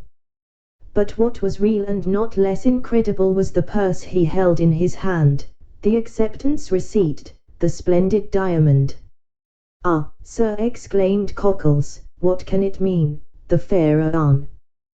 Come, dear ones, said Moral, rising from his seat, let us go and see, and heaven have pity upon us if it be false intelligence. They all went out, and on the stairs met Madame Moral, who had been afraid to go up into the study. In a moment they were at the Canebière. There was a crowd on the pier. All the crowd gave way before Moral. The Pharaon, said every voice. And, wonderful to see, in front of the Tower of St. Jean, was a ship bearing on her stern these words, printed in white letters, the Pharaon, Moral and Son, of Marseilles. She was the exact duplicate of the other Pharaon, and loaded, as that had been, with cochineal and indigo. She cast anchor, clewed up sails, and on the deck was Captain Gourmand giving orders, and good old Penlan making signals to M. Moral. To doubt any longer was impossible. There was the evidence of the senses, and 10,000 persons who came to corroborate the testimony. As Moral and his son embraced on the pier head, in the presence and amid the applause of the whole city witnessing this event, a man, with his face half covered by a black beard, and who, concealed behind the sentry box, watched the scene with delight, uttered these words in a low tone. Be happy, noble heart, be blessed for all the good thou hast done and wilt do hereafter, and let my gratitude remain in obscurity like your good deeds. 20:64 m.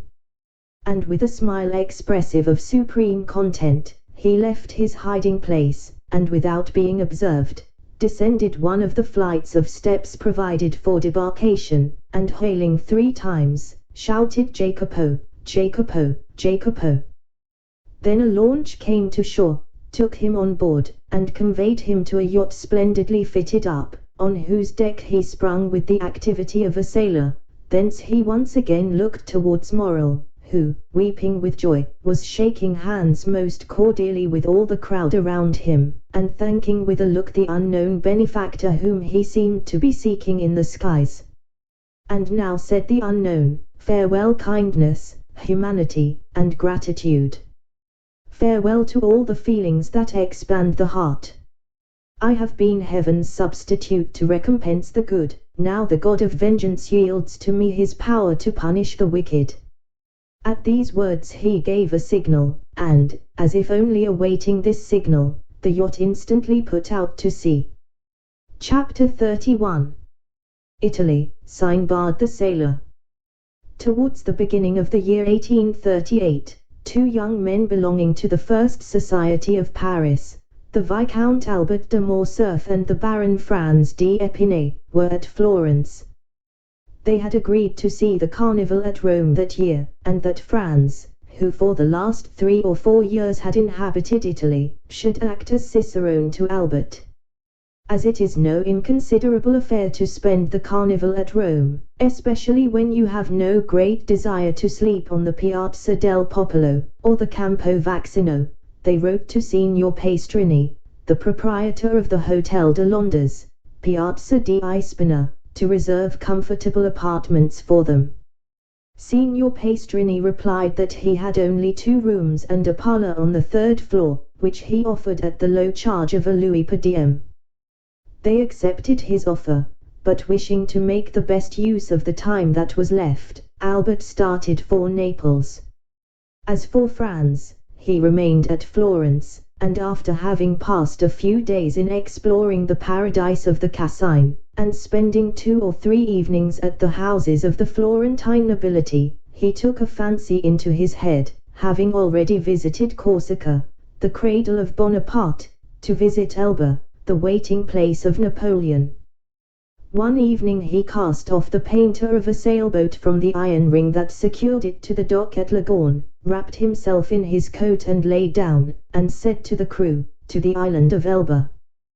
The boat shot out of the harbor like a bird, and the next morning Franz disembarked at Porto Ferrajo. He traversed the island, after having followed the traces which the footsteps of the giant have left, and re-embarked for Marciana. 2 hours after he again landed at Pianosa, where he was assured that red partridges abounded. The sport was bad. Franz only succeeded in killing a few partridges, and, like every unsuccessful sportsman, he returned to the boat very much out of temper. "Ah, if your Excellency chose," said the captain, "you might have capital sport." "Where? Do you see that island?" continued the captain, pointing to a conical pile rising from the Indigo Sea. "Well, what is this island?" "The island of Monte Cristo." "But I have no permission to shoot over this island." "Your Excellency does not require a permit, for the island is uninhabited." "Ah, indeed," said the young man. "A desert island in the midst of the Mediterranean must be a curiosity." "It is very natural. This island is a mass of rocks, and does not contain an acre of land capable of cultivation." "To whom does this island belong?" "To Tuscany." "What game shall I find there?" "Thousands of wild goats." "Who live upon the stones, I suppose," said Franz with an incredulous smile. "No, but by browsing the shrubs and trees that grow out of the crevices of the rocks." "Where can I sleep?" "On shore in the grottos, or on board in your cloak. Besides, if your Excellency pleases, we can leave as soon as you like. We can sail as well by night as by day, and if the wind drops we can use our oars." As Franz had sufficient time, and his apartments at Rome were not yet available, he accepted the proposition. Upon his answer in the affirmative, the sailors exchanged a few words together in a low tone. "Well," asked he, "what now? Is there any difficulty in the way?" "No," replied the captain, "but we must warn your Excellency that the island is an infected port." "What do you mean?" Monte Cristo, although uninhabited, yet serves occasionally as a refuge for the smugglers and pirates who come from Corsica, Sardinia, and Africa, and if it becomes known that we have been there, we shall have to perform quarantine for 6 days on our return to Leghorn. The deuce! That puts a different face on the matter. 6 days. Why, that's as long as the Almighty took to make the world. Too long a wait, too long. But who will say your Excellency has been to Monte Cristo? Oh, I shall not, cried Franz. Nor I, chorused the sailors. Then steer for Monte Cristo.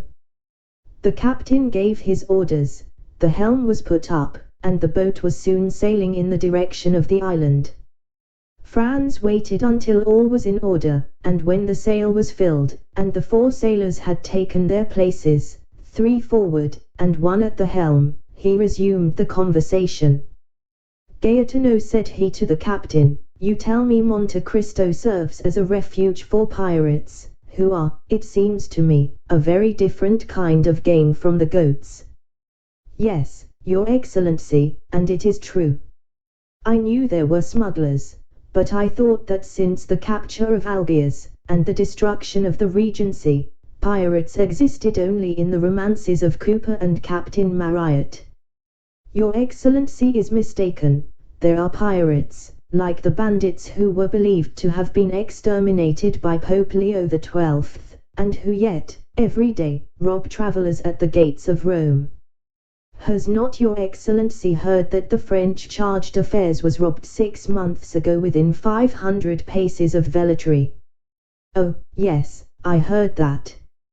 Well, then, if, like us, your Excellency lived at Leghorn, you would hear, from time to time, that a little merchant vessel, or an English yacht that was expected at Bastia, at Porto Ferrajo, or at Civita Vecchia, has not arrived. No one knows what has become of it, but, doubtless, it has struck on a rock and foundered. Now this rock it has met has been a long and narrow boat, manned by 6 or 8 men, who have surprised and plundered it, some dark and stormy night, near some desert and gloomy island, as bandits plunder a carriage in the recesses of a forest. But asked Franz, who lay wrapped in his cloak at the bottom of the boat, why do not those who have been plundered complain to the French, Sardinian, or Tuscan governments? Why, said Gaetano with a smile. Yes, why? Because, in the first place, they transfer from the vessel to their own boat whatever they think worth taking, then they bind the crew hand and foot, they attach to everyone's neck a 24-pound ball, a large hole is chopped in the vessel's bottom, and then they leave her. At the end of 10 minutes the vessel begins to roll heavily and settle down. First one gunwale goes under, then the other. Then they lift and sink again, and both go under at once. All at once there's a noise like a cannon, that's the air blowing up the deck. Soon the water rushes out of the scupper holes like a whale spouting, the vessel gives a last groan, spins round, and disappears, forming a vast whirlpool in the ocean, and then all is over, so that in 5 minutes nothing but the eye of God can see the vessel where she lies at the bottom of the sea. Do you understand now, said the captain, why no complaints are made to the government, and why the vessel never reaches port? It is probable that if Gaetano had related this previous to proposing the expedition, Franz would have hesitated, but now that they had started, he thought it would be cowardly to draw back. He was one of those men who do not rashly court danger, but if danger presents itself, combat it with the most unalterable coolness. Calm and resolute, he treated any peril as he would an adversary in a duel, calculated its probable method of approach, retreated, if at all, as a point of strategy and not from cowardice, was quick to see an opening for attack, and won victory at a single thrust. Bah, said he, I have travelled through Sicily and Calabria, I have sailed 2 months in the archipelago, and yet I never saw even the shadow of a bandit or a pirate. "I did not tell your excellency this to deter you from your project," replied Gaetano, "but you questioned me, and I have answered, that's all." "Yes, and your conversation is most interesting, and as I wish to enjoy it as long as possible, steer for Monte Cristo." The wind blew strongly, the boat made 6 or 7 knots an hour, and they were rapidly reaching the end of their voyage. As they drew near, the island seemed to lift from the sea, and the air was so clear that they could already distinguish the rocks heaped on one another, like cannonballs in an arsenal, with green bushes and trees growing in the crevices. As for the sailors, although they appeared perfectly tranquil, yet it was evident that they were on the alert, and that they carefully watched the glassy surface over which they were sailing, and on which a few fishing boats, with their white sails, were alone visible. They were within 15 miles of Monte Cristo when the sun began to set behind Corsica, whose mountains appeared against the sky, showing their rugged peaks in bold relief. This mass of rock, like the giant Adamastor, rose dead ahead, a formidable barrier, and intercepting the light that gilded its massive peaks so that the voyagers were in shadow. Little by little the shadow rose higher and seemed to drive before it the last rays of the expiring day. At last the reflection rested on the summit of the mountain, where it paused an instant, like the fiery crest of a volcano. Then gloom gradually covered the summit as it had covered the base, and the island now only appeared to be a grey mountain that grew continually darker. Half an hour after, the night was quite dark.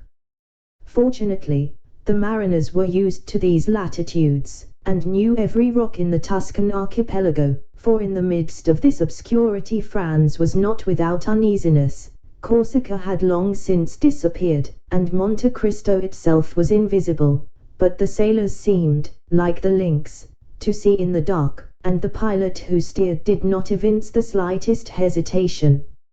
An hour had passed since the sun had set, when Franz fancied he saw, at a quarter of a mile to the left, a dark mass, but he could not precisely make out what it was, and fearing to excite the mirth of the sailors by mistaking a floating cloud for land, he remained silent. Suddenly a great light appeared on the strand. Land might resemble a cloud, but the fire was not a meteor.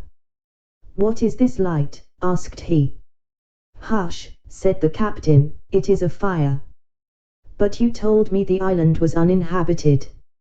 "I said there were no fixed habitations on it, but I said also that it served sometimes as a harbor for smugglers." "And for pirates." "And for pirates," returned Gaetano, repeating Franz's words. "It is for that reason I have given orders to pass the island, for, as you see, the fire is behind us." "But this fire," continued Franz, "it seems to me rather reassuring than otherwise. Men who did not wish to be seen would not light a fire." "Oh, that goes for nothing," said Gaetano. "If you can guess the position of the island in the darkness, you will see that the fire cannot be seen from the side or from Pianosa, but only from the sea." "You think, then, this fire indicates the presence of unpleasant neighbors?" "That is what we must find out," returned Gaetano, fixing his eyes on this terrestrial star. "How can you find out?" "You shall see."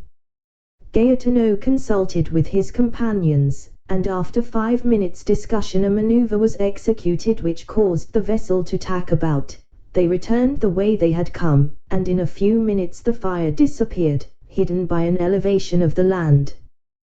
The pilot again changed the course of the boat, which rapidly approached the island, and was soon within 50 paces of it. Gaetano lowered the sail, and the boat came to rest. All this was done in silence, and from the moment that their course was changed not a word was spoken. Gaetano, who had proposed the expedition, had taken all the responsibility on himself. The 4 sailors fixed their eyes on him, while they got out their oars and held themselves in readiness to row away, which, thanks to the darkness, would not be difficult. As for Franz, he examined his arms with the utmost coolness. He had 2 double-barreled guns and a rifle. He loaded them, looked at the priming, and waited quietly. During this time the captain had thrown off his vest and shirt, and secured his trousers round his waist. His feet were naked, so he had no shoes and stockings to take off. After these preparations he placed his finger on his lips, and lowering himself noiselessly into the sea, swam towards the shore with such precaution that it was impossible to hear the slightest sound. He could only be traced by the phosphorescent line in his wake. This track soon disappeared. It was evident that he had touched the shore. Everyone on board remained motionless for half an hour, when the same luminous track was again observed, and the swimmer was soon on board. "Well," exclaimed Franz and the sailors in unison. "They are Spanish smugglers," said he. "They have with them 2 Corsican bandits." "And what are these Corsican bandits doing here with Spanish smugglers?" "Alas," returned the captain with an accent of the most profound pity, "we ought always to help one another. Very often the bandits are hard pressed by gendarmes or carbineers. Well, they see a vessel, and good fellows like us on board. They come and demand hospitality of us. You can't refuse help to a poor hunted devil. We receive them, and for greater security we stand out to sea. This costs us nothing, and saves the life, or at least the liberty, of a fellow creature, who on the first occasion returns the service by pointing out some safe spot where we can land our goods without interruption." "Ah," said Franz, "then you are a smuggler occasionally, Gaetano." "Your Excellency, we must live somehow," returned the other, smiling impenetrably. "Then you know the men who are now on Monte Cristo?" "Oh, yes, we sailors are like Freemasons, and recognize each other by signs." "And do you think we have nothing to fear if we land?" "Nothing at all. Smugglers are not thieves." "But these 2 Corsican bandits," said Franz, calculating the chances of peril. "It is not their fault that they are bandits, but that of the authorities." "How so?" "Because they are pursued for having made a stiff, as if it was not in a Corsican's nature to revenge himself." "What do you mean by having made a stiff?" "Having assassinated a man," said Franz, continuing his investigation. "I mean that they have killed an enemy, which is a very different thing," returned the captain. "Well," said the young man, "let us demand hospitality of these smugglers and bandits. Do you think they will grant it?" "Without doubt." "How many are they?" "4, and the 2 bandits make 6. Just our number, so that if they prove troublesome, we shall be able to hold them in check. So, for the last time, steer to Monte Cristo." "Yes, but your Excellency will permit us to take all due precautions." "By all means. Be as wise as Nestor and as prudent as Ulysses. I do more than permit, I exhort you." "Silence, then," said Gaetano. Everyone obeyed. For a man who, like Franz, viewed his position in its true light, it was a grave one. He was alone in the darkness with sailors whom he did not know, and who had no reason to be devoted to him, who knew that he had several thousand francs in his belt, and who had often examined his weapons, which were very beautiful, if not with envy, at least with curiosity. On the other hand, he was about to land, without any other escort than these men, on an island which had, indeed, a very religious name, but which did not seem to Franz likely to afford him much hospitality, thanks to the smugglers and bandits. The history of the scuttled vessels, which had appeared improbable during the day, seemed very probable at night. Placed as he was between 2 possible sources of danger, he kept his eye on the crew, and his gun in his hand. The sailors had again hoisted sail, and the vessel was once more cleaving the waves. Through the darkness Franz, whose eyes were now more accustomed to it, could see the looming shore along which the boat was sailing, and then, as they rounded a rocky point, he saw the fire more brilliant than ever, and about it 5 or 6 persons seated. The blaze illumined the sea for 100 paces around. Gaetano skirted the light, carefully keeping the boat in the shadow. Then, when they were opposite the fire, he steered to the center of the circle, singing a fishing song, of which his companions sung the chorus. At the first words of the song, the men seated round the fire arose and approached the landing place, their eyes fixed on the boat, evidently seeking to know who the newcomers were and what were their intentions. They soon appeared satisfied and returned, with the exception of one, who remained at the shore, to their fire, at which the carcass of a goat was roasting. When the boat was within 20 paces of the shore, the man on the beach, who carried a carbine, presented arms after the manner of a sentinel, and cried, "Who comes there?" in Sardinian. Franz coolly cocked both barrels. Gaetano then exchanged a few words with this man which the traveller did not understand, but which evidently concerned him. "Will your excellency give your name, or remain incognito?" asked the captain. "My name must rest unknown," replied Franz. "Merely say I am a Frenchman traveling for pleasure." As soon as Gaetano had transmitted this answer, the sentinel gave an order to one of the men seated round the fire, who rose and disappeared among the rocks. Not a word was spoken, everyone seemed occupied, Franz with his disembarkment, the sailors with their sails, the smugglers with their goat, but in the midst of all this carelessness it was evident that they mutually observed each other. The man who had disappeared returned suddenly on the opposite side to that by which he had left. He made a sign with his head to the sentinel, who, turning to the boat, said, "Essa comedy."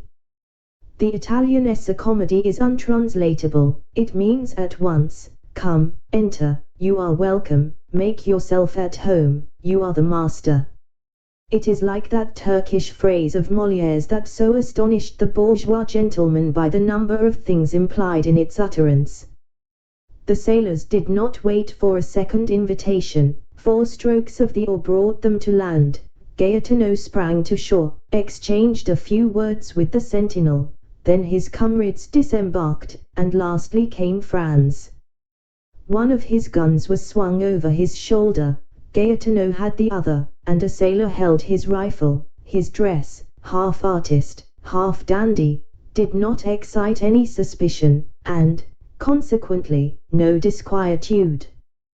The boat was moored to the shore, and they advanced a few paces to find a comfortable bivouac, but, doubtless, the spot they chose did not suit the smuggler who filled the post of sentinel, for he cried out, "Not that way, if you please."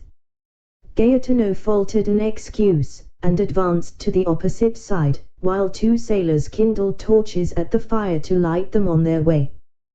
They advanced about 30 paces, and then stopped at a small esplanade surrounded with rocks, in which seats had been cut, not unlike sentry boxes. Around in the crevices of the rocks grew a few dwarf oaks and thick bushes of myrtles. Franz lowered a torch, and saw by the mass of cinders that had accumulated that he was not the first to discover this retreat, which was, doubtless, one of the halting places of the wandering visitors of Monte Cristo. As for his suspicions, once on terra firma, once that he had seen the indifferent, if not friendly, appearance of his hosts, his anxiety had quite disappeared, or rather, at sight of the goat, had turned to appetite. He mentioned this to Gaetano, who replied that nothing could be more easy than to prepare a supper when they had in their boat bread, wine, half a dozen partridges, and a good fire to roast them by. "Besides," added he, "if the smell of their roast meat tempts you, I will go and offer them 2 of our birds for a slice." "You are a born diplomat," returned Franz, "go and try." Meanwhile the sailors had collected dried sticks and branches with which they made a fire. Franz waited impatiently, inhaling the aroma of the roasted meat, when the captain returned with a mysterious air. "Well," said Franz, "anything new? Do they refuse?" "On the contrary," returned Gaetano, "the chief, who was told you were a young Frenchman, invites you to sup with him." "Well," observed Franz, "this chief is very polite, and I see no objection, the more so as I bring my share of the supper. Oh, it is not that, he has plenty, and to spare, for supper, but he makes one condition, and rather a peculiar one, before he will receive you at his house. His house? Has he built one here, then? No, but he has a very comfortable one all the same, so they say. You know this chief, then? I have heard talk of him. Favorably or otherwise? Both. The deuce, and what is this condition? That you are blindfolded, and do not take off the bandage until he himself bids you. Franz looked at Gaetano, to see, if possible, what he thought of this proposal. Ah, replied he, guessing Franz's thought, I know this is a serious matter. What should you do in my place? I, who have nothing to lose, I should go. 20075 m. You would accept? Yes, were it only out of curiosity. There is something very peculiar about this chief, then. Listen, said Gaetano, lowering his voice, I do not know if what they say is true. He stopped to see if anyone was near. What do they say? That this chief inhabits a cavern to which the Pitti Palace is nothing. What nonsense, said Franz, reseating himself. It is no nonsense, it is quite true. Kamer, the pilot of the Saint Ferdinand, went in once, and he came back amazed, vowing that such treasures were only to be heard of in fairy tales. Do you know, observed Franz, that with such stories you make me think of Ali Baba's enchanted cavern. I tell you what I have been told. Then you advise me to accept. Oh, I don't say that, Your Excellency will do as you please, I should be sorry to advise you in the matter. Franz pondered the matter for a few moments, concluded that a man so rich could not have any intention of plundering him of what little he had, and seeing only the prospect of a good supper, accepted. Gaetano departed with the reply. Franz was prudent, and wished to learn all he possibly could concerning his host. He turned towards the sailor, who, during this dialogue, had sat gravely plucking the partridges with the air of a man proud of his office, and asked him how these men had landed, as no vessel of any kind was visible. Never mind that, returned the sailor, I know their vessel. Is it a very beautiful vessel? I would not wish for a better to sail round the world. Of what burden is she? About 100 tons, but she is built to stand any weather. She is what the English call a yacht. Where was she built? I know not, but my own opinion is she is a Genoese. And how did a leader of smugglers, continued Franz, venture to build a vessel designed for such a purpose at Genoa? I did not say that the owner was a smuggler, replied the sailor. No, but Gaetano did, I thought. Gaetano had only seen the vessel from a distance, he had not then spoken to anyone. And if this person be not a smuggler, who is he? A wealthy senior, who travels for his pleasure. Come, thought Franz, he is still more mysterious, since the two accounts do not agree. What is his name? If you ask him, he says Sinbad the sailor, but I doubt if it be his real name. Sinbad the sailor? Yes. And where does he reside? On the sea. What country does he come from? I do not know. Have you ever seen him? Sometimes. What sort of a man is he? Your Excellency will judge for yourself. Where will he receive me? No doubt in the subterranean palace Gaetano told you of.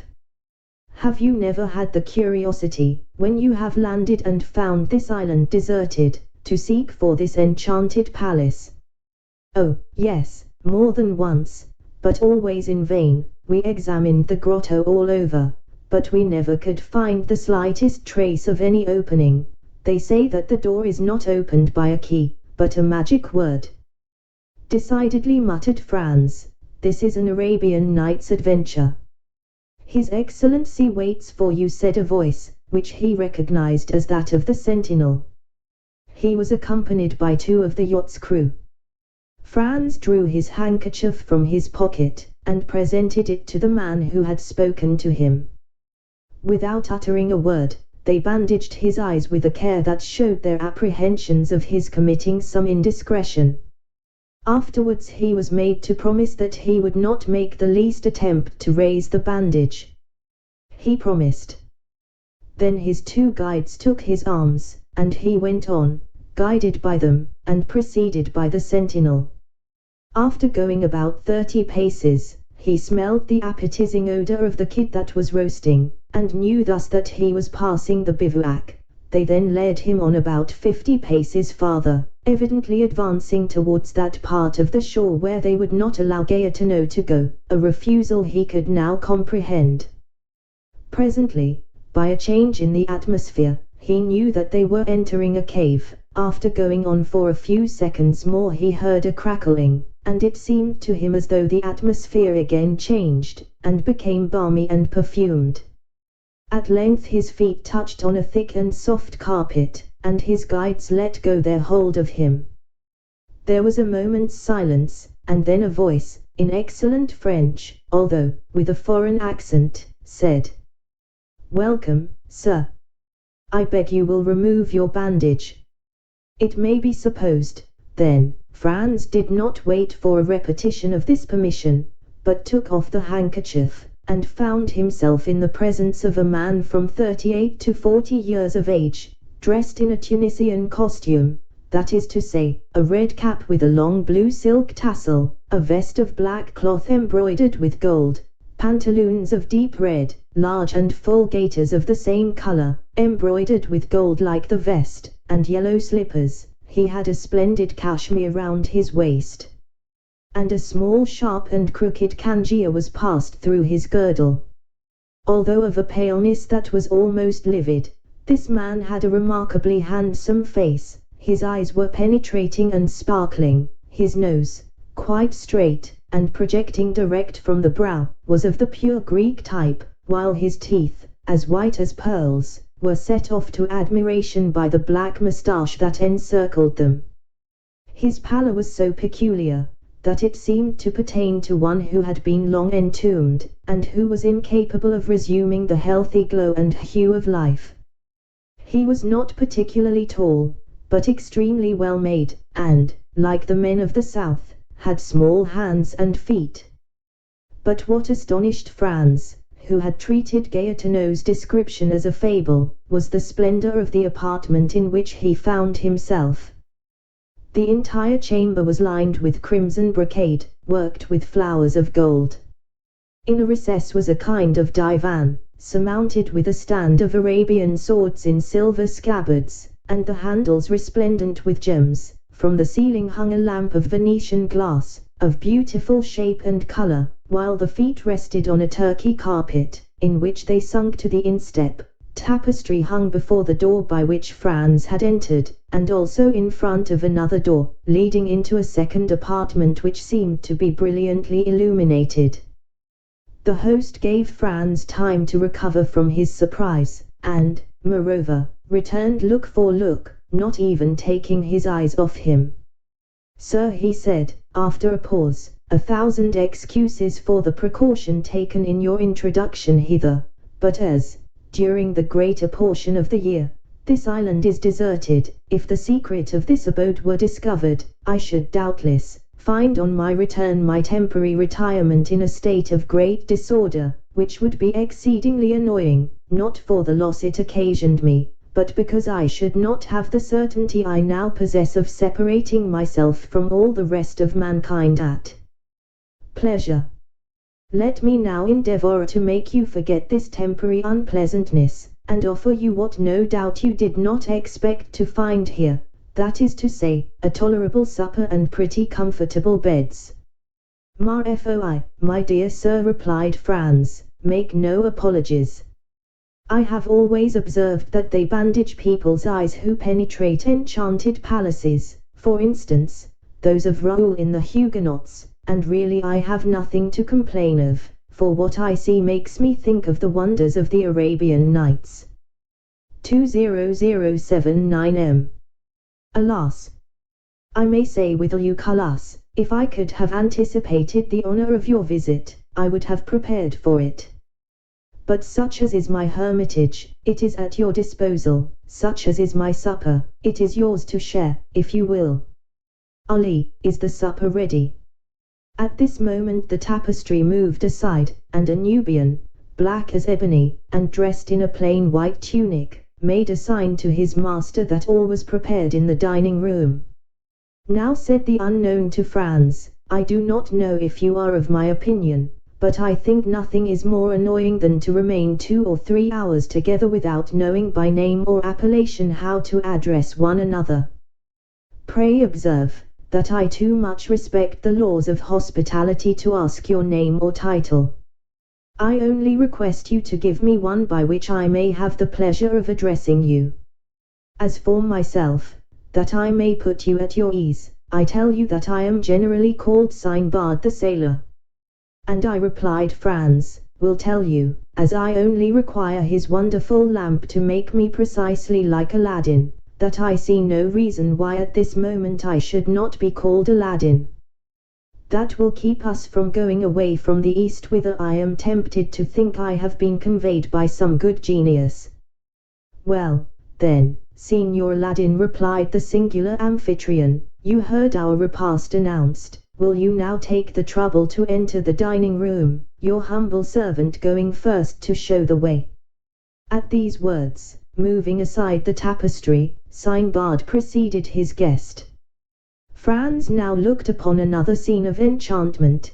The table was splendidly covered, and once convinced of this important point he cast his eyes around him.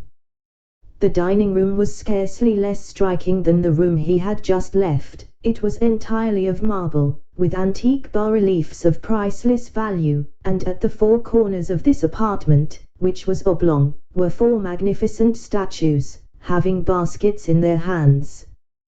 These baskets contained 4 pyramids of most splendid fruit.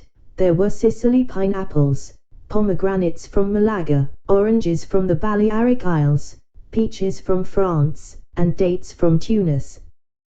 The supper consisted of a roast pheasant garnished with Corsican blackbirds, a boar's ham with jelly, a quarter of a kid with tartar sauce, a glorious turbot, and a gigantic lobster. Between these large dishes were smaller ones containing various dainties. The dishes were of silver, and the plates of Japanese china. Franz rubbed his eyes in order to assure himself that this was not a dream. Ali alone was present to wait at table, and acquitted himself so admirably, that the guest complimented his host thereupon. Yes, replied he, while he did the honors of the supper with much ease and grace, yes, he is a poor devil who is much devoted to me, and does all he can to prove it. He remembers that I saved his life, and as he has a regard for his head, he feels some gratitude towards me for having kept it on his shoulders. Ali approached his master, took his hand, and kissed it. Would it be impertinent, Signor Sinbad, said Franz, to ask you the particulars of this kindness? 20081 Oh, they are simple enough, replied the host. It seems the fellow had been caught wandering nearer to the harem of the Bey of Tunis than etiquette permits to one of his color, and he was condemned by the Bey to have his tongue cut out, and his hand and head cut off, the tongue the first day, the hand the second, and the head the third.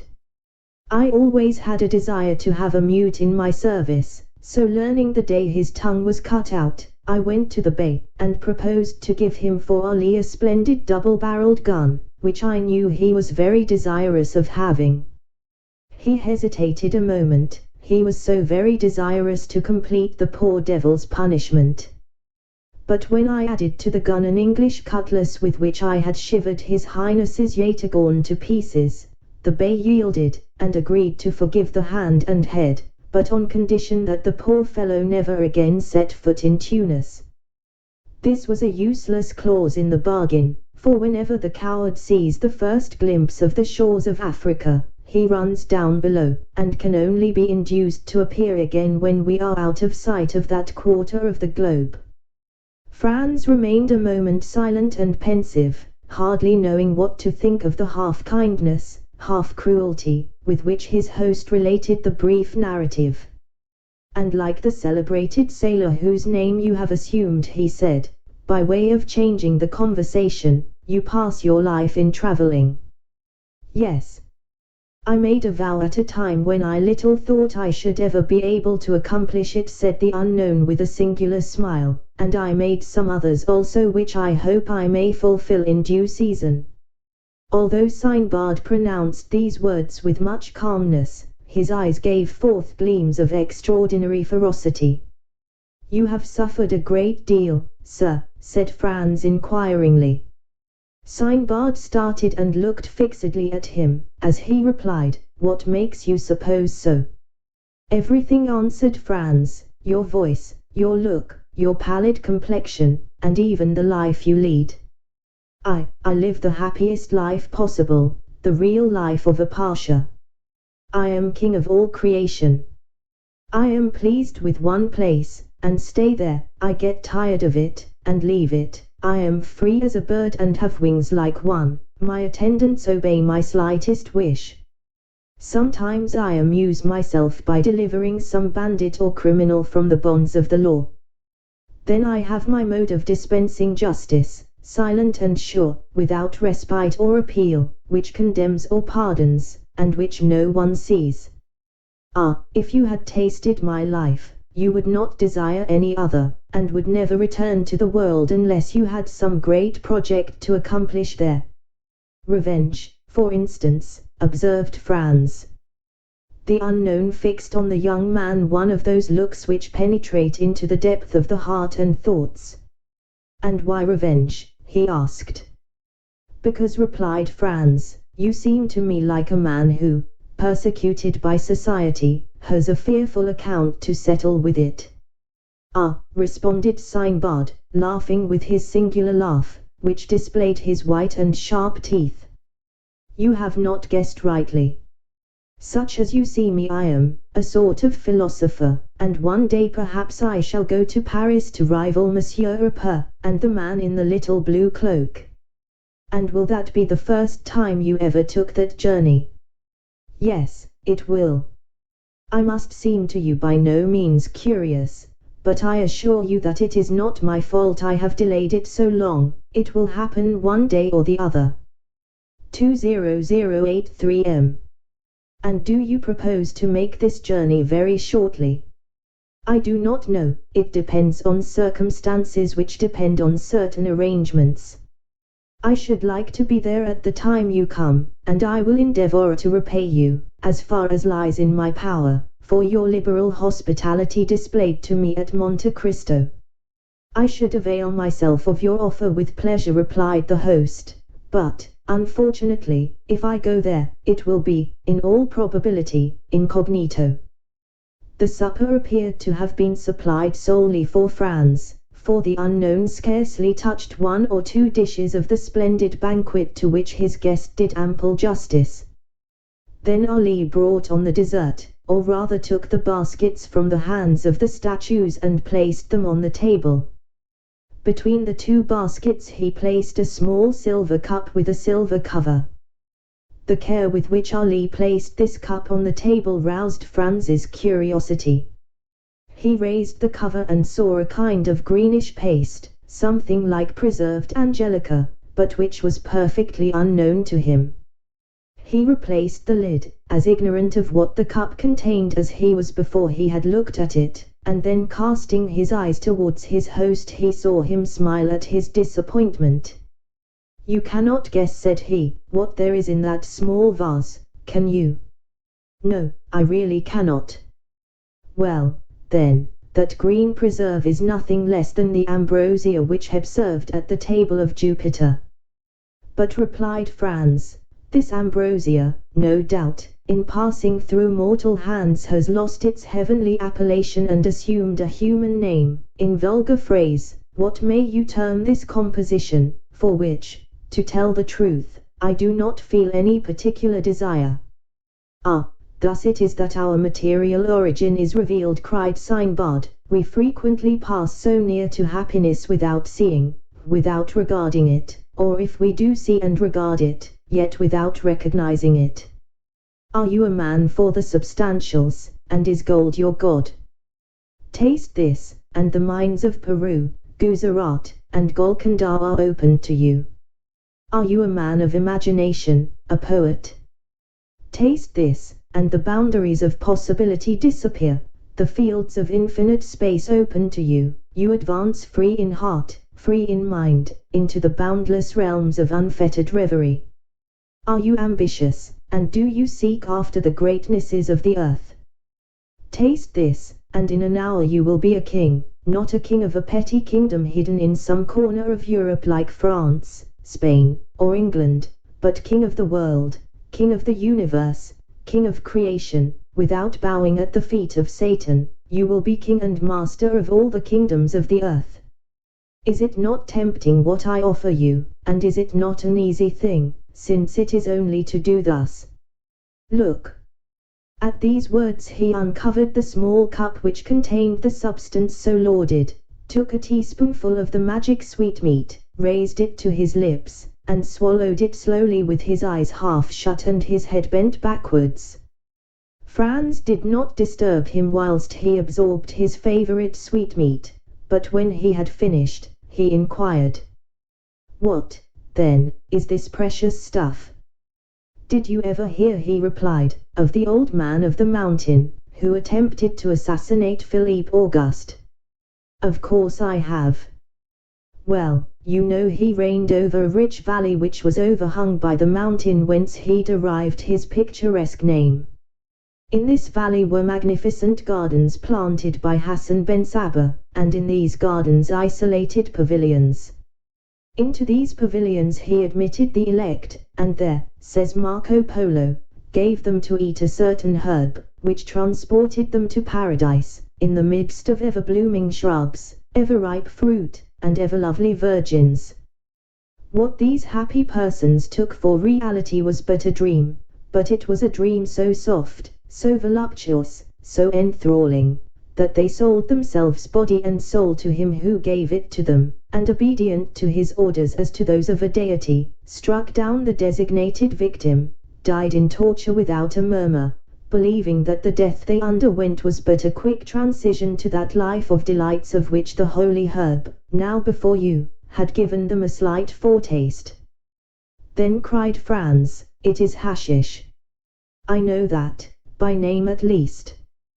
"That is it precisely, Signor Ladin, it is hashish, the purest and most unadulterated hashish of Alexandria, the hashish of Abalgor, the celebrated maker, the only man, the man to whom there should be built a palace, inscribed with these words, 'A grateful world to the dealer in happiness.'" "Do you know," said Franz, "I have a very great inclination to judge for myself of the truth or exaggeration of your eulogies." "Judge for yourself, Signor Ladin, judge, but do not confine yourself to one trial. Like everything else, we must habituate the senses to a fresh impression, gentle or violent, sad or joyous. There is a struggle in nature against this divine substance, in nature which is not made for joy and clings to pain. Nature subdued must yield in the combat, the dream must succeed to reality, and then the dream reigns supreme, then the dream becomes life, and life becomes the dream. But what changes occur? It is only by comparing the pains of actual being with the joys of the assumed existence, that you would desire to live no longer, but to dream thus forever. When you return to this mundane sphere from your visionary world, you would seem to leave a Neapolitan spring for a Lapland winter, to quit paradise for earth, heaven for hell. Taste the hashish, guest of mine, taste the hashish." Franz's only reply was to take a teaspoonful of the marvelous preparation, about as much in quantity as his host had eaten, and lift it to his mouth.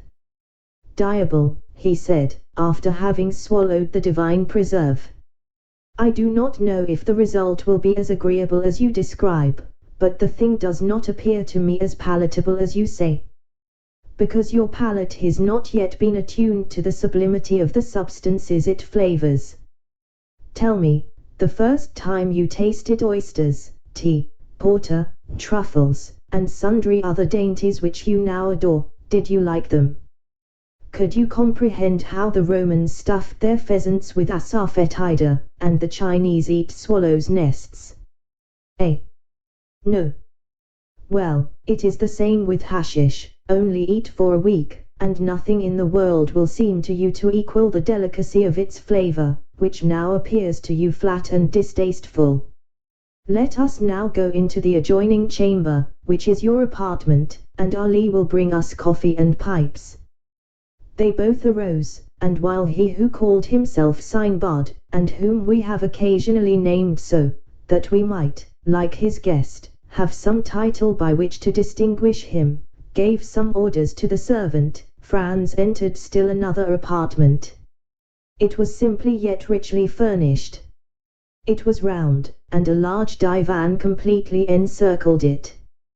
Divan, walls, ceiling, floor, were all covered with magnificent skins as soft and downy as the richest carpets.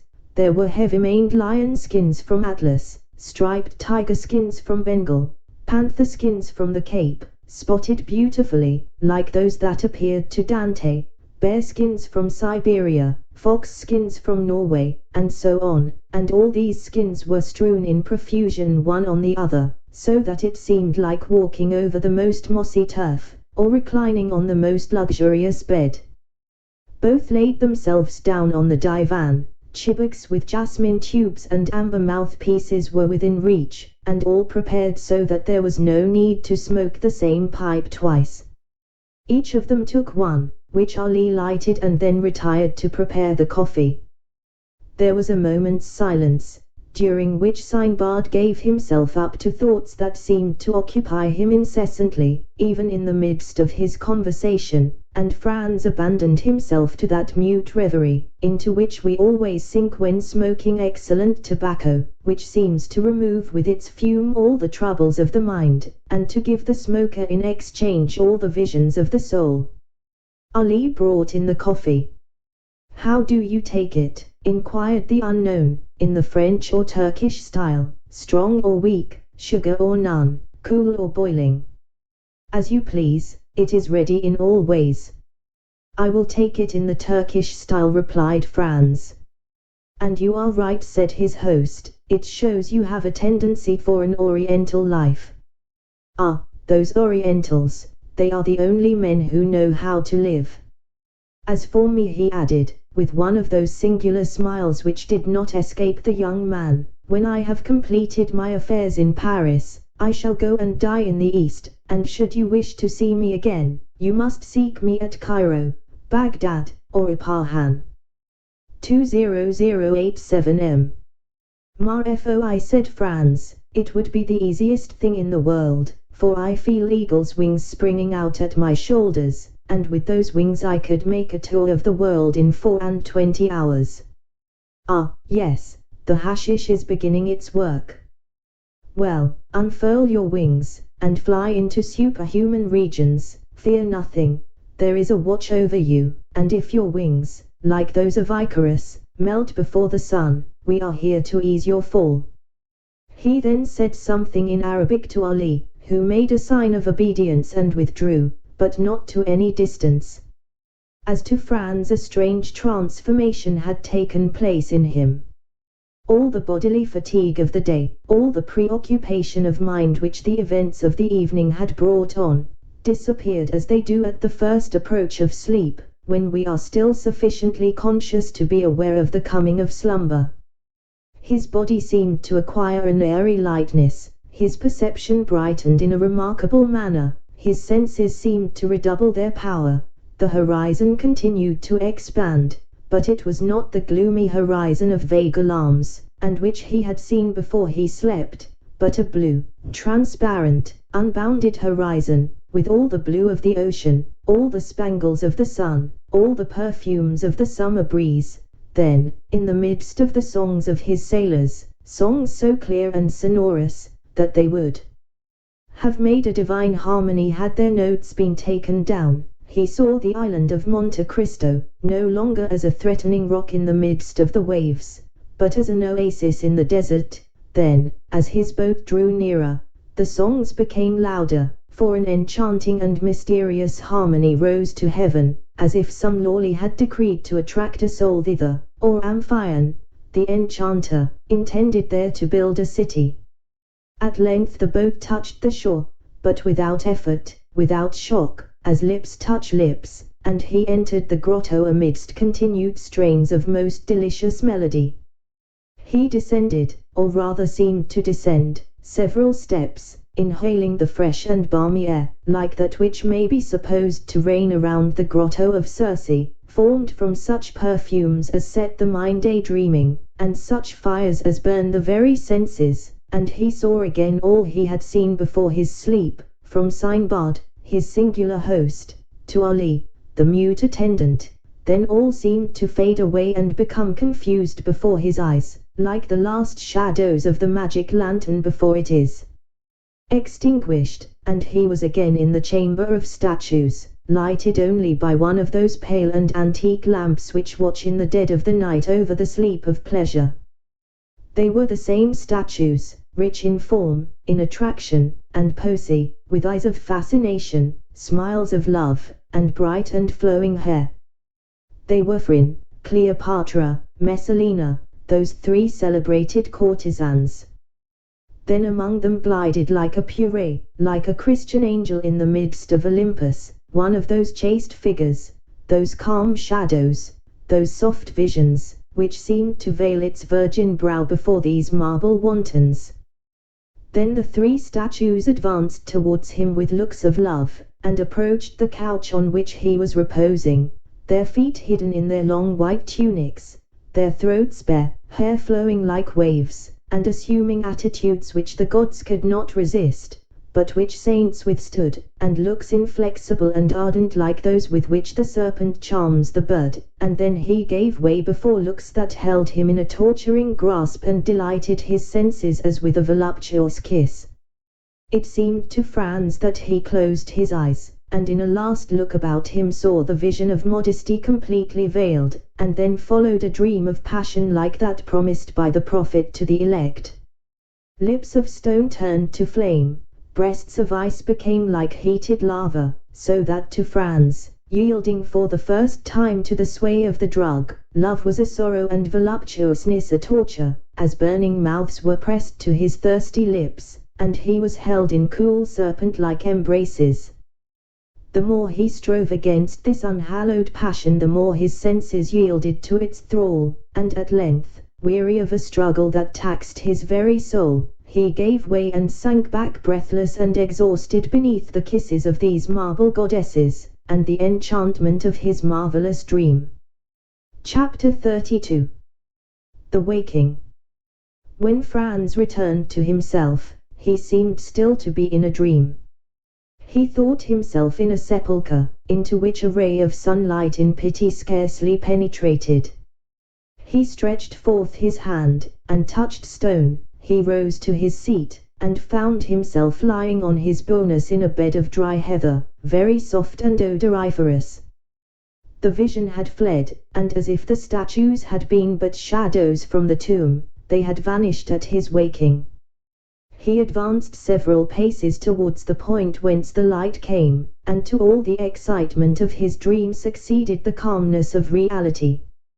He found that he was in a grotto, went towards the opening, and through a kind of fanlight saw a blue sea and an azure sky. The air and water were shining in the beams of the morning sun. On the shore the sailors were sitting, chatting and laughing, and at 10 yards from them the boat was at anchor, undulating gracefully on the water. There for some time he enjoyed the fresh breeze which played on his brow, and listened to the dash of the waves on the beach, that left against the rocks a lace of foam as white as silver. He was for some time without reflection or thought for the divine charm which is in the things of nature, specially after a fantastic dream. then gradually this view of the outer world, so calm, so pure, so grand, reminded him of the elusiveness of his vision, and once more awakened memory. He recalled his arrival on the island, his presentation to a smuggler chief, a subterranean palace full of splendor, an excellent supper, and a spoonful of hashish. It seemed, however, even in the very face of open day, that at least a year had elapsed since all these things had passed, so deep was the impression made in his mind by the dream, and so strong a hold had it taken of his imagination. Thus every now and then he saw in fancy amid the sailors, seated on a rock, or undulating in the vessel, one of the shadows which had shared his dream with looks and kisses. Otherwise, his head was perfectly clear, and his body refreshed. He was free from the slightest headache. On the contrary, he felt a certain degree of lightness, a faculty for absorbing the pure air, and enjoying the bright sunshine more vividly than ever. He went gaily up to the sailors, who rose as soon as they perceived him, and the patron, accosting him, said, "The Signor Sinbad has left his compliments for your Excellency, and desires us to express the regret he feels at not being able to take his leave in person, but he trusts you will excuse him, as very important business calls him to Malaga." "So, then, Gaetano," said Franz, "this is, then, all reality. There exists a man who has received me in this island, entertained me right royally, and has departed while I was asleep. He exists as certainly as that you may see his small yacht with all her sails spread, and if you will use your glass, you will, in all probability, recognize your host in the midst of his crew." So saying, Gaetano pointed in a direction in which a small vessel was making sail towards the southern point of Corsica. Franz adjusted his telescope, and directed it towards the yacht. Gaetano was not mistaken. At the stern the mysterious stranger was standing up looking towards the shore, and holding a spyglass in his hand. He was attired as he had been on the previous evening, and waved his pocket handkerchief to his guest in token of adieu. Franz returned the salute by shaking his handkerchief as an exchange of signals. After a second, a slight cloud of smoke was seen at the stern of the vessel, which rose gracefully as it expanded in the air, and then Franz heard a slight report. "There, do you hear?" observed Gaetano, "he is bidding you adieu." The young man took his carbine and fired it in the air, but without any idea that the noise could be heard at the distance which separated the yacht from the shore. "What are your Excellency's orders?" inquired Gaetano. "In the first place, light me a torch." "Ah, yes, I understand," replied the patron, "to find the entrance to the enchanted apartment." "With much pleasure, your Excellency, if it would amuse you, and I will get you the torch you ask for. But I too have had the idea you have, and 2 or 3 times the same fancy has come over me, but I have always given it up. Giovanni, light a torch," he added, "and give it to His Excellency." Giovanni obeyed. Franz took the lamp, and entered the subterranean grotto, followed by Gaetano. He recognized the place where he had awaked by the bed of heather that was there, but it was in vain that he carried his torch all round the exterior surface of the grotto. He saw nothing, unless that, by traces of smoke, others had before him attempted the same thing, and, like him, in vain. Yet he did not leave a foot of this granite wall, as impenetrable as futurity, without strict scrutiny. He did not see a fissure without introducing the blade of his hunting sword into it, or a projecting point on which he did not lean and press in the hopes it would give way. All was vain, and he lost 2 hours in his attempts, which were at last utterly useless. At the end of this time he gave up his search, and Gaetano smiled. When Franz appeared again on the shore, the yacht only seemed like a small white speck on the horizon. He looked again through his glass, but even then he could not distinguish anything. Gaetano reminded him that he had come for the purpose of shooting goats, which he had utterly forgotten. He took his fowling piece, and began to hunt over the island with the air of a man who is fulfilling a duty, rather than enjoying a pleasure, and at the end of a quarter of an hour he had killed a goat and 2 kids. These animals, though wild and agile as chamois, were too much like domestic goats, and Franz could not consider them as game. Moreover, other ideas, much more enthralling, occupied his mind. Since, the evening before, he had really been the hero of one of the tales of the 1001 Nights, and he was irresistibly attracted towards the grotto. Then, in spite of the failure of his first search, he began a second, after having told Gaetano to roast one of the 2 kids. The second visit was a long one, and when he returned the kid was roasted and the repast ready. Franz was sitting on the spot where he was on the previous evening when his mysterious host had invited him to supper, and he saw the little yacht, now like a seagull on the wave, continuing her flight towards Corsica. "Why," he remarked to Gaetano, "you told me that Signor Sinbad was going to Malaga, while it seems he is in the direction of Porto Vecchio." "Don't you remember," said the patron, "I told you that among the crew there were 2 Corsican brigands?" "True, and he is going to land them," added Franz. "Precisely so," replied Gaetano. "Ah, he is one who fears neither God nor Satan, they say, and would at any time run 50 leagues out of his course to do a poor devil a service. 20093 m.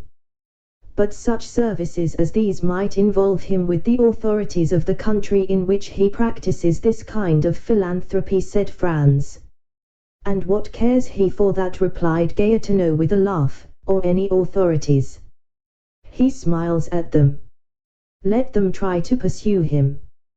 Why, in the first place, his yacht is not a ship, but a bird, and he would beat any frigate 3 knots in every 9, and if he were to throw himself on the coast, why, is he not certain of finding friends everywhere?"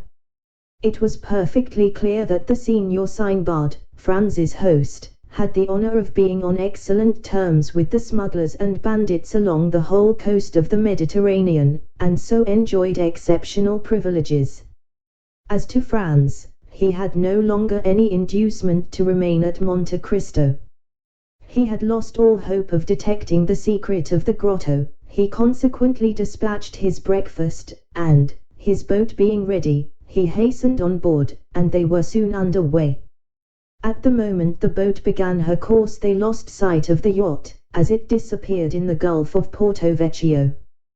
With it was effaced the last trace of the preceding night, and then supper, Sinbad, hashish, statues, all became a dream for Franz.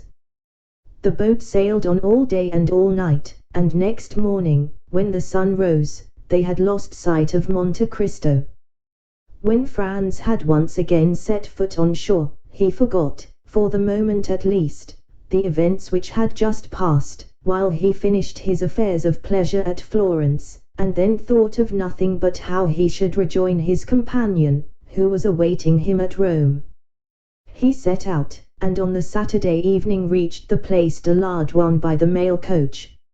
An apartment, as we have said, had been retained beforehand, and thus he had but to go to Signor Pastrini's hotel. But this was not so easy a matter, for the streets were thronged with people, and Rome was already a prey to that low and feverish murmur which precedes all great events, and at Rome there are 4 great events in every year: the Carnival, Holy Week, Corpus Christi, and the Feast of St. Peter.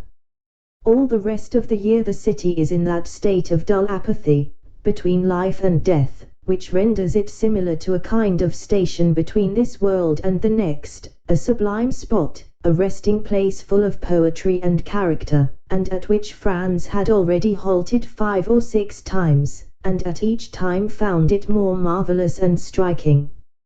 At last he made his way through the mob, which was continually increasing and getting more and more turbulent, and reached the hotel.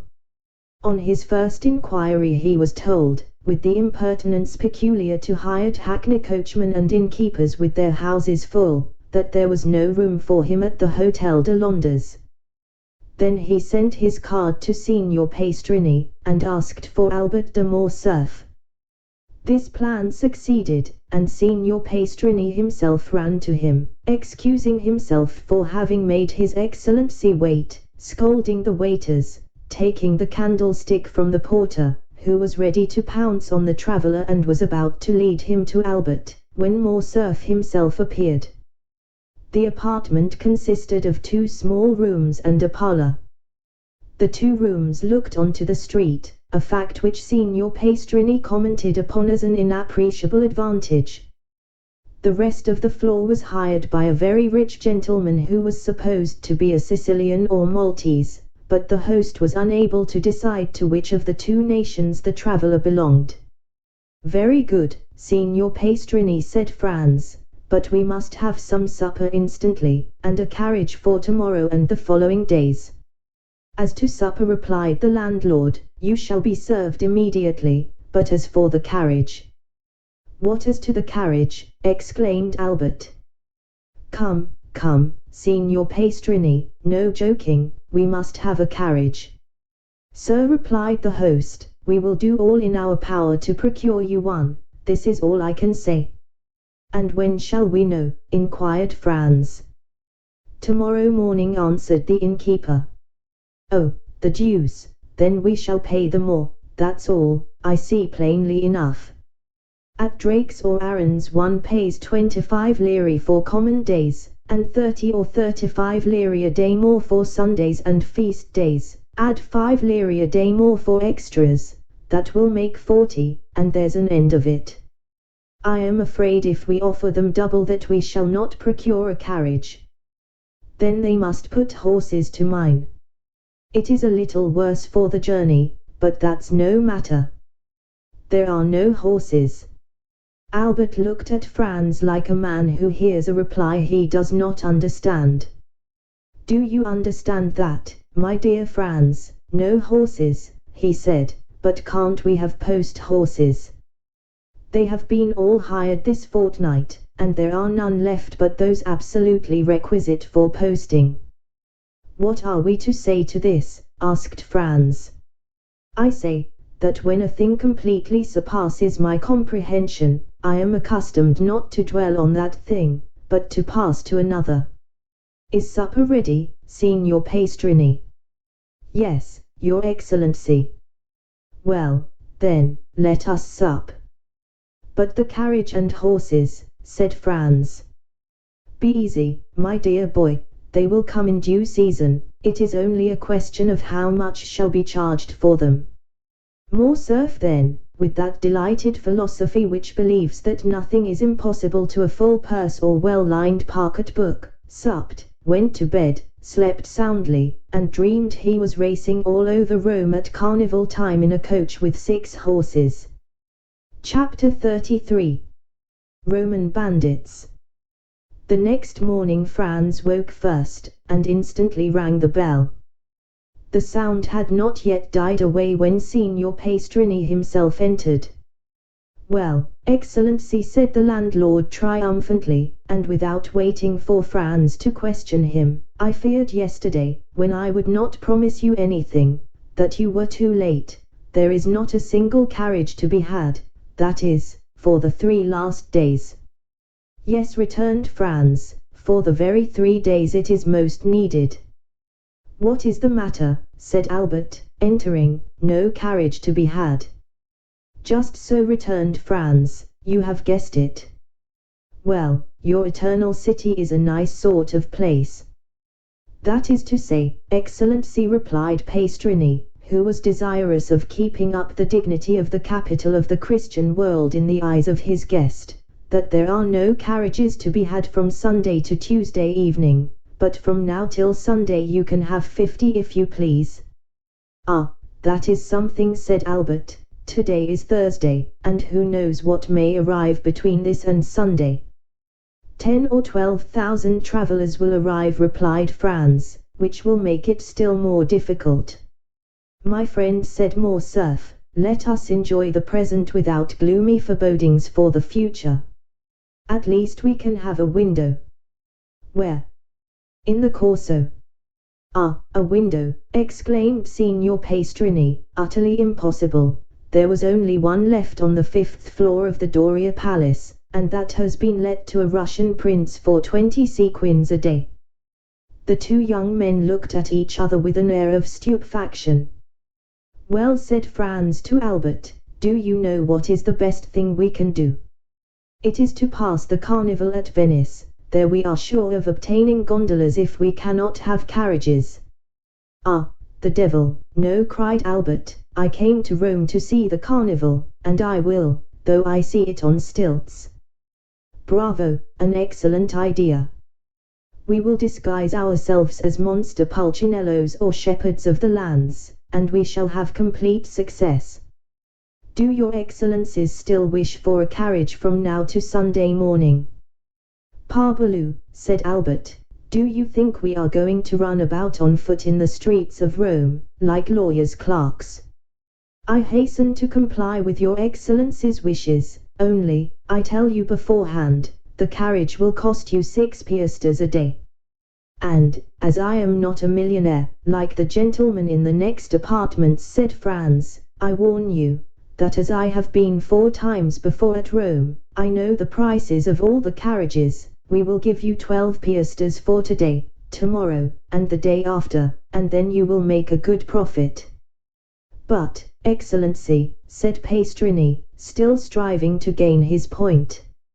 Now go, returned Franz, or I shall go myself and bargain with your officer, who is mine also. He is an old friend of mine, who has plundered me pretty well already, and, in the hope of making more out of me, he will take a less price than the one I offer you. You will lose the preference, and that will be your fault.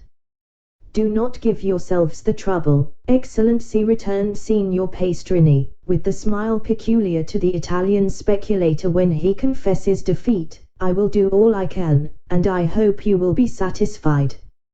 And now we understand each other. When do you wish the carriage to be here? In an hour. In an hour it will be at the door. An hour after the vehicle was at the door. It was a hack conveyance which was elevated to the rank of a private carriage in honor of the occasion, but, in spite of its humble exterior, the young men would have thought themselves happy to have secured it for the last 3 days of the carnival. Excellency, cried the cicerone, seeing Franz approach the window, shall I bring the carriage nearer to the palace? Accustomed as Franz was to the Italian phraseology, his first impulse was to look round him, but these words were addressed to him. Franz was the Excellency, the vehicle was the carriage, and the Hotel de Londres was the palace. The genius for laudation characteristic of the race was in that phrase. Franz and Albert descended, the carriage approached the palace, their Excellencies stretched their legs along the seats, the cicerone sprang into the seat behind. Where do your Excellencies wish to go? Asked he. To St. Peter's first, and then to the Colosseum, returned Albert. But Albert did not know that it takes a day to see St. Peter's, and a month to study it. The day was passed at St. Peter's alone. Suddenly the daylight began to fade away. Franz took out his watch. It was 4:30.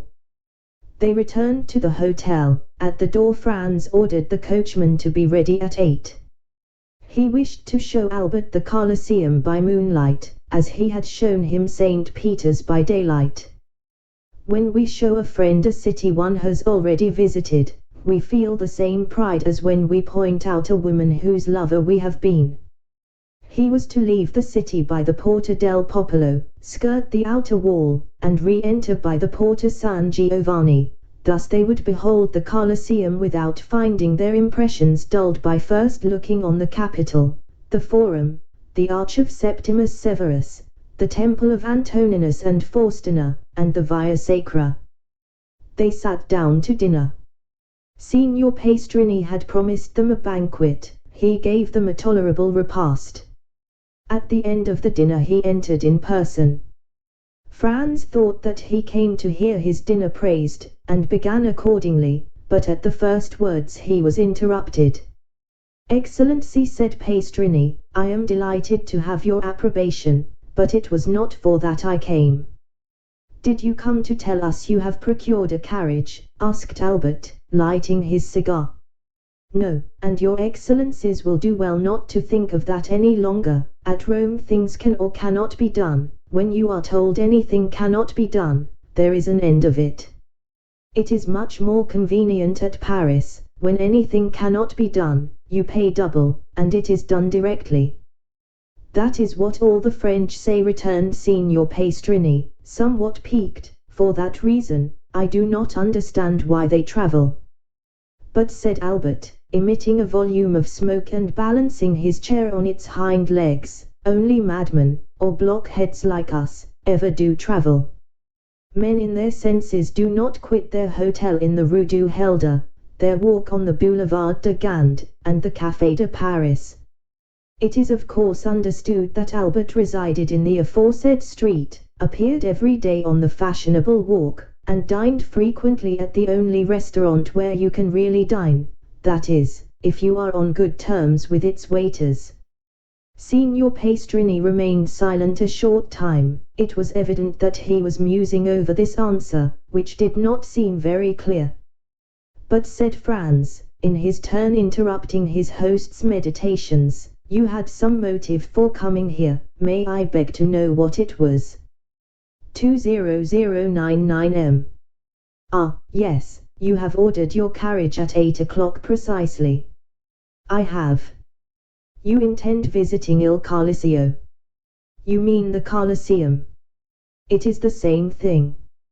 "You have told your coachman to leave the city by the Porta del Popolo, to drive round the walls, and re-enter by the Porta San Giovanni." "These are my words exactly." "Well, this route is impossible." "Impossible?" "Very dangerous, to say the least." "Dangerous, and why?" "On account of the famous Luigi Vampa." "Pray, who may this famous Luigi Vampa be?" inquired Albert. "He may be very famous at Rome, but I can assure you he is quite unknown at Paris." "What, do you not know him?" "I have not that honor." "You have never heard his name?" "Never." "Well, then, he is a bandit, compared to whom the de Cesaris and the Gasparins were mere children." "Now then, Albert," cried Franz, "here is a bandit for you at last." "I forewarn you, Signor Pastrini, that I shall not believe one word of what you are going to tell us. Having told you this, begin." "Once upon a time." "Well, go on." Signor Pastrini turned toward Franz, who seemed to him the more reasonable of the two. We must do him justice, he had had a great many Frenchmen in his house, but had never been able to comprehend them. "Excellency," said he gravely, addressing Franz, "if you look upon me as a liar, it is useless for me to say anything. It was for your interest I—" "Albert does not say you are a liar, Signor Pastrini," said Franz, "but that he will not believe what you are going to tell us. But I will believe all you say, so proceed." "But if your excellency doubt my veracity—" "Signor Pastrini," returned Franz, "you are more susceptible than Cassandra, who was a prophetess, and yet no one believed her, while you, at least, are sure of the credence of half your audience. Come, sit down, and tell us all about this Signor Vampa." "I had told your excellency he is the most famous bandit we have had since the days of Mastrilla." "Well, what has this bandit to do with the order I have given the coachman to leave the city by the Porta del Popolo, and to re-enter by the Porta San Giovanni?" 20101 M. "This," replied Signor Pastrini, "that you will go out by one, but I very much doubt your returning by the other." "Why?" asked Franz. "Because, after nightfall, you are not safe 50 yards from the gates." "On your honor, is that true?" cried Albert. "Count," returned Signor Pastrini, hurt at Albert's repeated doubts of the truth of his assertions, "I do not say this to you, but to your companion, who knows Rome, and knows, too, that these things are not to be laughed at. My dear fellow, said Albert, turning to Franz, here is an admirable adventure. We will fill our carriage with pistols, blunderbusses, and double-barreled guns. Luigi Vampa comes to take us, and we take him. We bring him back to Rome, and present him to His Holiness the Pope, who asks how he can repay so great a service. Then we merely ask for a carriage and a pair of horses, and we see the carnival in the carriage, and doubtless the Roman people will crown us at the Capitol, and proclaim us, like Curtius and Horatius Cockles, the preservers of their country. Whilst Albert proposed this scheme, Signor Pastrini's face assumed an expression impossible to describe. And pray, asked Franz, where are these pistols, blunderbusses, and other deadly weapons with which you intend filling the carriage? Not out of my armory, for at Terracina I was plundered even of my hunting knife. And you? I shared the same fate at Aquapendent. Do you know, Signor Pastrini, said Albert, lighting a second cigar at the first, that this practice is very convenient for bandits, and that it seems to be due to an arrangement of their own. Doubtless Signor Pastrini found this pleasantry compromising, for he only answered half the question, and then he spoke to Franz, as the only one likely to listen with attention. Your Excellency knows that it is not customary to defend yourself when attacked by bandits. What? Cried Albert, whose courage revolted at the idea of being plundered tamely. Not make any resistance? No, for it would be useless. What could you do against a dozen bandits who spring out of some pit, ruin, or aqueduct, and level their pieces at you? Parbleu, they should kill me. The innkeeper turned to Franz with an air that seemed to say, your friend is decidedly mad. My dear Albert, returned Franz, your answer is sublime, and worthy the let him die of Corneille. Only, when Horace made that answer, the safety of Rome was concerned. But, as for us, it is only to gratify a whim, and it would be ridiculous to risk our lives for so foolish a motive. Albert poured himself out a glass of Lacrima Christi, which he sipped at intervals, muttering some unintelligible words. Well, Signor Pastrini, said Franz, now that my companion is quieted, and you have seen how peaceful my intentions are, tell me, who is this Luigi Vampa? Is he a shepherd or a nobleman, young or old, tall or short? Describe him, in order that, if we meet him by chance, like Jeans Boga or Lara, we may recognize him.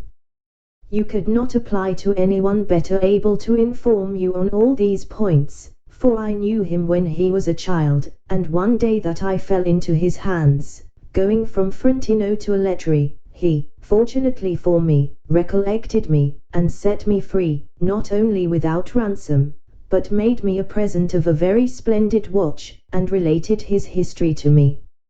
Let us see the watch, said Albert. Signor Pastrini drew from his fob a magnificent breguet, bearing the name of its maker, of Parisian manufacture, and a count's coronet. Here it is, said he. Peste, returned Albert, I compliment you on it. I have its fellow. He took his watch from his waistcoat pocket, and it cost me 3,000 francs. Let us hear the history, said Franz, motioning Signor Pastrini to seat himself. Your Excellencies permit it? Asked the host. Pardieu, cried Albert, you are not a preacher, to remain standing.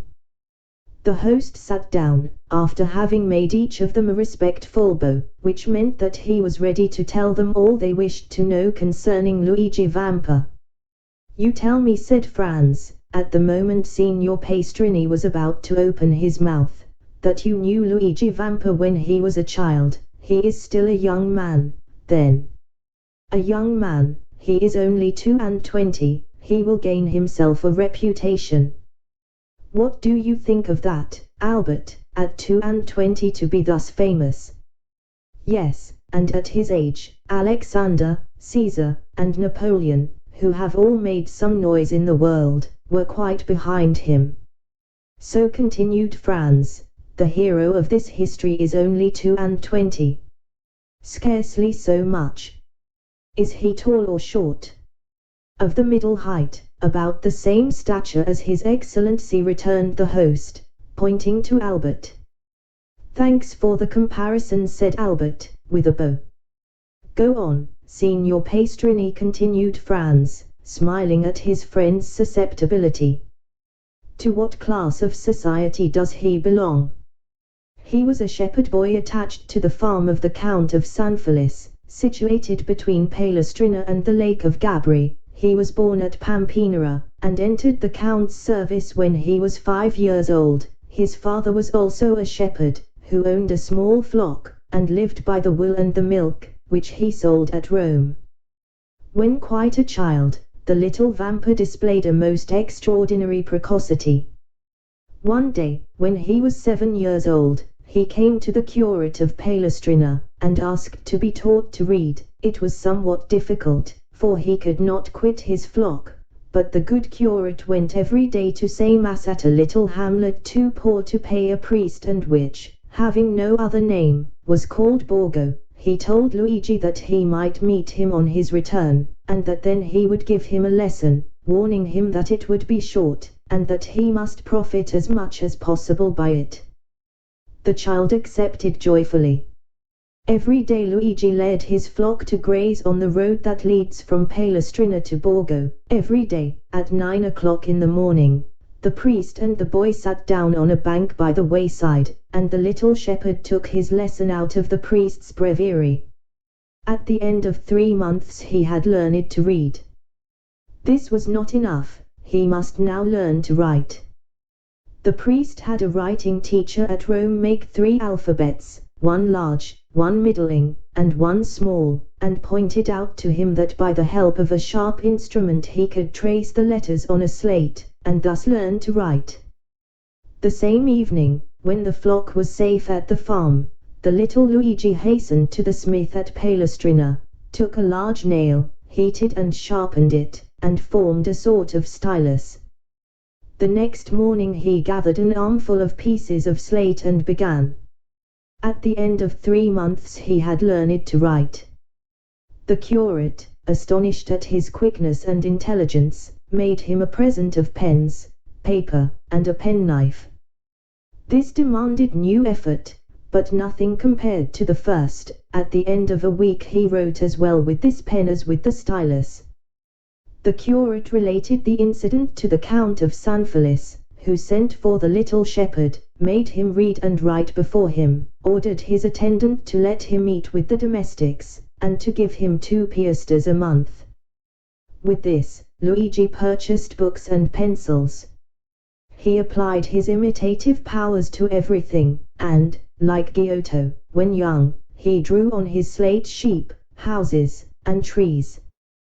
Then, with his knife, he began to carve all sorts of objects in wood. It was thus that Pinelli, the famous sculptor, had commenced. 20105 m. A girl of 6 or 7, that is, a little younger than Vampa, tended sheep on a farm near Palestrina. She was an orphan, born at Vamontone, and was named Teresa. The 2 children met, sat down near each other, let their flocks mingle together, played, laughed, and conversed together. In the evening they separated the Count of San Felice's flock from those of Baron Servetri, and the children returned to their respective farms, promising to meet the next morning. The next day they kept their word, and thus they grew up together. Vampa was 12, and Teresa 11. And yet their natural disposition revealed itself. Beside his taste for the fine arts, which Luigi had carried as far as he could in his solitude, he was given to alternating fits of sadness and enthusiasm, was often angry and capricious, and always sarcastic. None of the lads of Pampinara, Palestrina, or Vamontone had been able to gain any influence over him or even to become his companion. His disposition, always inclined to exact concessions rather than to make them, kept him aloof from all friendships. Teresa alone ruled by a look, a word, a gesture, This impetuous character, which yielded beneath the hand of a woman, and which beneath the hand of a man might have broken, but could never have been bended. Teresa was lively and gay, but coquettish to excess. The 2 piastres that Luigi received every month from the Count of San Felice's steward, and the price of all the little carvings in wood he sold at Rome, were expended in earrings, necklaces, and gold hairpins. So that, thanks to her friend's generosity, Teresa was the most beautiful and the best attired peasant near Rome. The 2 children grew up together, passing all their time with each other, and giving themselves up to the wild ideas of their different characters. Thus, in all their dreams, their wishes, and their conversations, Vampa saw himself the captain of a vessel, general of an army, or governor of a province. Teresa saw herself rich, superbly attired, and attended by a train of liveried domestics. Then, when they had thus passed the day in building castles in the air, they separated their flocks, and descended from the elevation of their dreams to the reality of their humble position. One day the young shepherd told the Count's steward that he had seen a wolf come out of the Sabine mountains, and prowl around his flock. The steward gave him a gun. This was what Vampa longed for. This gun had an excellent barrel, made at Brescia, and carrying a ball with the precision of an English rifle. But one day the Count broke the stock, and had then cast the gun aside. This, however, was nothing to a sculptor like Vampa. He examined the broken stock, calculated what change it would require to adapt the gun to his shoulder, and made a fresh stock, so beautifully carved that it would have fetched 15 or 20 piastres, had he chosen to sell it. But nothing could be farther from his thoughts. For a long time a gun had been the young man's greatest ambition. In every country where independence has taken the place of liberty, the first desire of a manly heart is to possess a weapon, which at once renders him capable of defense or attack, and, by rendering its owner terrible, often makes him feared. From this moment Vampa devoted all his leisure time to perfecting himself in the use of his precious weapon. He purchased powder and ball, and everything served him for a mark, the trunk of some old and moss-grown olive tree, that grew on the Sabine mountains, the fox, as he quitted his earth on some marauding excursion, the eagle that soared above their heads, and thus he soon became so expert, that Teresa overcame the terror she at first felt at the report, and amused herself by watching him direct the ball wherever he pleased, with as much accuracy as if he placed it by hand. 20107 m. One evening a wolf emerged from a pinewood near which they were usually stationed, but the wolf had scarcely advanced 10 yards ere he was dead. Proud of this exploit, Vampa took the dead animal on his shoulders, and carried him to the farm. These exploits had gained Luigi considerable reputation. The man of superior abilities always finds admirers, go where he will.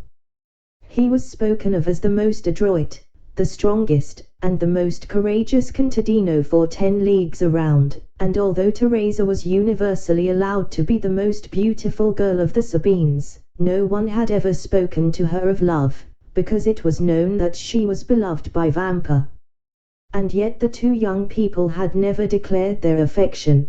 They had grown together like 2 trees whose roots are mingled, whose branches intertwined, and whose intermingled perfume rises to the heavens. Only their wish to see each other had become a necessity, and they would have preferred death to a day's separation. Teresa was 16, and Vampa 17. About this time, a band of brigands that had established itself in the Lepini mountains began to be much spoken of. The brigands have never been really extirpated from the neighborhood of Rome. Sometimes a chief is wanted, but when a chief presents himself he rarely has to wait long for a band of followers. The celebrated Cucumetto, pursued in the Abruzzo, driven out of the kingdom of Naples, where he had carried on a regular war, had crossed the Garigliano, like Manfred, and had taken refuge on the banks of the Amasine between Sonnino and Giuppino. He strove to collect a band of followers, and followed the footsteps of Decisaris and Gasperin, whom he hoped to surpass. Many young men of Palestrina, Frascati, and Pampinara had disappeared.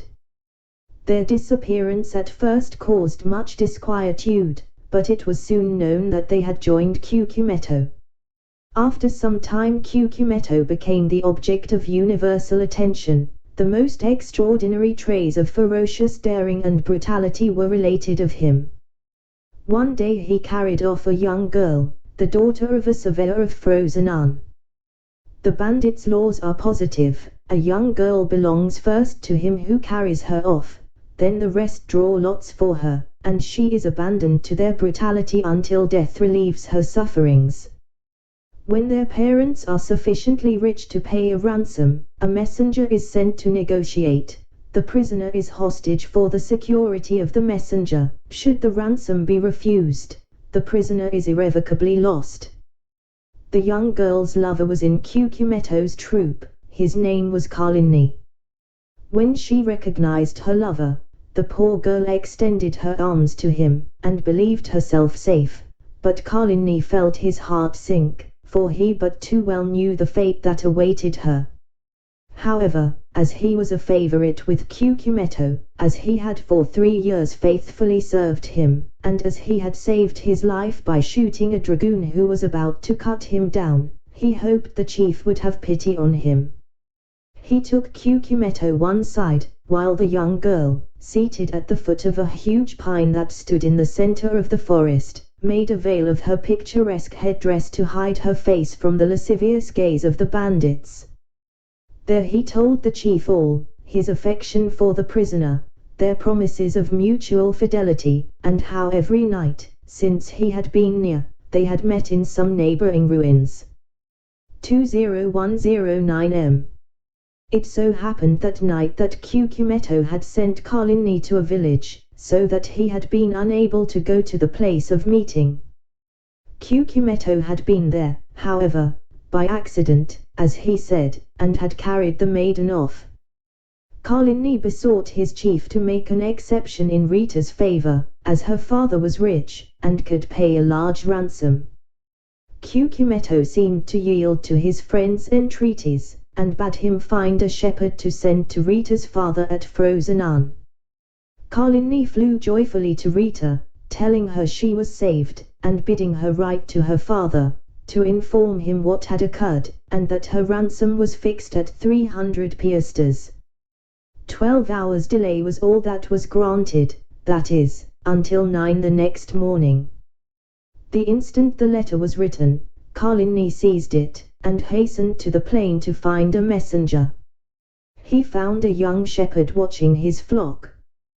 The natural messengers of the bandits are the shepherds who live between the city and the mountains, between civilized and savage life. The boy undertook the commission, promising to be in Frosinone in less than an hour. Carlini returned, anxious to see his mistress, and announce the joyful intelligence. He found the troop in the glade, supping off the provisions exacted as contributions from the peasants, but his eye vainly sought Rita and Cucumetto among them. He inquired where they were, and was answered by a burst of laughter. A cold perspiration burst from every pore, and his hair stood on end. He repeated his question. One of the bandits rose, and offered him a glass filled with Orfito, saying, "To the health of the brave Cucumetto and the fair Rita." At this moment Carlini heard a woman's cry. He divined the truth, seized the glass, broke it across the face of him who presented it, and rushed towards the spot whence the cry came. After 100 yards he turned the corner of the thicket. He found Rita senseless in the arms of Cucumetto. At the sight of Carlini, Cucumetto rose, a pistol in each hand. The two brigands looked at each other for a moment, the one with a smile of lasciviousness on his lips, the other with the pallor of death on his brow. A terrible battle between the two men seemed imminent, but by degrees Carlin's features relaxed. His hand, which had grasped one of the pistols in his belt, fell to his side. Rita lay between them. The moon lighted the group. "Well," said Cucumetto, "have you executed your commission?" "Yes, Captain," returned Carlini. "At 9 o'clock tomorrow Rita's father will be here with the money." "It is well. In the meantime, we will have a merry night. This young girl is charming, and does credit to your taste. Now, as I am not egotistical, we will return to our comrades and draw lots for her." "You have determined, then, to abandon her to the common law," said Carlini. "Why should an exception be made in her favor? I thought that my entreaties—" "What right have you, any more than the rest, to ask for an exception?" "It is true. But never mind," continued Cucumetto, laughing, "sooner or later your turn will come." Carlini's teeth clenched convulsively. "Now, then," said Cucumetto, advancing towards the other bandits, "are you coming?" "I follow you." 20111 Cucumetto departed, without losing sight of Carlini, for, doubtless, he feared lest he should strike him unawares, but nothing betrayed a hostile design on Carlini's part. He was standing, his arms folded, near Rita, who was still insensible. Cucumetto fancied for a moment the young man was about to take her in his arms and fly, but this mattered little to him now Rita had been his, and as for the money, 300 piastres distributed among the band was so small a sum that he cared little about it. He continued to follow the path to the glade, but, to his great surprise, Carlini arrived almost as soon as himself. "Let us draw lots, let us draw lots," cried all the brigands, when they saw the chief. Their demand was fair, and the chief inclined his head in sign of acquiescence. The eyes of all shone fiercely as they made their demand, and the red light of the fire made them look like demons. The names of all, including Carlini, were placed in a hat, and the youngest of the band drew forth a ticket. The ticket bore the name of Diavolaccio. He was the man who had proposed to Carlini the health of their chief, and to whom Carlini replied by breaking the glass across his face. A large wound, extending from the temple to the mouth, was bleeding profusely. Diavolaccio, seeing himself thus favored by fortune, burst into a loud laugh. "Captain," said he, "just now Carlini would not drink your health when I proposed it to him. Propose mine to him, and let us see if he will be more condescending to you than to me." Everyone expected an explosion on Carlini's part, but to their great surprise, he took a glass in one hand and a flask in the other, and filling it. "Your health, Diavolaccio," said he calmly, and he drank it off, without his hand trembling in the least. Then sitting down by the fire, "My supper," said he, "my expedition has given me an appetite." "Well done, Carlini," cried the brigands, "that is acting like a good fellow," and they all formed a circle round the fire, while Diavolaccio disappeared. Carlini ate and drank as if nothing had happened. The bandits looked on with astonishment at this singular conduct until they heard footsteps. They turned round, and saw Diavolaccio bearing the young girl in his arms. Her head hung back, and her long hair swept the ground. As they entered the circle, the bandits could perceive, by the firelight, the unearthly pallor of the young girl and of Diavolaccio. This apparition was so strange and so solemn, that everyone rose, with the exception of Carlini, who remained seated, and ate and drank calmly. Diavolaccio advanced amidst the most profound silence, and laid Rita at the captain's feet. Then everyone could understand the cause of the unearthly pallor in the young girl and the bandit.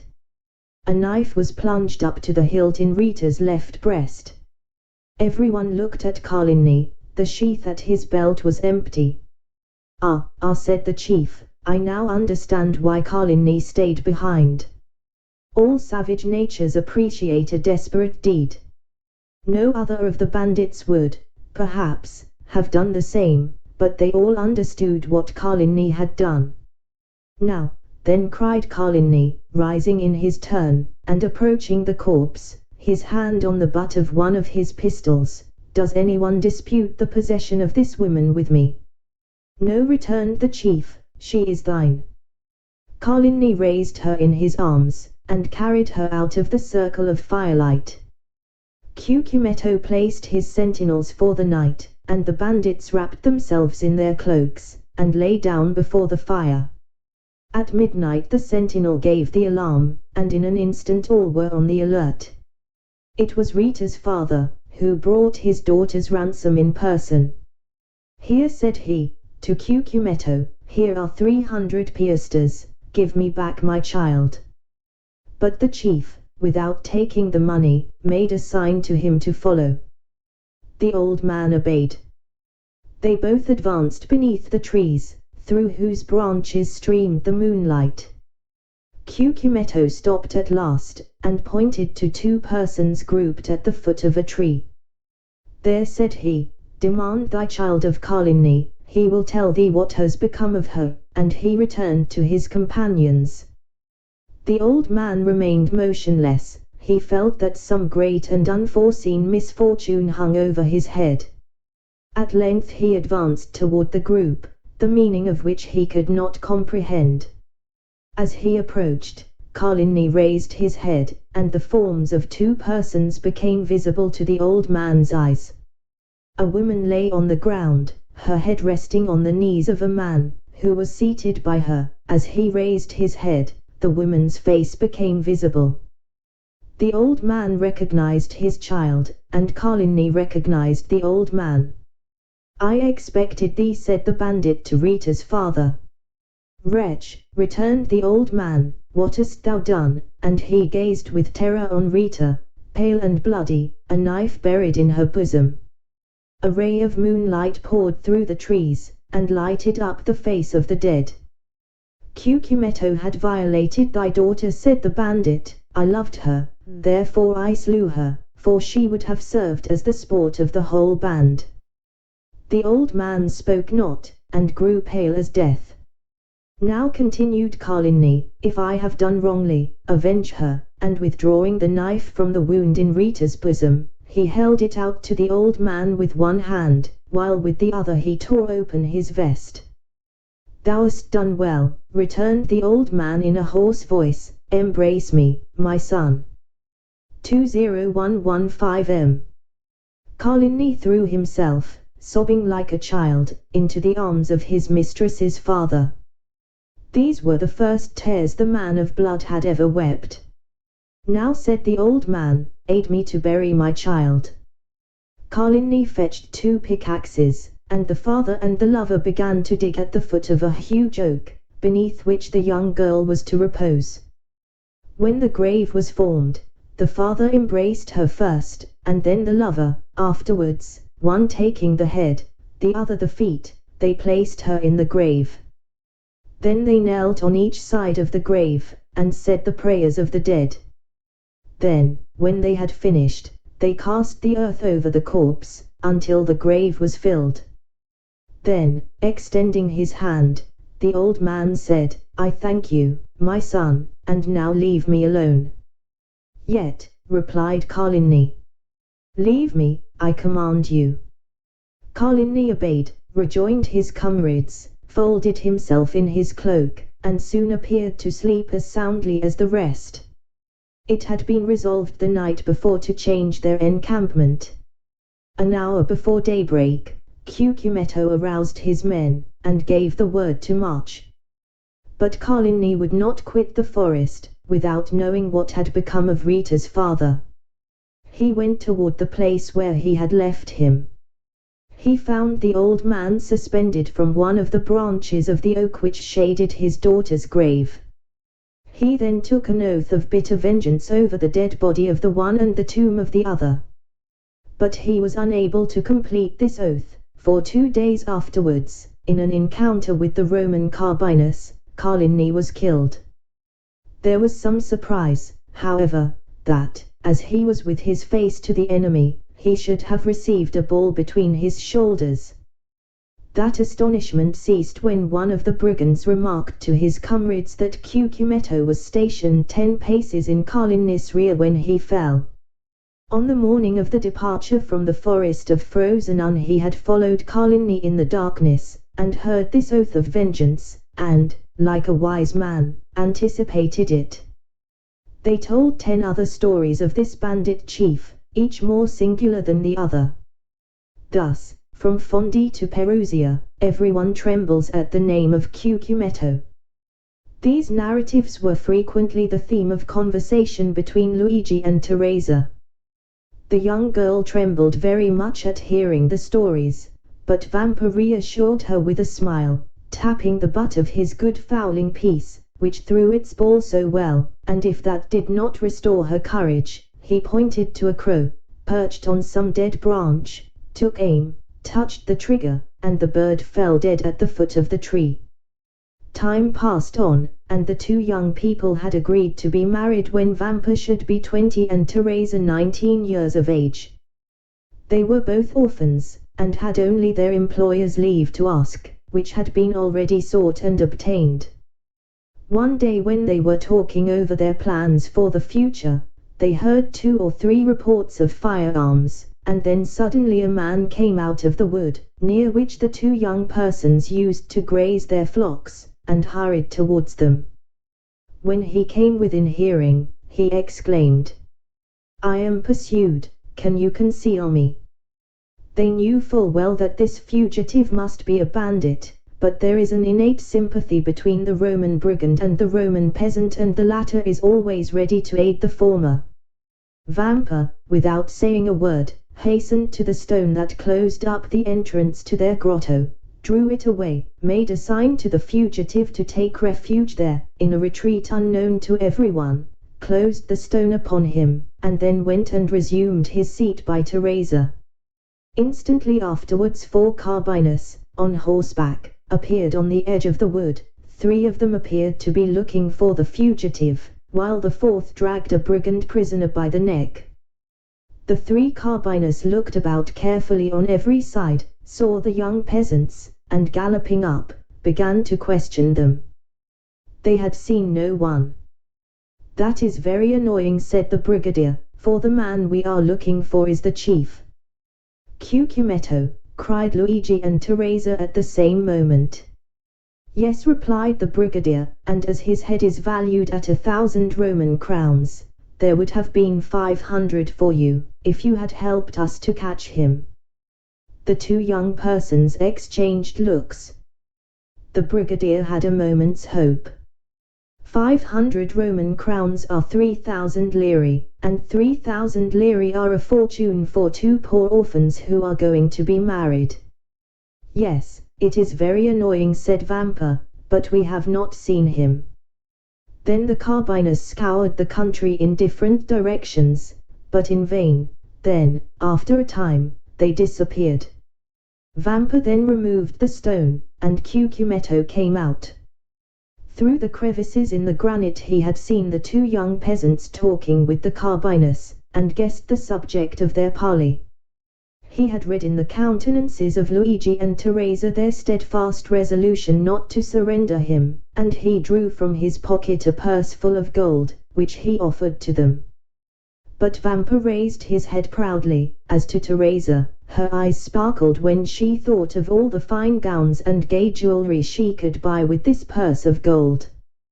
Cucumetto was a cunning fiend, and had assumed the form of a brigand instead of a serpent, and this look from Teresa showed to him that she was a worthy daughter of Eve, and he returned to the forest, pausing several times on his way, under the pretext of saluting his protectors. Several days elapsed, and they neither saw nor heard of Cucumetto. The time of the carnival was at hand. The Count of San Felice announced a grand masked ball, to which all that were distinguished in Rome were invited. Teresa had a great desire to see this ball. Luigi asked permission of his protector, the steward, that she and he might be present amongst the servants of the house. This was granted. The ball was given by the Count for the particular pleasure of his daughter Carmela, whom he adored. Carmela was precisely the age and figure of Teresa, and Teresa was as handsome as Carmela. On the evening of the ball Teresa was attired in her best, her most brilliant ornaments in her hair, and gayest glass beads. She was in the costume of the women of Frascati. Luigi wore the very picturesque garb of the Roman peasant at holiday time. They both mingled, as they had leave to do, with the servants and peasants. The festa was magnificent. Not only was the villa brilliantly illuminated, but thousands of colored lanterns were suspended from the trees in the garden, and very soon the palace overflowed to the terraces, and the terraces to the garden walks. At each cross path was an orchestra, and tables spread with refreshments. The guests stopped, formed quadrilles, and danced in any part of the grounds they pleased. Carmela was attired like a woman of Sonnino. Her cap was embroidered with pearls, the pins in her hair were of gold and diamonds, her girdle was of Turkey silk, with large embroidered flowers, her bodice and skirt were of cashmere, her apron of Indian muslin, and the buttons of her corset were of jewels.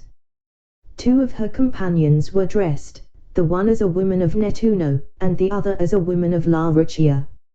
4 young men of the richest and noblest families of Rome accompanied them with that Italian freedom which has not its parallel in any other country in the world.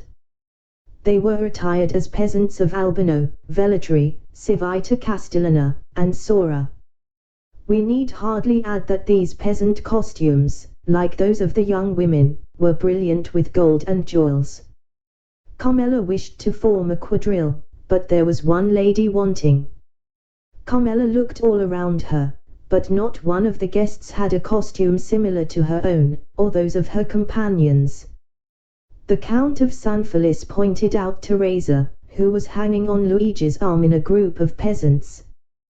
"Will you allow me, father?" said Carmela. "Certainly," replied the Count. "Are we not in carnival time?"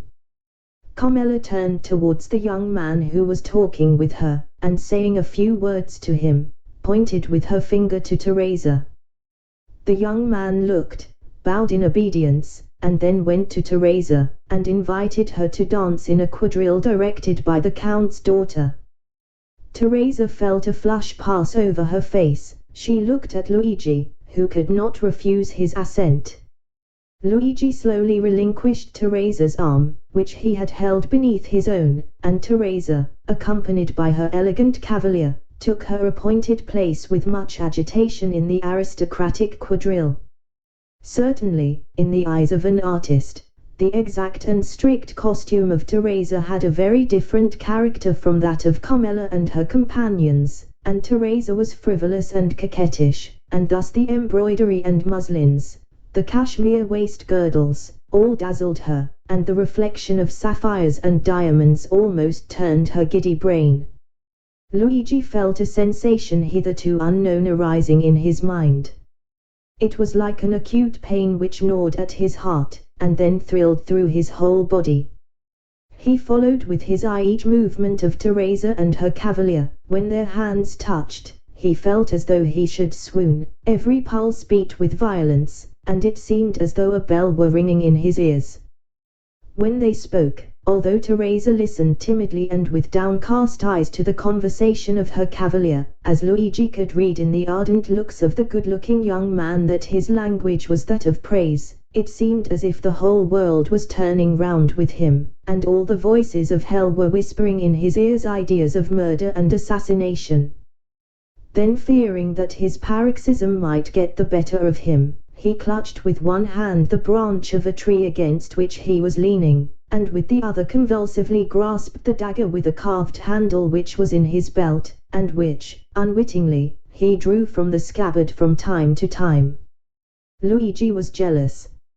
He felt that, influenced by her ambitions and coquettish disposition, Teresa might escape him.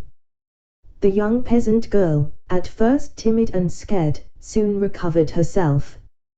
We have said that Teresa was handsome, but this is not all. Teresa was endowed with all those wild graces which are so much more potent than our affected and studied elegances. She had almost all the honors of the quadrille, and if she were envious of the Count of San Felice's daughter, we will not undertake to say that Carmela was not jealous of her. And with overpowering compliments her handsome cavalier led her back to the place whence he had taken her, and where Luigi awaited her. Twice or thrice during the dance the young girl had glanced at Luigi, and each time she saw that he was pale and that his features were agitated. Once even the blade of his knife, half drawn from its sheath, had dazzled her eyes with its sinister glare. Thus, it was almost tremblingly that she resumed her lover's arm. The quadrille had been most perfect, and it was evident there was a great demand for a repetition, Carmela alone objecting to it, but the Count of San Felice besought his daughter so earnestly, that she acceded.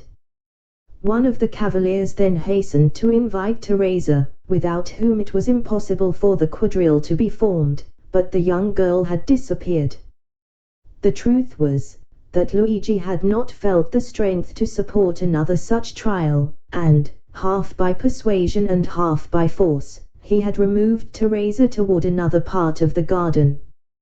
Teresa had yielded in spite of herself, but when she looked at the agitated countenance of the young man, she understood by his silence and trembling voice that something strange was passing within him.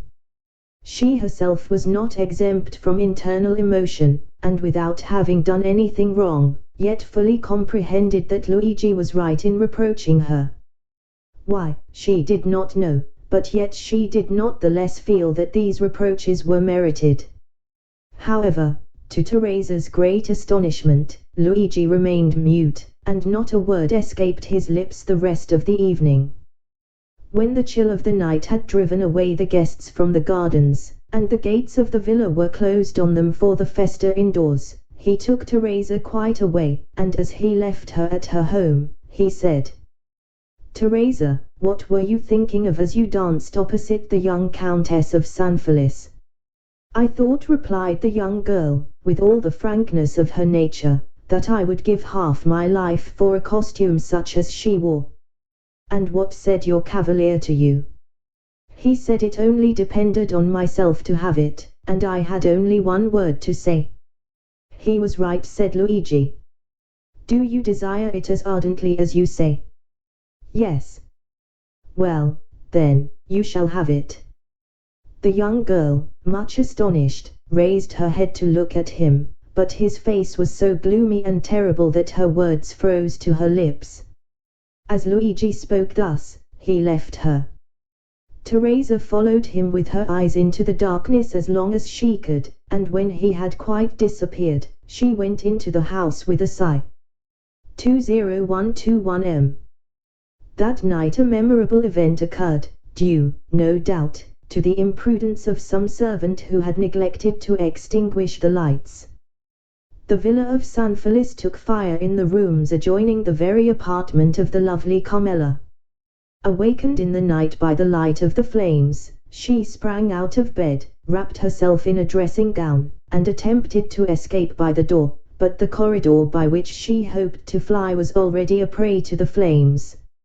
She then returned to her room, calling for help as loudly as she could, when suddenly her window, which was 20 feet from the ground, was opened. A young peasant jumped into the chamber, seized her in his arms, and with superhuman skill and strength conveyed her to the turf of the grass plot, where she fainted. When she recovered, her father was by her side. All the servants surrounded her, offering her assistance. An entire wing of the villa was burnt down, but what of that, as long as Carmela was safe and uninjured?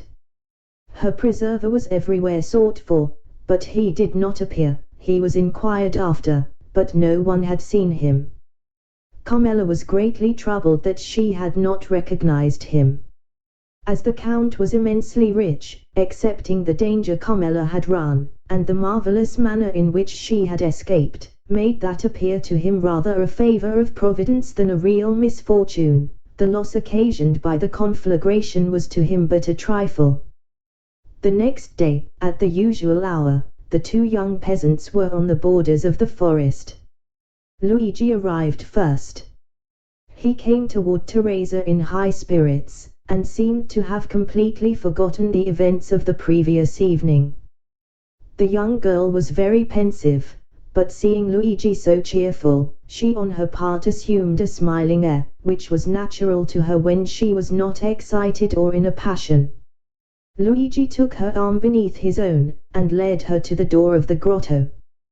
Then he paused. The young girl, perceiving that there was something extraordinary, looked at him steadfastly.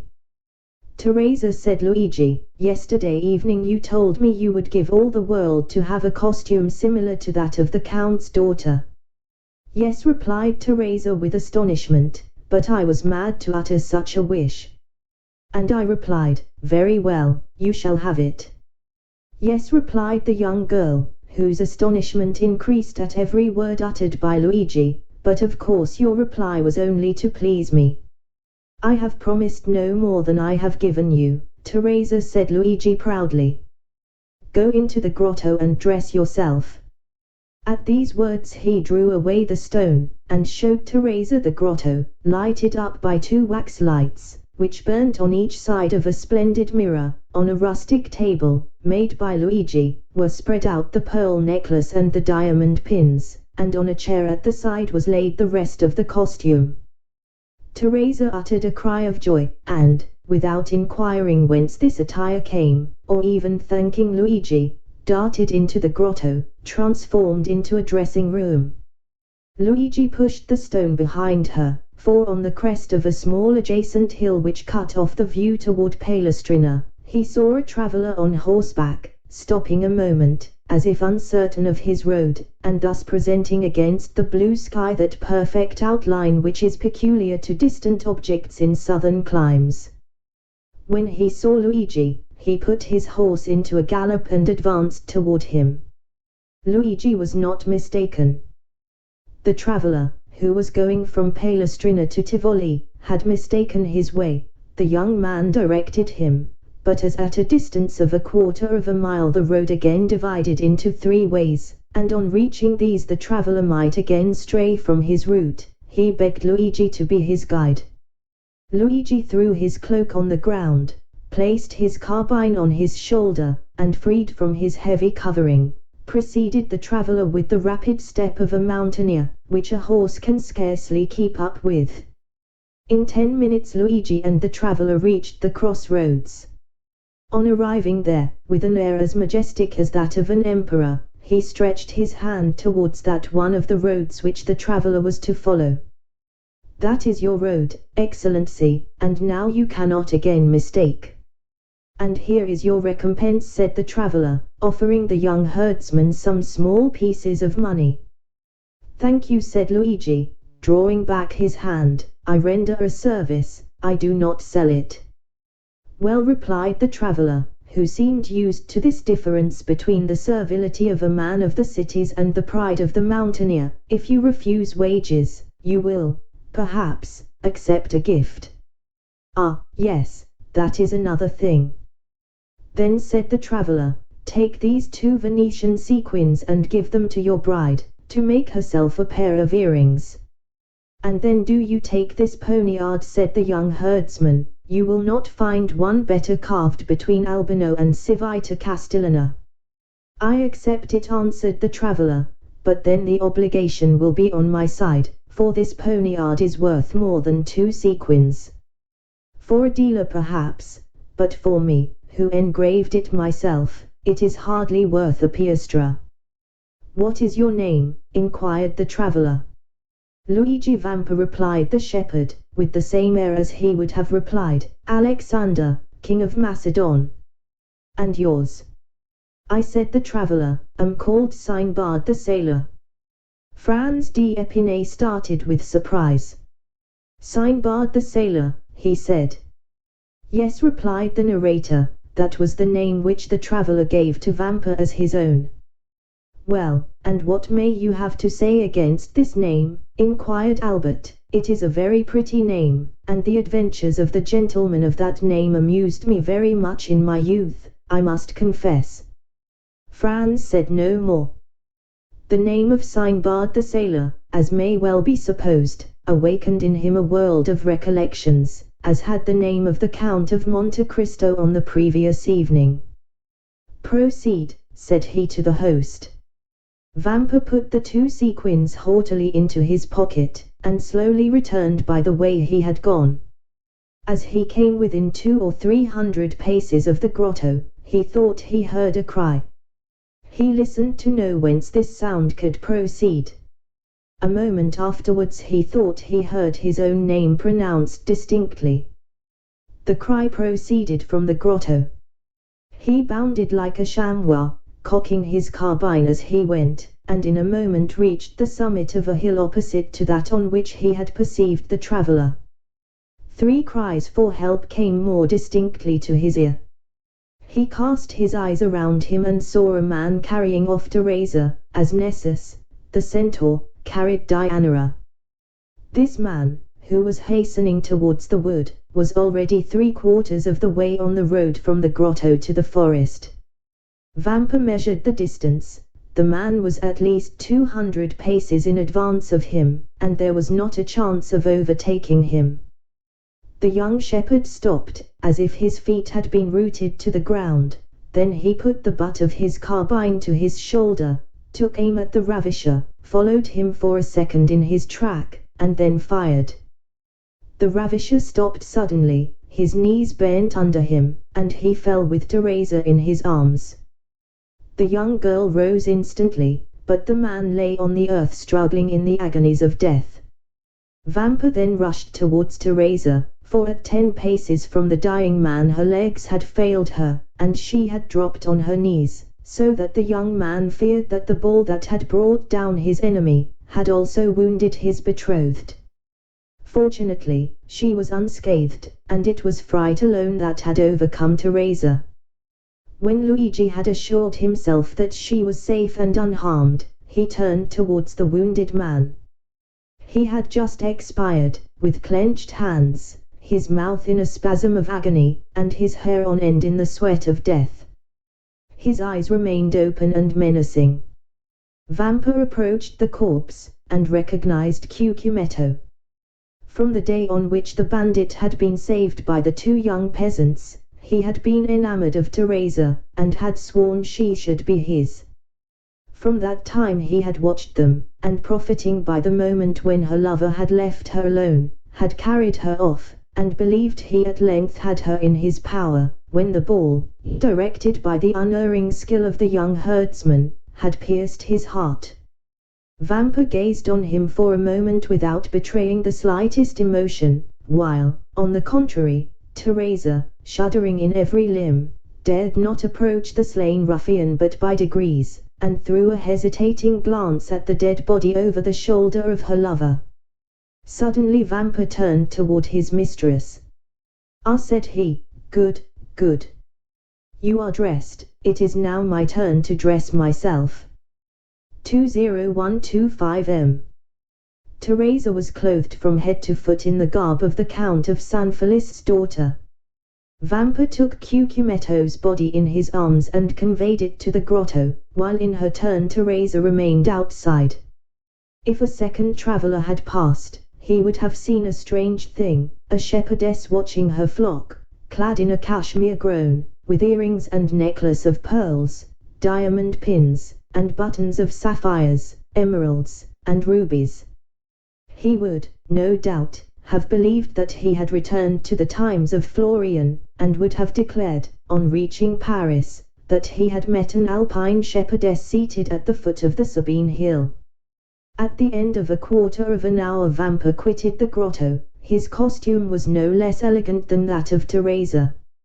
He wore a vest of garnet-colored velvet, with buttons of cut gold, a silk waistcoat covered with embroidery, a Roman scarf tied round his neck, a cartridge box worked with gold, and red and green silk, sky-blue velvet breeches, fastened above the knee with diamond buckles, garters of deerskin, worked with 1,000 arabesques, and a hat whereon hung ribbons of all colors. 2 watches hung from his girdle, and a splendid poniard was in his belt. Teresa uttered a cry of admiration. Vampa in this attire resembled a painting by Leopold Robert Orchnace. He had assumed the entire costume of Cucumetto. The young man saw the effect produced on his betrothed, and a smile of pride passed over his lips. Now he said to Teresa, "Are you ready to share my fortune, whatever it may be?" "Oh, yes," exclaimed the young girl enthusiastically. "And follow me wherever I go." "To the world's end." "Then take my arm, and let us on, we have no time to lose." The young girl did so without questioning her lover as to where he was conducting her, for he appeared to her at this moment as handsome, proud, and powerful as a god. They went towards the forest, and soon entered it. We need scarcely say that all the paths of the mountain were known to Vampa. He therefore went forward without a moment's hesitation, although there was no beaten track, but he knew his path by looking at the trees and bushes, and thus they kept on advancing for nearly an hour and a half. At the end of this time they had reached the thickest part of the forest. A torrent, whose bed was dry, led into a deep gorge. Vampa took this wild road, which, enclosed between two ridges, and shadowed by the tufted umbrage of the pines, seemed, but for the difficulties of its descent, that path to Avernus of which Virgil speaks. Teresa had become alarmed at the wild and deserted look of the plain around her, and pressed closely against her guide, not uttering a syllable, but as she saw him advance with even step and composed countenance, she endeavored to repress her emotion. Suddenly, about 10 paces from them, a man advanced from behind a tree and aimed at Vampa. "Not another step," he said, "or you are a dead man." "What, then?" said Vampa, raising his hand with a gesture of disdain, while Teresa, no longer able to restrain her alarm, clung closely to him. "Do wolves rend each other?" "Who are you?" inquired the sentinel. "I am Luigi Vampa, shepherd of the Sanfelice farm." "What do you want?" "I would speak with your companions who are in the glade at Roccabianca." "Follow me," then said the sentinel, "or, as you know your way, go first." Vampa smiled disdainfully at this precaution on the part of the bandit, went before Teresa, and continued to advance with the same firm and easy step as before. At the end of 10 minutes the bandit made them a sign to stop. The two young persons obeyed. Then the bandit thrice imitated the cry of a crow. A crow answered this signal. "Good," said the sentry, "you may now go on." Luigi and Teresa again set forward. As they went on, Teresa clung tremblingly to her lover at the sight of weapons and the glistening of carbines through the trees. The retreat of Roccabianca was at the top of a small mountain, which no doubt in former days had been a volcano, an extinct volcano before the days when Remus and Romulus had deserted Alba to come and found the city of Rome. Teresa and Luigi reached the summit, and all at once found themselves in the presence of 20 bandits. "Here is a young man who seeks and wishes to speak to you," said the sentinel. "What has he to say?" inquired the young man who was in command in the chief's absence. "I wish to say that I am tired of a shepherd's life," was Vampa's reply. "Ah, I understand," said the lieutenant, "and you seek admittance into our ranks." "Welcome," cried several bandits from Ferruzano, Pampinara, and Anagni, who had recognized Luigi Vampa. "Yes, but I came to ask something more than to be your companion." "And what may that be?" inquired the bandits with astonishment. "I come to ask to be your captain," said the young man. The bandits shouted with laughter. "And what have you done to aspire to this honor?" demanded the lieutenant. "I have killed your chief, Cucumetto, whose dress I now wear, and I set fire to the Villa Sanfelice to procure a wedding dress for my betrothed." An hour afterwards Luigi Vampa was chosen captain, vice Cucumetto, deceased. 20129 M. "Well, my dear Albert," said Franz, turning towards his friend, What think you of citizen Luigi Vampa? I say he is a myth, replied Albert, and never had an existence. And what may a myth be? Inquired Pastrini. The explanation would be too long, my dear landlord, replied Franz.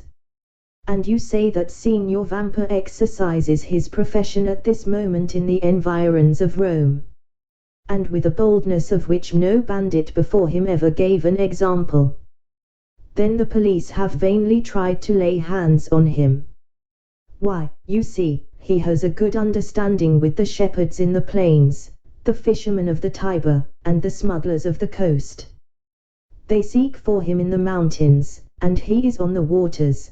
They follow him on the waters, and he is on the open sea. Then they pursue him, and he has suddenly taken refuge in the islands, at Giglio, Chinutri, or Monte Cristo, and when they hunt for him there, he reappears suddenly at Albano, Tivoli, or La Riccia. And how does he behave towards travelers? Alas, his plan is very simple. It depends on the distance he may be from the city, whether he gives 8 hours, 12 hours, or a day wherein to pay their ransom, and when that time has elapsed he allows another hour's grace. At the 60th minute of this hour, if the money is not forthcoming, he blows out the prisoner's brains with a pistol shot, or plants his dagger in his heart, and that settles the account. Well, Albert, inquired Franz of his companion, are you still disposed to go to the Colosseum by the outer wall? Quite so, said Albert, if the way be picturesque. The clock struck 9 as the door opened, and a coachman appeared. Excellencies, said he, the coach is ready. Well, then, said Franz, let us to the Colosseum. By the Porta del Popolo or by the streets, your excellencies? By the streets, Morbleu, by the streets, cried Franz. Ah, my dear fellow, said Albert, rising, and lighting his third cigar, really, I thought you had more courage. So saying, the two young men went down the staircase, and got into the carriage. 20131 M. Chapter 34. The Colosseum. Franz had so managed his route, that during the ride to the Colosseum they passed not a single ancient ruin, so that no preliminary impression interfered to mitigate the colossal proportions of the gigantic building they came to admire. The road selected was a continuation of the Via Sistina, then by cutting off the right angle of the street in which stands Santa Maria Maggiore and proceeding by the Via Urbana and San Pietro in Vincoli, the travellers would find themselves directly opposite the Colosseum. This itinerary possessed another great advantage, that of leaving Franz at full liberty to indulge his deep reverie upon the subject of Signor Pastrini's story, in which his mysterious host of Monte Cristo was so strangely mixed up. Seated with folded arms in a corner of the carriage, he continued to ponder over the singular history he had so lately listened to, and to ask himself an interminable number of questions touching its various circumstances without, however, arriving at a satisfactory reply to any of them. One fact more than the rest brought his friend Sinbad the sailor back to his recollection, and that was the mysterious sort of intimacy that seemed to exist between the brigands and the sailors, and Pastrini's account of Vampa's having found refuge on board the vessels of smugglers and fishermen, reminded Franz of the 2 Corsican bandits he had found supping so amicably with the crew of the little yacht, which had even deviated from its course and touched at Porto Vecchio for the sole purpose of landing them. The very name assumed by his host of Monte Cristo and again repeated by the landlord of the Hotel de Londres, abundantly proved to him that his island friend was playing his philanthropic part on the shores of Piombino, Civita Vecchia, Ostia, and Gaeta, as on those of Corsica, Tuscany, and Spain, and further, Franz bethought him of having heard his singular entertainer speak both of Tunis and Palermo, proving thereby how largely his circle of acquaintances extended. But however the mind of the young man might be absorbed in these reflections, they were at once dispersed at the sight of the dark frowning ruins of the stupendous Colosseum, through the various openings of which the pale moonlight played and flickered like the unearthly gleam from the eyes of the wandering dead. The carriage stopped near the Meta-Sudans, the door was opened, and the young men, eagerly alighting, found themselves opposite a cicerone, who appeared to have sprung up from the ground, so unexpected was his appearance. The usual guide from the hotel having followed them, they had paid 2 conductors, nor is it possible, at Rome, to avoid this abundant supply of guides, besides the ordinary cicerone, who seizes upon you directly you set foot in your hotel, and never quits you while you remain in the city. There is also a special cicerone belonging to each monument, nay, almost to each part of a monument. It may, therefore, be easily imagined there is no scarcity of guides at the Colosseum, that wonder of all ages, which Martial thus eulogizes. Let Memphis cease to boast the barbarous miracles of her pyramids, and the wonders of Babylon be talked of no more among us. All must bow to the superiority of the gigantic labor of the Caesars, and the many voices of fame spread far and wide the surpassing merits of this incomparable monument. As for Albert and Franz, they essayed not to escape from their Ciceronian tyrants, and, indeed, it would have been so much the more difficult to break their bondage, as the guides alone are permitted to visit these monuments with torches in their hands. Thus, then, the young men made no attempt at resistance, but blindly and confidingly surrendered themselves into the care and custody of their conductors. Franz had already made 7 or 8 similar excursions to the Colosseum, while his less favored companion trod for the first time in his life the classic ground forming the monument of Flavius Vespasian, and, to his credit be it spoken, his mind, even amid the glib loquacity of the guides, was duly and deeply touched with awe and enthusiastic admiration of all he saw, and certainly no adequate notion of these stupendous ruins can be formed save by such as have visited them, and more especially by moonlight, at which time the vast proportions of the building appear twice as large when viewed by the mysterious beams of a southern moonlit sky, whose rays are sufficiently clear and vivid to light the horizon with a glow equal to the soft twilight of a western clime. Scarcely, therefore, had the reflective Franz walked 100 steps beneath the interior porticos of the ruin, when, abandoning Albert to the guides, who would by no means yield their prescriptive right of carrying their victims through the routine regularly laid down, and as regularly followed by them, but dragged the unconscious visitor to the various objects with a pertinacity that admitted of no appeal, beginning, as a matter of course, with the lion's den, the hall of the gladiators, and finishing with Caesar's podium, to escape a jargon and mechanical survey of the wonders by which he was surrounded. Franz ascended a half-dilapidated staircase, and, leaving them to follow their monotonous round, seated himself at the foot of a column, and immediately opposite a large aperture, which permitted him to enjoy a full and undisturbed view of the gigantic dimensions of the majestic ruin. Franz had remained for nearly a quarter of an hour perfectly hidden by the shadow of the vast column at whose base he had found a resting place, and from whence his eyes followed the motions of Albert and his guides, who, holding torches in their hands, had emerged from a vomitorium at the opposite extremity of the Colosseum, and then again disappeared down the steps conducting to the seats reserved for the Vestal Virgins, resembling, as they glided along, some restless shades following the flickering glare of so many inues fatui. All at once his ear caught a sound resembling that of a stone rolling down the staircase opposite the one by which he had himself ascended. There was nothing remarkable in the circumstance of a fragment of granite giving way and falling heavily below, but it seemed to him that the substance that fell gave way beneath the pressure of a foot, and also that someone, who endeavored as much as possible to prevent his footsteps from being heard, was approaching the spot where he sat. Conjecture soon became certainty, for the figure of a man was distinctly visible to Franz, gradually emerging from the staircase opposite, upon which the moon was at that moment pouring a full tide of silvery brightness. The stranger thus presenting himself was probably a person who, like Franz, preferred the enjoyment of solitude and his own thoughts to the frivolous gabble of the guides.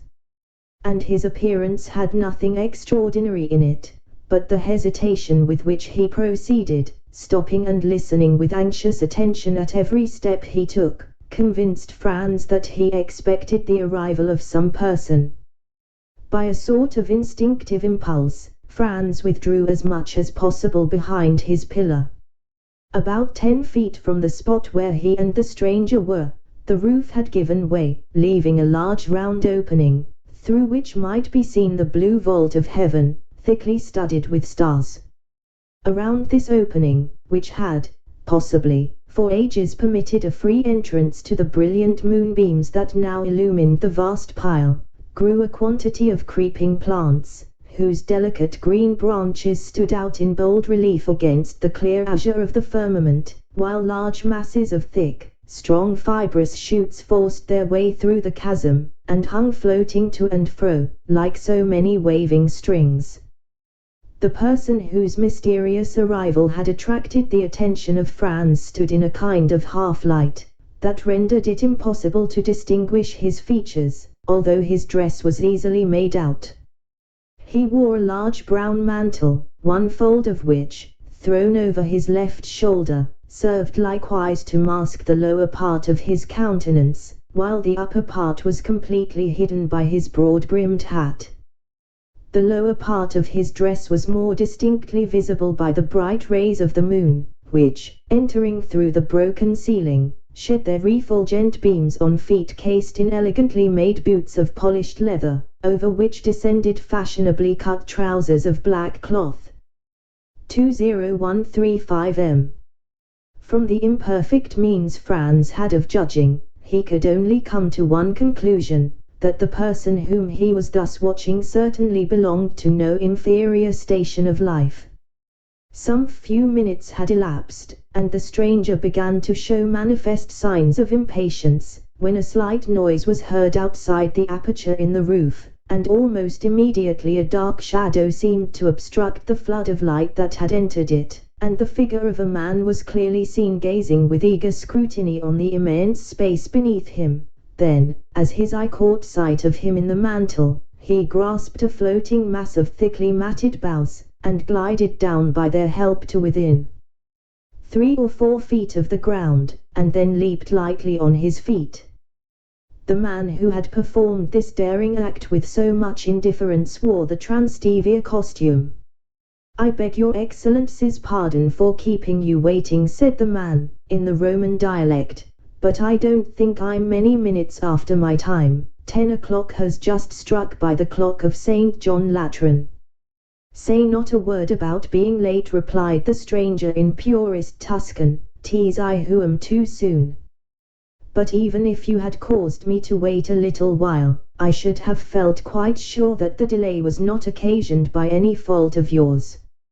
"Your Excellency is perfectly right in so thinking," said the man. "I came here direct from the castle of St. Angelo, and I had an immense deal of trouble before I could get a chance to speak to Beppo." "And who is Beppo?"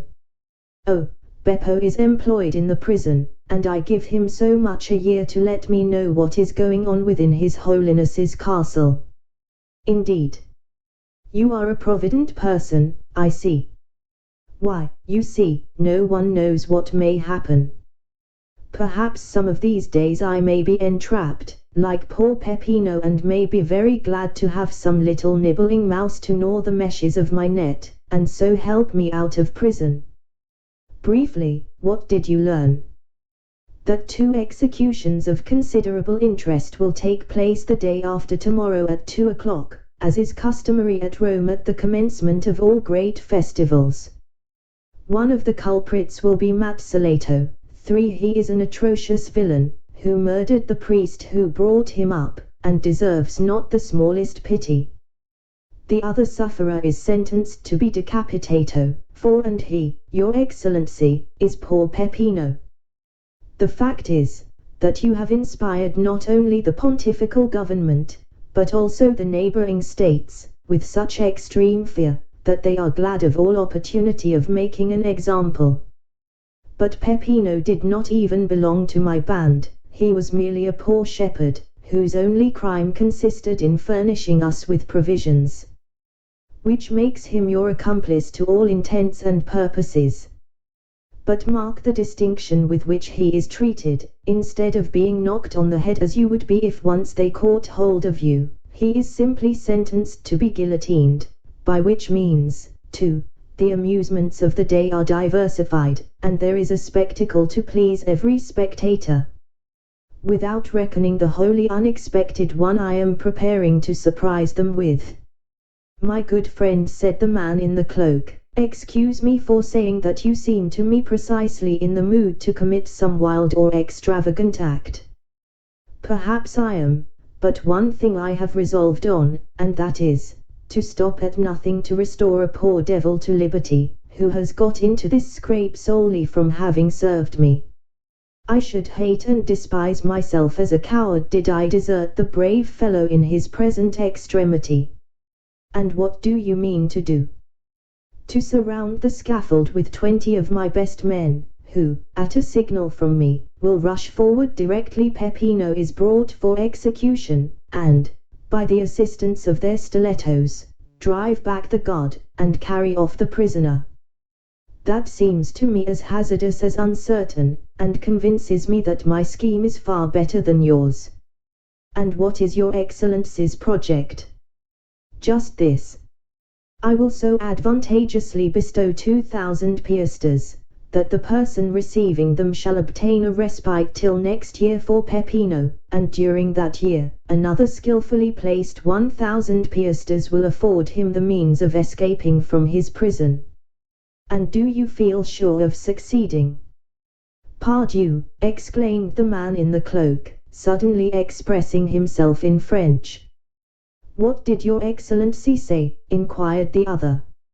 I said, my good fellow, that I would do more single-handed by the means of gold than you and all your troop could effect with stilettos, pistols, carbines, and blunderbusses included. Leave me, then, to act, and have no fears for the result. At least, there can be no harm in myself and party being in readiness, in case your Excellency should fail. None whatever. Take what precautions you please, if it is any satisfaction to you to do so, but rely upon my obtaining the reprieve I seek. Remember, the execution is fixed for the day after tomorrow, and that you have but one day to work in. And what of that? Is not a day divided into 24 hours, each hour into 60 minutes, and every minute subdivided into 60 seconds? Now in 86,400 seconds very many things can be done. And how shall I know whether your Excellency has succeeded or not? Oh, that is very easily arranged. I have engaged the 3 lower windows at the Café Rospoli. Should I have obtained the requisite pardon for Peppino, the 2 outside windows will be hung with yellow damasks, and the center with white, having a large cross in red marked on it. And whom will you employ to carry the reprieve to the officer directing the execution? Send one of your men, disguised as a penitent friar, and I will give it to him. His dress will procure him the means of approaching the scaffold itself, and he will deliver the official order to the officer, who, in his turn, will hand it to the executioner. In the meantime, it will be as well to acquaint Peppino with what we have determined on, if it be only to prevent his dying of fear or losing his senses, because in either case a very useless expense will have been incurred. Your Excellency, said the man, you are fully persuaded of my entire devotion to you, are you not? Nay, I flatter myself that there can be no doubt of it, replied the cavalier in the cloak. Well, then, only fulfill your promise of rescuing Peppino, and henceforward you shall receive not only devotion, but the most absolute obedience from myself and those under me that one human being can render to another. Have a care how far you pledge yourself, my good friend, for I may remind you of your promise at some, perhaps, not very distant period, when I, in my turn, may require your aid and influence. Let that day come sooner or later. Your Excellency will find me what I have found you in this my heavy trouble, and if from the other end of the world you but write me word to do such or such a thing, you may regard it as done, for done it shall be, on the word and faith of— Hush, interrupted the stranger, I hear a noise. 'Tis some travellers, who are visiting the Colosseum by torchlight.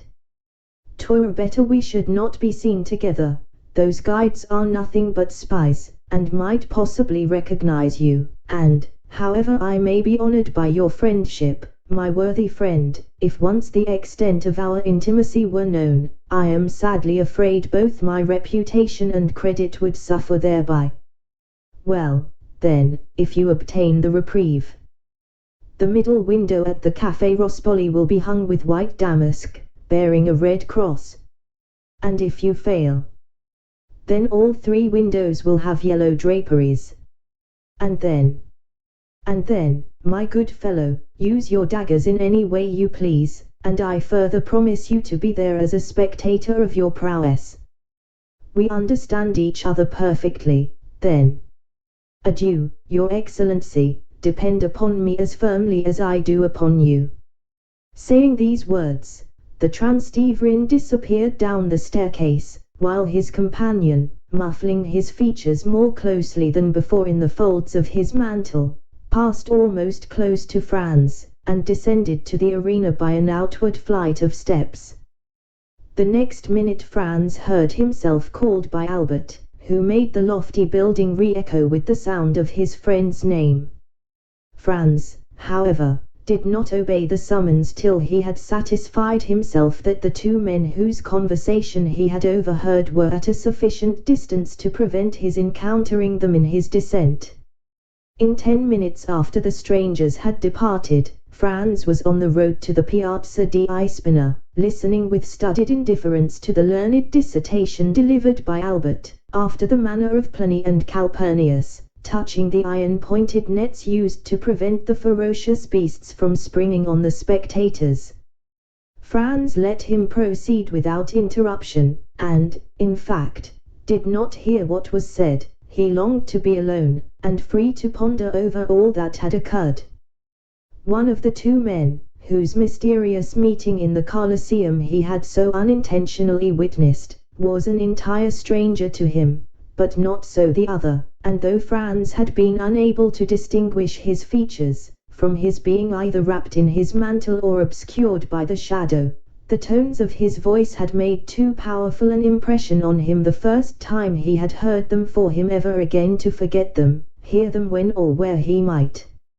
It was more especially when this man was speaking in a manner half jesting, half bitter, that Franz's ear recalled most vividly the deep sonorous, yet well-pitched voice that had addressed him in the grotto of Monte Cristo, and which he heard for the second time amid the darkness and ruined grandeur of the Colosseum. And the more he thought, the more entire was his conviction, that the person who wore the mantle was no other than his former host and entertainer, Sinbad the sailor. 20139 Under any other circumstances, Franz would have found it impossible to resist his extreme curiosity to know more of so singular a personage, and with that intent have sought to renew their short acquaintance, but in the present instance, the confidential nature of the conversation he had overheard made him, with propriety, judge that his appearance at such a time would be anything but agreeable. As we have seen, therefore, he permitted his former host to retire without attempting a recognition, but fully promising himself a rich indemnity for his present forbearance should chance afford him another opportunity.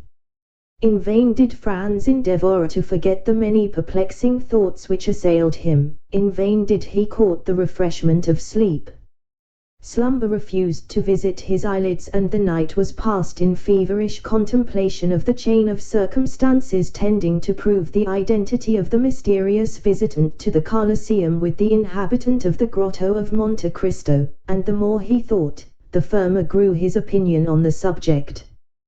Worn out at length, he fell asleep at daybreak, and did not awake till late. Like a genuine Frenchman, Albert had employed his time in arranging for the evening's diversion. He had sent to engage a box at the Teatro Argentina, and Franz, having a number of letters to write, relinquished the carriage to Albert for the whole of the day. At 5 o'clock Albert returned, delighted with his day's work. He had been occupied in leaving his letters of introduction, and had received in return more invitations to balls and routs than it would be possible for him to accept. Besides this, he had seen, as he called it, all the remarkable sights at Rome. Yes, in a single day he had accomplished what his more serious-minded companion would have taken weeks to effect. Neither had he neglected to ascertain the name of the piece to be played that night at the Teatro Argentina, and also what performers appeared in it. The opera of Parisina was announced for representation, and the principal actors were Coselli, Moriani, and La Specchia. The young men, therefore, had reason to consider themselves fortunate in having the opportunity of hearing one of the best works by the composer of Lucia di Lammermoor, supported by three of the most renowned vocalists of Italy. Albert had never been able to endure the Italian theatres, with their orchestras from which it is impossible to see, and the absence of balconies, or open boxes. All these defects pressed hard on a man who had had his stall at the booths, and had shared a lower box at the opera. Still, in spite of this, Albert displayed his most dazzling and effective costumes each time he visited the theatres, but, alas, his elegant toilet was wholly thrown away, and one of the most worthy representatives of Parisian fashion had to carry with him the mortifying reflection that he had nearly overrun Italy without meeting with a single adventure. Sometimes Albert would affect to make a joke of his want of success, but internally he was deeply wounded, and his self-love immensely piqued, to think that Albert de Morcerf, the most admired and most sought after of any young person of his day, should thus be passed over, and merely have his labor for his pains. And the thing was so much the more annoying, as, according to the characteristic modesty of a Frenchman, Albert had quitted Paris with the full conviction that he had only to show himself in Italy to carry all before him, and that upon his return he should astonish the Parisian world with the recital of his numerous love affairs. Alas, poor Albert! None of those interesting adventures fell in his way. The lovely Genoese, Florentines, and Neapolitans were all faithful, if not to their husbands, at least to their lovers, and thought not of changing even for the splendid appearance of Albert de Morcerf, and all he gained was the painful conviction that the ladies of Italy have this advantage over those of France, that they are faithful even in their infidelity. Yet he could not restrain a hope that in Italy, as elsewhere, there might be an exception to the general rule.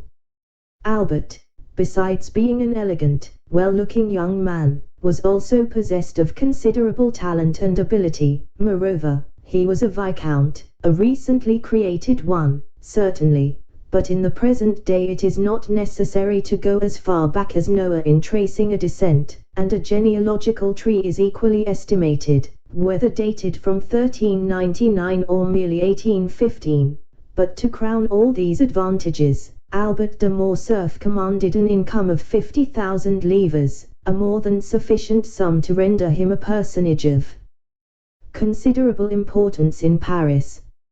It was therefore no small mortification to him to have visited most of the principal cities in Italy without having excited the most trifling observation.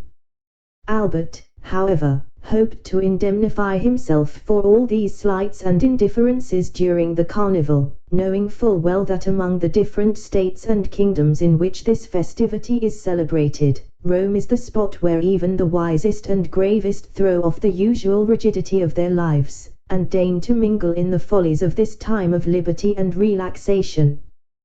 The carnival was to commence on the morrow, therefore Albert had not an instant to lose in setting forth the programme of his hopes, expectations, and claims to notice. With this design he had engaged a box in the most conspicuous part of the theatre, and exerted himself to set off his personal attractions by the aid of the most rich and elaborate toilet.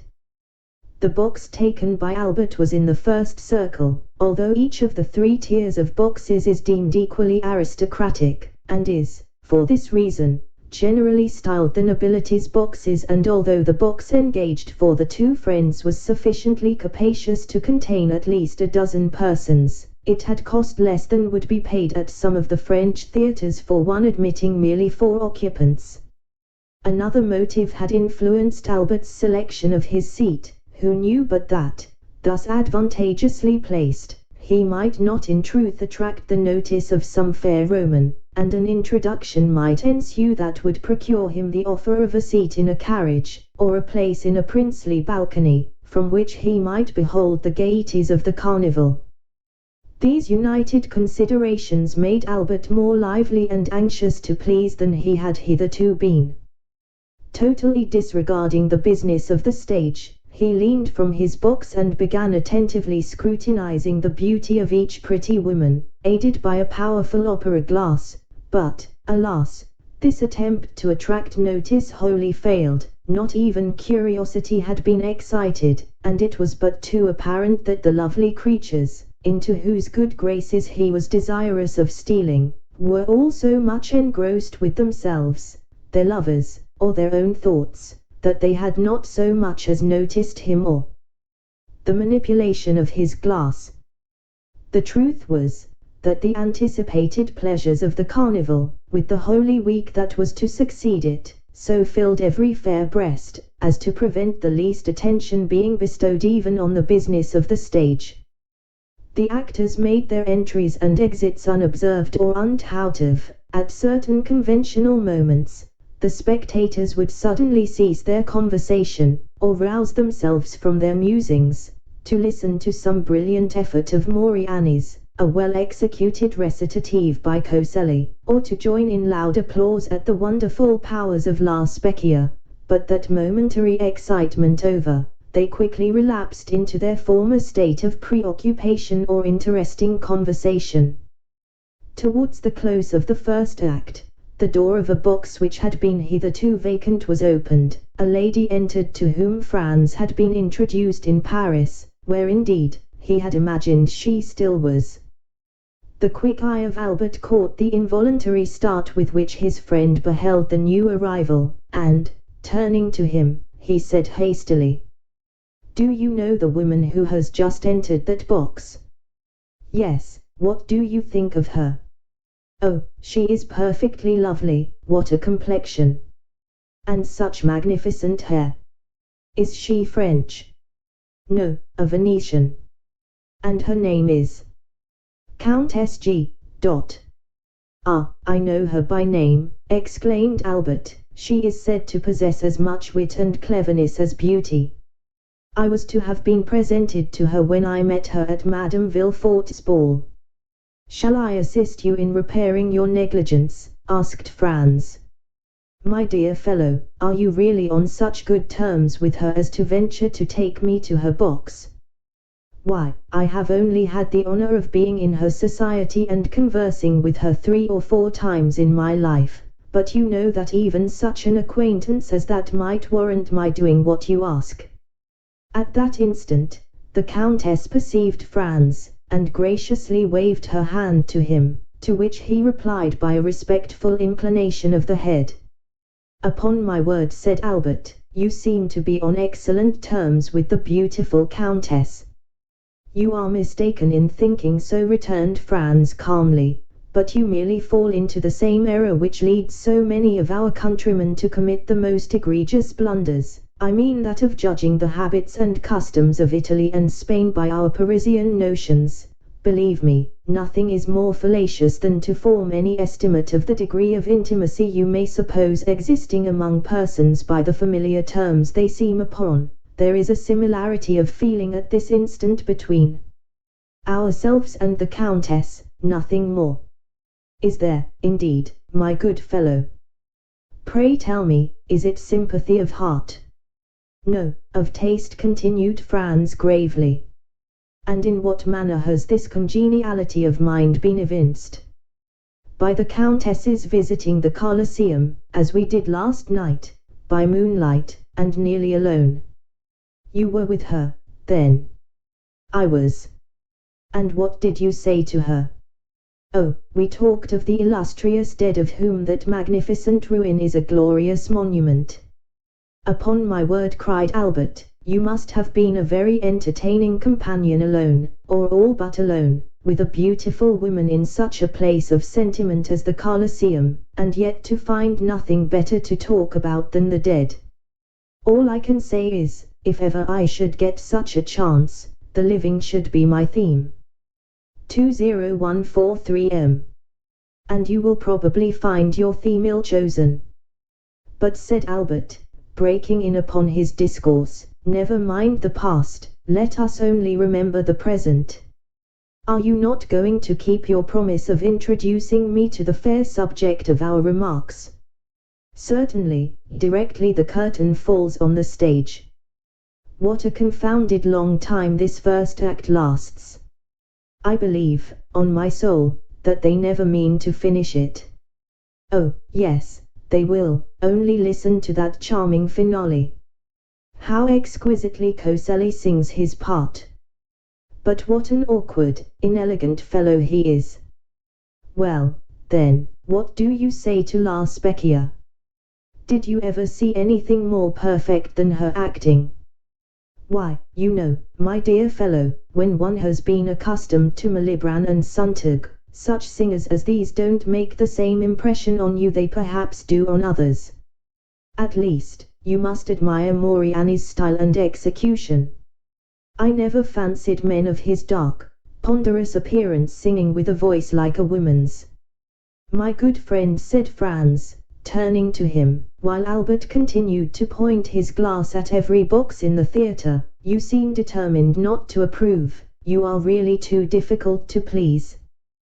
The curtain at length fell on the performances, to the infinite satisfaction of the Viscount of Morcerf, who seized his hat, rapidly passed his fingers through his hair, arranged his cravat and wristbands, and signified to Franz that he was waiting for him to lead the way. Franz, who had mutely interrogated the Countess, and received from her a gracious smile in token that he would be welcome, sought not to retard the gratification of Albert's eager impatience, but began at once the tour of the house, closely followed by Albert, who availed himself of the few minutes required to reach the opposite side of the theatre to settle the height and smoothness of his collar, and to arrange the lappets of his coat. This important task was just completed as they arrived at the Countess's box. At the knock, the door was immediately opened, and the young man who was seated beside the Countess, in obedience to the Italian custom, instantly rose and surrendered his place to the strangers, who, in turn, would be expected to retire upon the arrival of other visitors. Franz presented Albert as one of the most distinguished young men of the day, both as regarded his position in society and extraordinary talents, nor did he say more than the truth, for in Paris and the circle in which the Viscount moved, he was looked upon and cited as a model of perfection. Franz added that his companion, deeply grieved at having been prevented the honor of being presented to the Countess during her sojourn in Paris, was most anxious to make up for it, and had requested him, Franz, to remedy the past misfortune by conducting him to her box, and concluded by asking pardon for his presumption in having taken it upon himself to do so. The Countess, in reply, bowed gracefully to Albert, and extended her hand with cordial kindness to Franz. Then, inviting Albert to take the vacant seat beside her, she recommended Franz to take the next best, if he wished to view the ballet, and pointed to the one behind her own chair. Albert was soon deeply engrossed in discoursing upon Paris and Parisian matters, speaking to the Countess of the various persons they both knew there.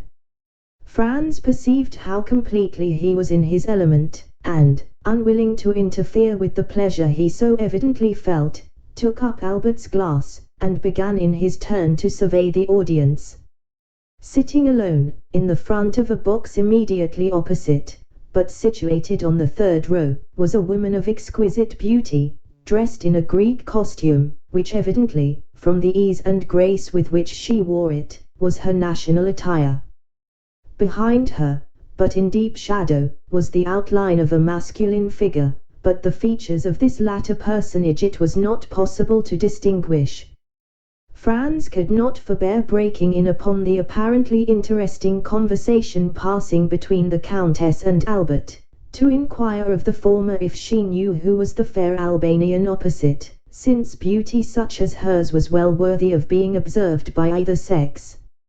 "All I can tell about her," replied the Countess, "is, that she has been at Rome since the beginning of the season, for I saw her where she now sits the very first night of the season, and since then she has never missed a performance.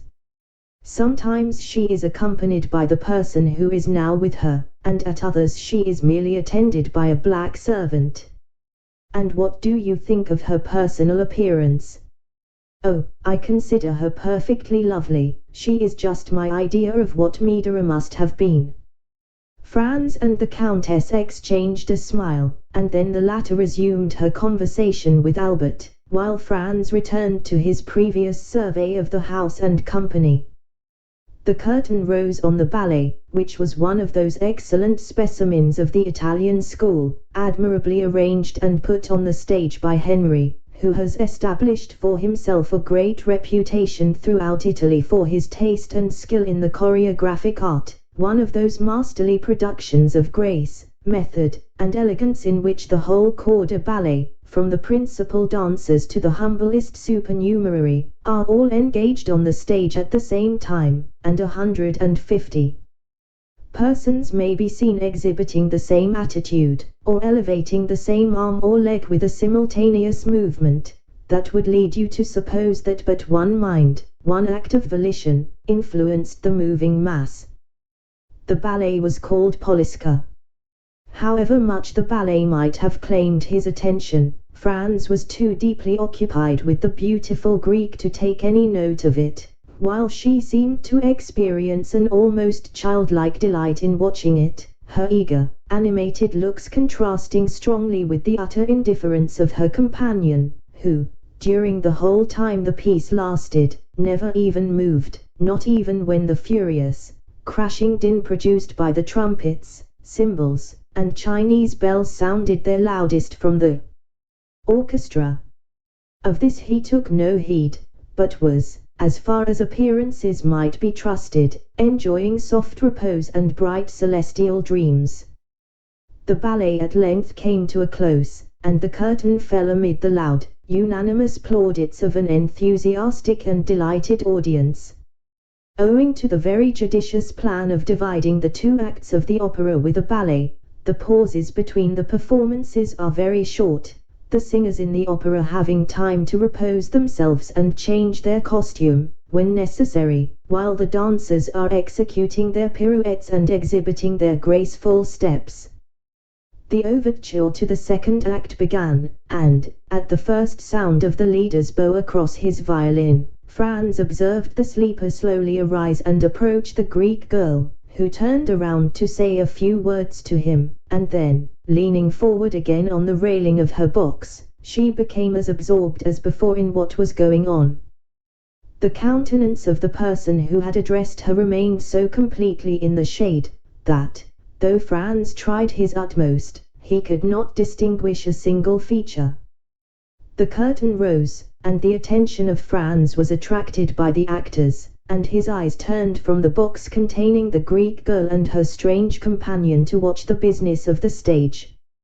Most of my readers are aware that the second act of Parisina opens with the celebrated and effective duet in which Parisina, while sleeping, betrays to Aetso the secret of her love for Hugo. The injured husband goes through all the emotions of jealousy, until conviction seizes on his mind, and then, in a frenzy of rage and indignation, he awakens his guilty wife to tell her that he knows her guilt and to threaten her with his vengeance. This duet is one of the most beautiful, expressive and terrible conceptions that has ever emanated from the fruitful pen of Donizetti.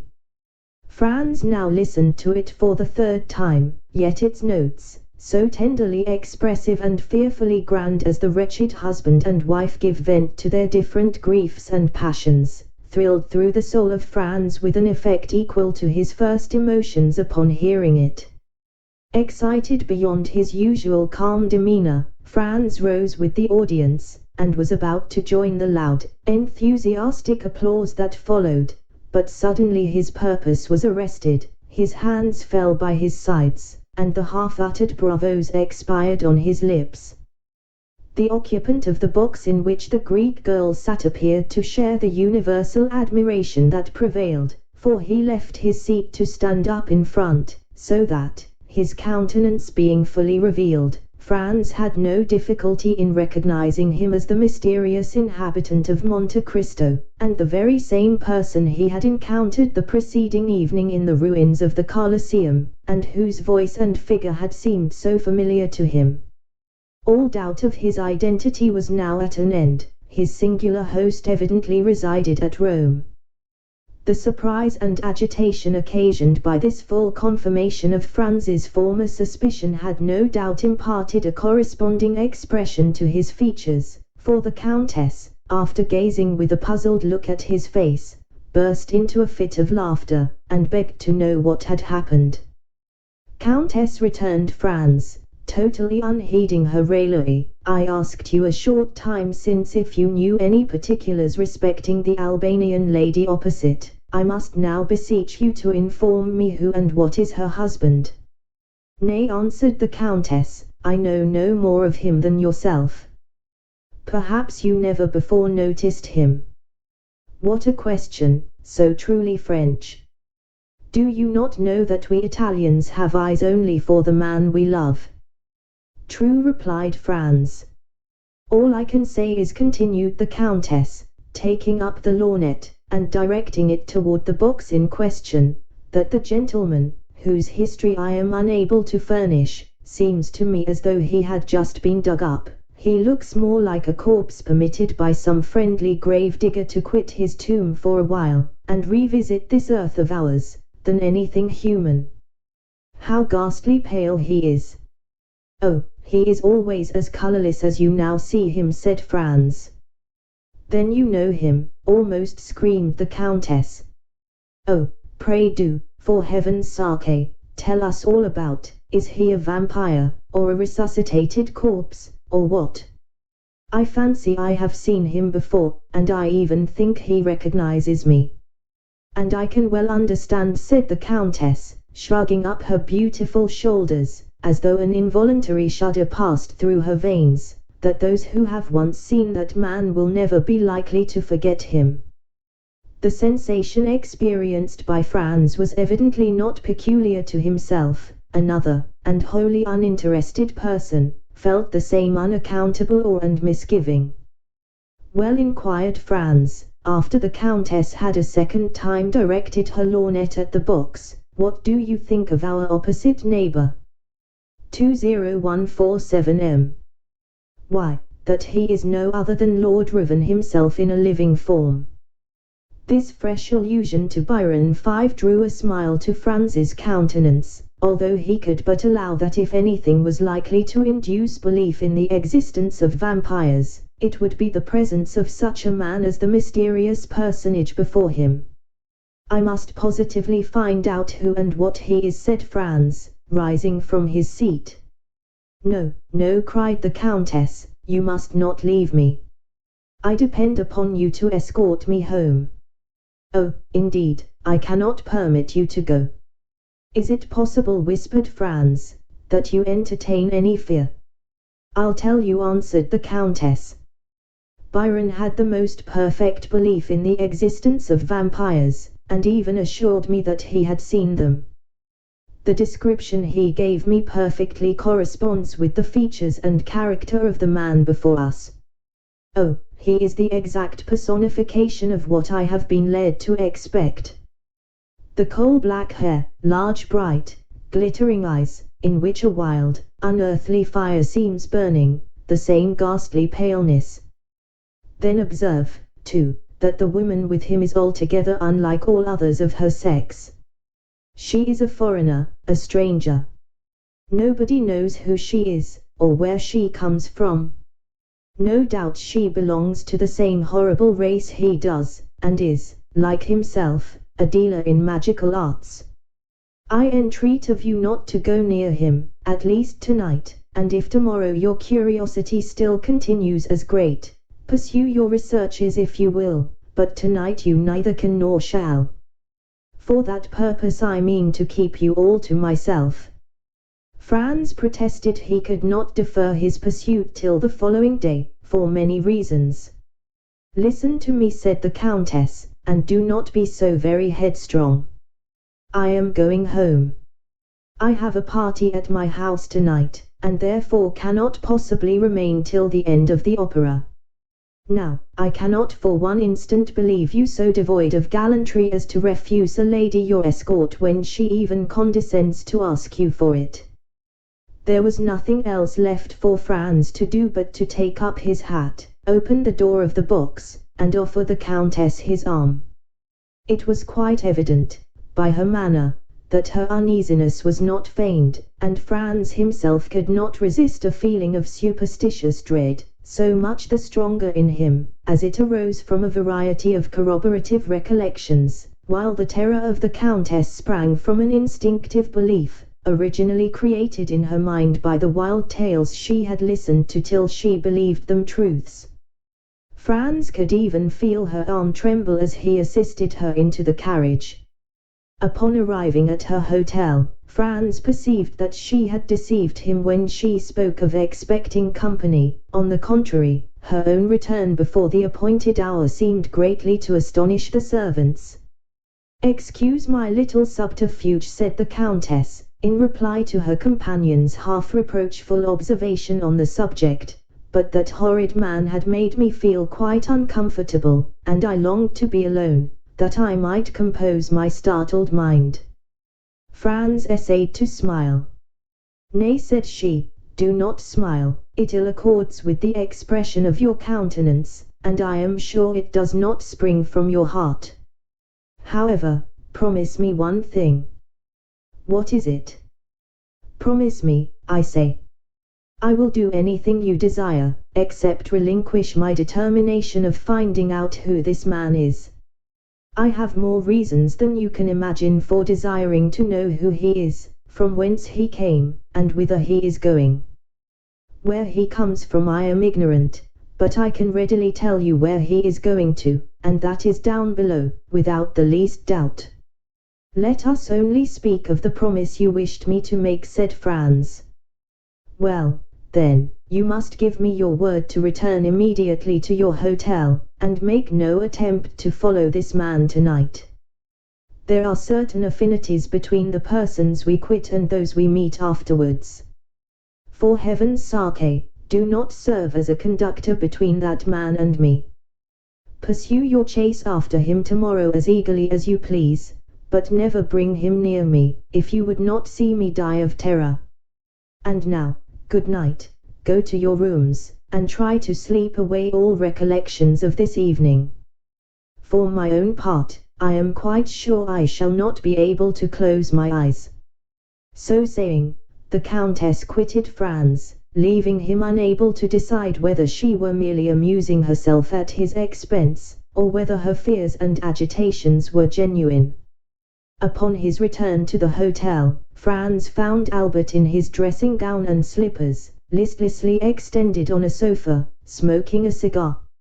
"My dear fellow," cried he, springing up, "is it really you? Why, I did not expect to see you before tomorrow." "My dear Albert," replied Franz, "I am glad of this opportunity to tell you, once and forever, that you entertain a most erroneous notion concerning Italian women. I should have thought the continual failures you have met with in all your own love affairs might have taught you better by this time. Upon my soul, these women would puzzle the very devil to read them aright. Why, here, they give you their hand, they press yours in return, they keep up a whispering conversation, permit you to accompany them home. Why, if a Parisian were to indulge in a quarter of these marks of flattering attention, her reputation would be gone forever. And the very reason why the women of this fine country, where sounds the sigh as Dante writes, put so little restraint on their words and actions, is because they live so much in public, and have really nothing to conceal. Besides, you must have perceived that the Countess was really alarmed. At what? At the sight of that respectable gentleman sitting opposite to us in the same box with the lovely Greek girl. Now, for my part, I met them in the lobby after the conclusion of the piece, and hang me, if I can guess where you took your notions of the other world from. I can assure you that this hobgoblin of yours is a deuced fine-looking fellow, admirably dressed. Indeed, I feel quite sure, from the cut of his clothes, they are made by a first-rate Paris tailor, probably Blin or Human. He was rather too pale, certainly, but then, you know, paleness is always looked upon as a strong proof of aristocratic descent and distinguished breeding. Franz smiled, for he well remembered that Albert particularly prided himself on the entire absence of color in his own complexion. Well, that tends to confirm my own ideas, said Franz, that the Countess's suspicions were destitute alike of sense and reason. Did he speak in your hearing? And did you catch any of his words? I did, but they were uttered in the Romaic dialect. I knew that from the mixture of Greek words. I don't know whether I ever told you that when I was at college I was rather strong in Greek. He spoke the Romaic language, did he? I think so. That settles it, murmured Franz. Tease he, past all doubt. What do you say? Nothing, nothing. But tell me, what were you thinking about when I came in? Oh, I was arranging a little surprise for you. Indeed. Of what nature? Why, you know it is quite impossible to procure a carriage. Certainly, and I also know that we have done all that human means afforded to endeavor to get one. Now, then, in this difficulty a bright idea has flashed across my brain. Franz looked at Albert as though he had not much confidence in the suggestions of his imagination. I tell you what, Franz, cried Albert, you deserve to be called out for such a misgiving and incredulous glance as that you were pleased to bestow on me just now. And I promise to give you the satisfaction of a gentleman if your scheme turns out as ingenious as you assert. Well, then, hearken to me. I listen. You agree, do you not, that obtaining a carriage is out of the question? I do. Neither can we procure horses. True, we have offered any sum, but have failed. Well, now, what do you say to a cart? I dare say such a thing might be had. Very possibly. And a pair of oxen. As easily found as the cart. Then you see, my good fellow, with a cart and a couple of oxen our business can be managed. The cart must be tastefully ornamented, and if you and I dress ourselves as Neapolitan reapers, we may get up a striking tableau, after the manner of that splendid picture by Leopold Robert. It would add greatly to the effect if the Countess would join us in the costume of a peasant from Puzzoli or Sorrento. Our group would then be quite complete, more especially as the Countess is quite beautiful enough to represent a Madonna. Well, said Franz, this time, Albert, I am bound to give you credit for having hit upon a most capital idea. And quite a national one, too, replied Albert with gratified pride. A mere mask borrowed from our own festivities. Ha, ha, ye Romans! You thought to make us, unhappy strangers, trot at the heels of your processions, like so many Lazzaroni, because no carriages or horses are to be had in your beggarly city. But you don't know us, when we can't have one thing we invent another. And have you communicated your triumphant idea to anybody? Only to our host. Upon my return home I sent for him, and I then explained to him what I wished to procure. He assured me that nothing would be easier than to furnish all I desired. One thing I was sorry for, when I bade him have the horns of the oxen gilded, he told me there would not be time, as it would require 3 days to do that, so you see we must do without this little superfluity. And where is he now? Who? Our host. Gone out in search of our equipage. By tomorrow it might be too late. Then he will be able to give us an answer tonight. Oh, I expect him every minute. At this instant the door opened, and the head of Signor Pastrini appeared. Permisu, inquired he. Certainly, certainly, cried Franz. Come in, my host. Now, then, asked Albert eagerly, have you found the desired cart and oxen? Better than that, replied Signor Pastrini, with the air of a man perfectly well satisfied with himself. Take care, my worthy host, said Albert, better is a sure enemy to well. Let your excellencies only leave the matter to me, returned Signor Pastrini in a tone indicative of unbounded self-confidence. But what have you done? Asked Franz. Speak out, there's a worthy fellow. Your excellencies are aware, responded the landlord, swelling with importance, that the Count of Monte Cristo is living on the same floor with yourselves. I should think we did know it, exclaimed Albert, since it is owing to that circumstance that we are packed into these small rooms, like two poor students in the back streets of Paris. When, then, the Count of Monte Cristo, hearing of the dilemma in which you are placed, has sent to offer you seats in his carriage and 2 places at his windows in the Palazzo Rospoli. The friends looked at each other with unutterable surprise. But do you think, asked Albert, that we ought to accept such offers from a perfect stranger?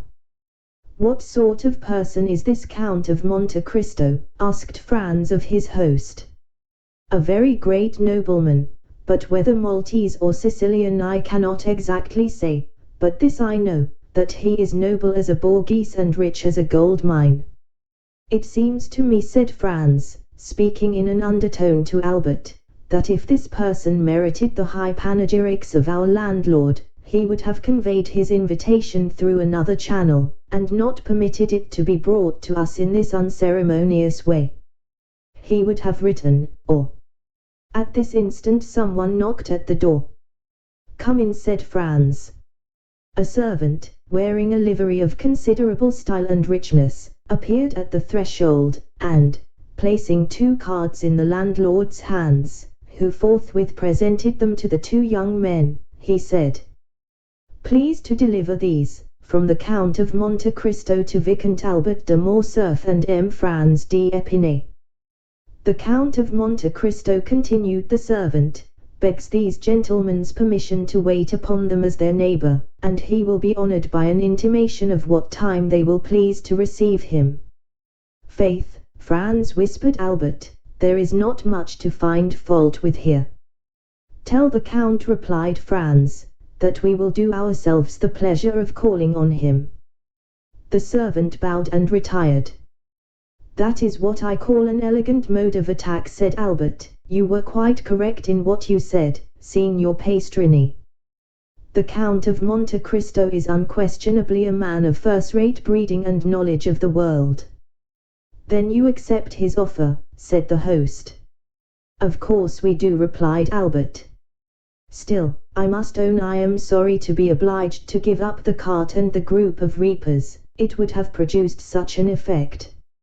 And were it not for the windows at the Palazzo Rospoli, by way of recompense for the loss of our beautiful scheme, I don't know but what I should have held on by my original plan. What say you, Franz? Oh, I agree with you, the windows in the Palazzo Rospoli alone decided me. The truth was, that the mention of 2 places in the Palazzo Rospoli had recalled to Franz the conversation he had overheard the preceding evening in the ruins of the Colosseum between the mysterious unknown and the Transteverin, in which the stranger in the cloak had undertaken to obtain the freedom of a condemned criminal, and if this muffled-up individual proved, as Franz felt sure he would, the same as the person he had just seen in the Teatro Argentina, then he should be able to establish his identity, and also to prosecute his researches respecting him with perfect facility and freedom. Franz passed the night in confused dreams respecting the two meetings he had already had with his mysterious tormentor, and in waking speculations as to what the morrow would produce. The next day must clear up every doubt, and unless his near neighbor and would-be friend, the Count of Monte Cristo, possessed the ring of judges, and by its power was able to render himself invisible, it was very certain he could not escape this time.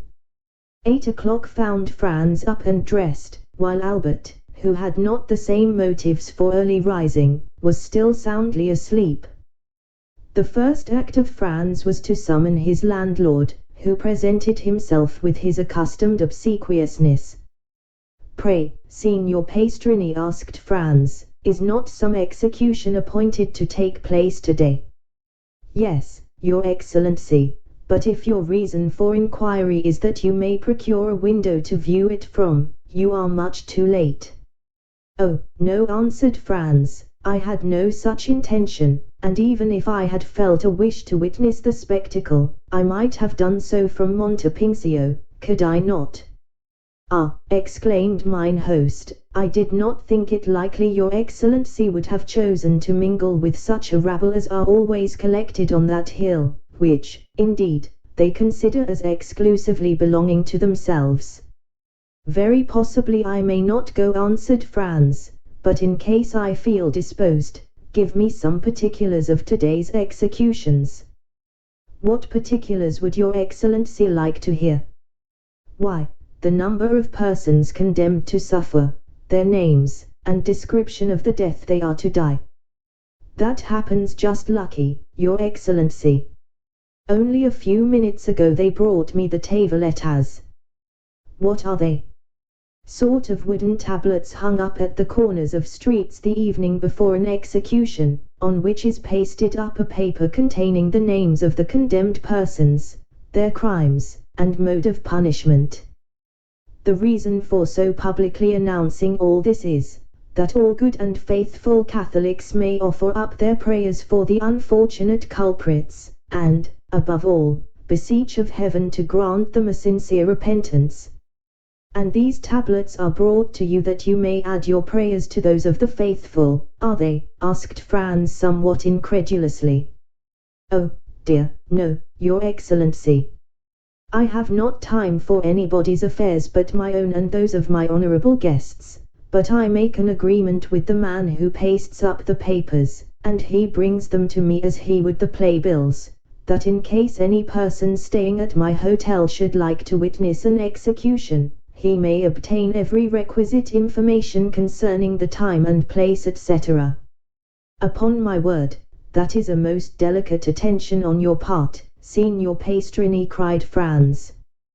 "Why, your Excellency," returned the landlord, chuckling and rubbing his hands with infinite complacency, "I think I may take upon myself to say I neglect nothing to deserve the support and patronage of the noble visitors to this poor hotel. I see that plainly enough, my most excellent host, and you may rely upon me to proclaim so striking a proof of your attention to your guests wherever I go. Meanwhile, oblige me by a sight of one of these tavolettas." "Nothing can be easier than to comply with your Excellency's wish," said the landlord, opening the door of the chamber. "I have caused one to be placed on the landing, close by your apartment."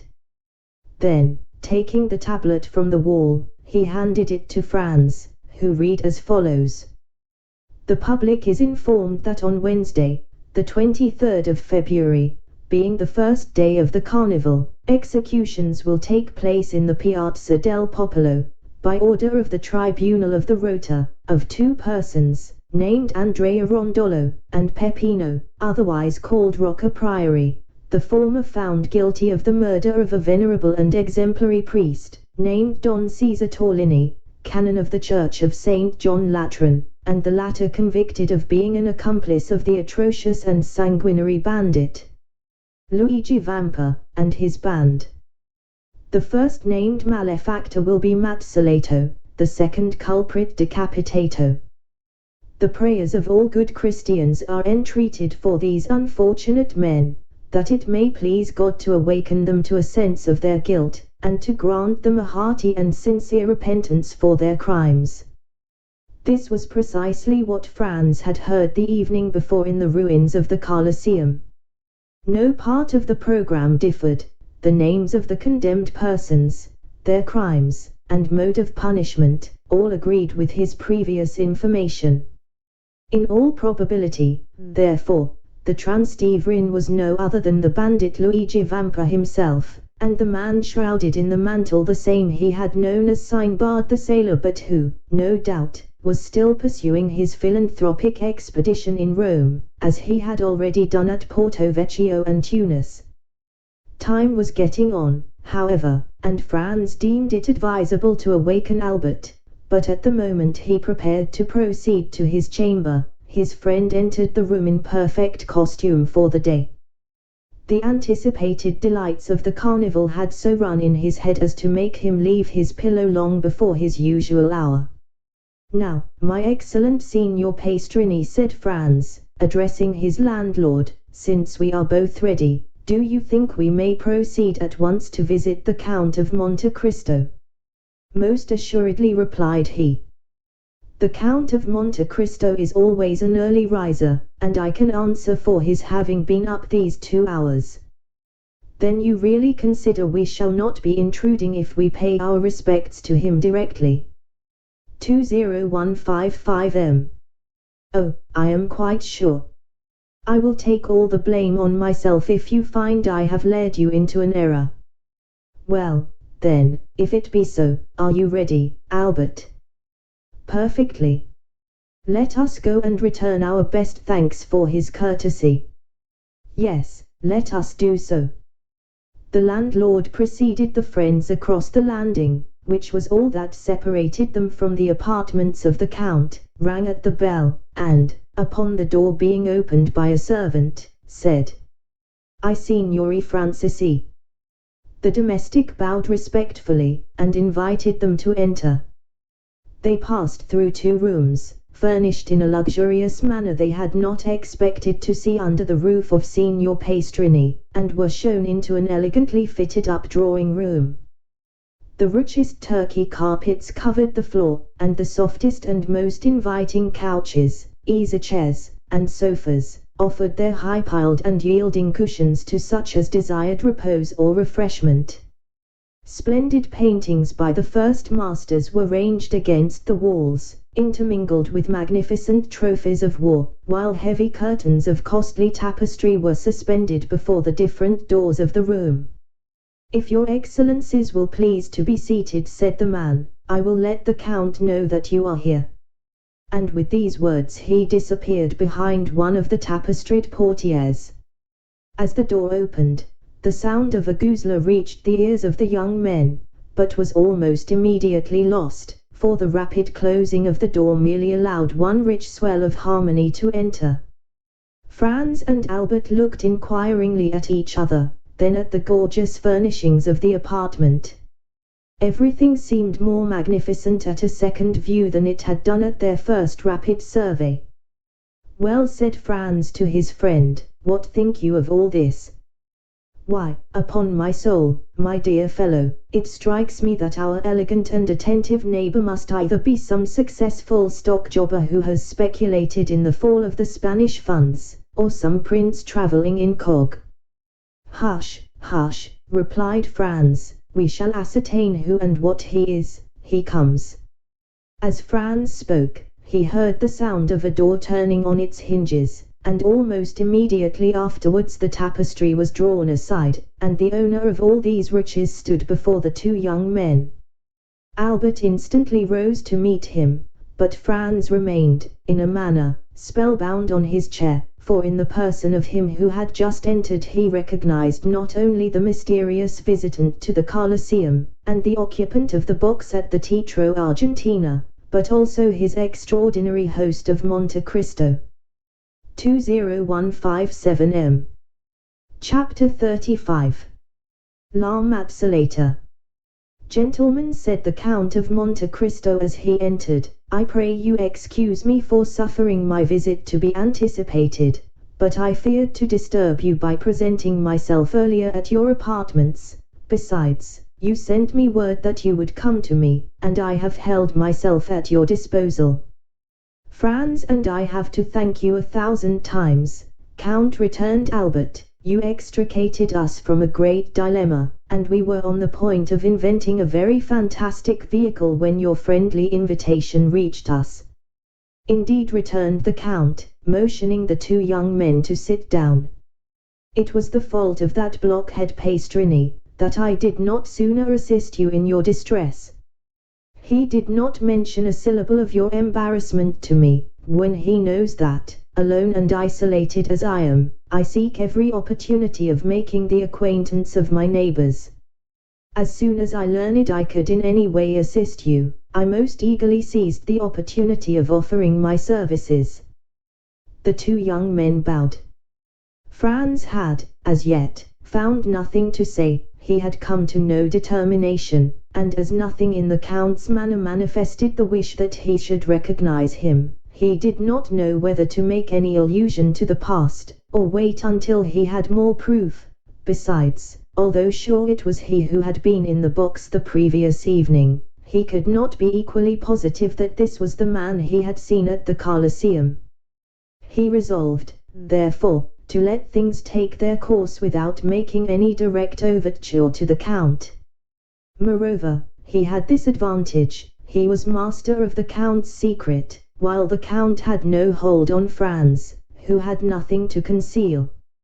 However, he resolved to lead the conversation to a subject which might possibly clear up his doubts. Count, said he, you have offered us places in your carriage, and at your windows in the Rospoli Palace. Can you tell us where we can obtain a sight of the Piazza del Popolo?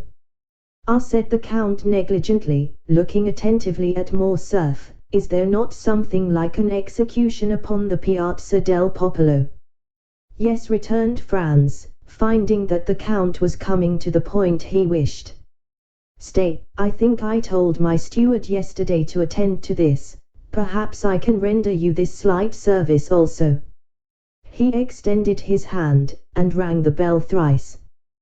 Did you ever occupy yourself, said he to Franz, with the employment of time and the means of simplifying the summoning your servants? I have. When I ring once, it is for my valet, twice, for my majordomo, thrice, for my steward, thus I do not waste a minute or a word. Here he is. A man of about 45 or 50 entered, exactly resembling the smuggler who had introduced Franz into the cavern, but he did not appear to recognize him. It was evident he had his orders. Monsieur Bertuccio, said the Count, you have procured me windows looking on the Piazza del Popolo, as I ordered you yesterday. Yes, Excellency, returned the steward, but it was very late. Did I not tell you I wished for one, replied the Count, frowning. And your Excellency has one, which was let to Prince Lobanif, but I was obliged to pay 100. That will do, Monsieur Bertuccio, spare these gentlemen all such domestic arrangements. You have the window, that is sufficient. Give orders to the coachman, and be in readiness on the stairs to conduct us to it. The steward bowed, and was about to quit the room. Ah, continued the Count, be good enough to ask Pastrini if he has received the tavoletta, and if he can send us an account of the execution. There is no need to do that, said Franz, taking out his tablets, for I saw the account, and copied it down. Very well, you can retire, Bertuccio, I need you no longer. Let us know when breakfast is ready. These gentlemen, added he, turning to the two friends, will, I trust, do me the honor to breakfast with me. But, my dear Count, said Albert, we shall abuse your kindness. Not at all, on the contrary, you will give me great pleasure. You will, one or other of you, perhaps both, return it to me at Paris. M. Berticcio, lay covers for 3. He then took Franz's tablets out of his hand. We announce, he read, in the same tone with which he would have read a newspaper, that today, the 23rd of February, will be executed Andrea Rondolo, guilty of murder on the person of the respected and venerated Don Caesar Torlini, canon of the Church of St. John Latran, and Peppino, called Rocca Priori, convicted of complicity with the detestable bandit Luigi Vampa, and the men of his band. The first will be mazzolato, the second decapitato. Yes, continued the Count, it was at first arranged in this way, but I think since yesterday some change has taken place in the order of the ceremony. Really, said Franz.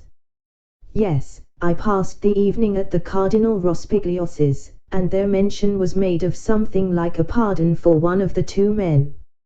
For Andrea Rondolo, asked Franz. No, replied the Count, carelessly, for the other. He glanced at the tablets as if to recall the name, for Peppino, called Rocca Priori. You are thus deprived of seeing a man guillotined, but the mazzolator still remains, which is a very curious punishment when seen for the first time, and even the second, while the other, as you must know, is very simple. The mandacix never fails, never trembles, never strikes 30 times ineffectually, like the soldier who beheaded the Count of Chalais, and to whose tender mercy Richelieu had doubtless recommended the sufferer. Added the Count, in a contemptuous tone, do not tell me of European punishments, they are in the infancy, or rather the old age, of cruelty. Really, Count, replied Franz, one would think that you had studied the different tortures of all the nations of the world.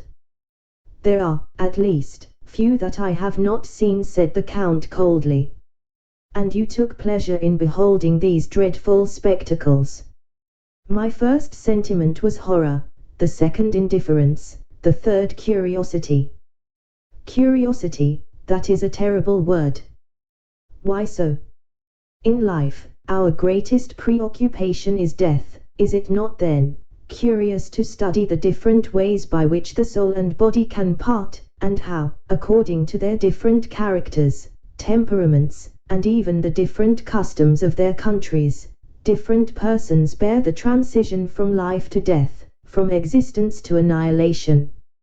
As for myself, I can assure you of one thing, the more men you see die, the easier it becomes to die yourself, and in my opinion, death may be a torture, but it is not an expiation. I do not quite understand you, replied Franz. Pray explain your meaning, for you excite my curiosity to the highest pitch. Listen, said the Count, and deep hatred mounted to his face, as the blood would to the face of any other. If a man had by unheard of and excruciating tortures destroyed your father, your mother, your betrothed, a being who, when torn from you, left a desolation, a wound that never closes, in your breast, do you think the reparation that society gives you is sufficient when it interposes the knife of the guillotine between the base of the occiput and the trapezial muscles of the murderer, and allows him who has caused us years of moral sufferings to escape with a few moments of physical pain? Yes, I know, said Franz, that human justice is insufficient to console us. She can give blood in return for blood, that is all, but you must demand from her only what it is in her power to grant. I will put another case to you, continued the Count, that where society, attacked by the death of a person, avenges death by death. But are there not 1,000 tortures by which a man may be made to suffer without society taking the least cognizance of them, or offering him even the insufficient means of vengeance, of which we have just spoken? Are there not crimes for which the impalement of the Turks, the augurs of the Persians,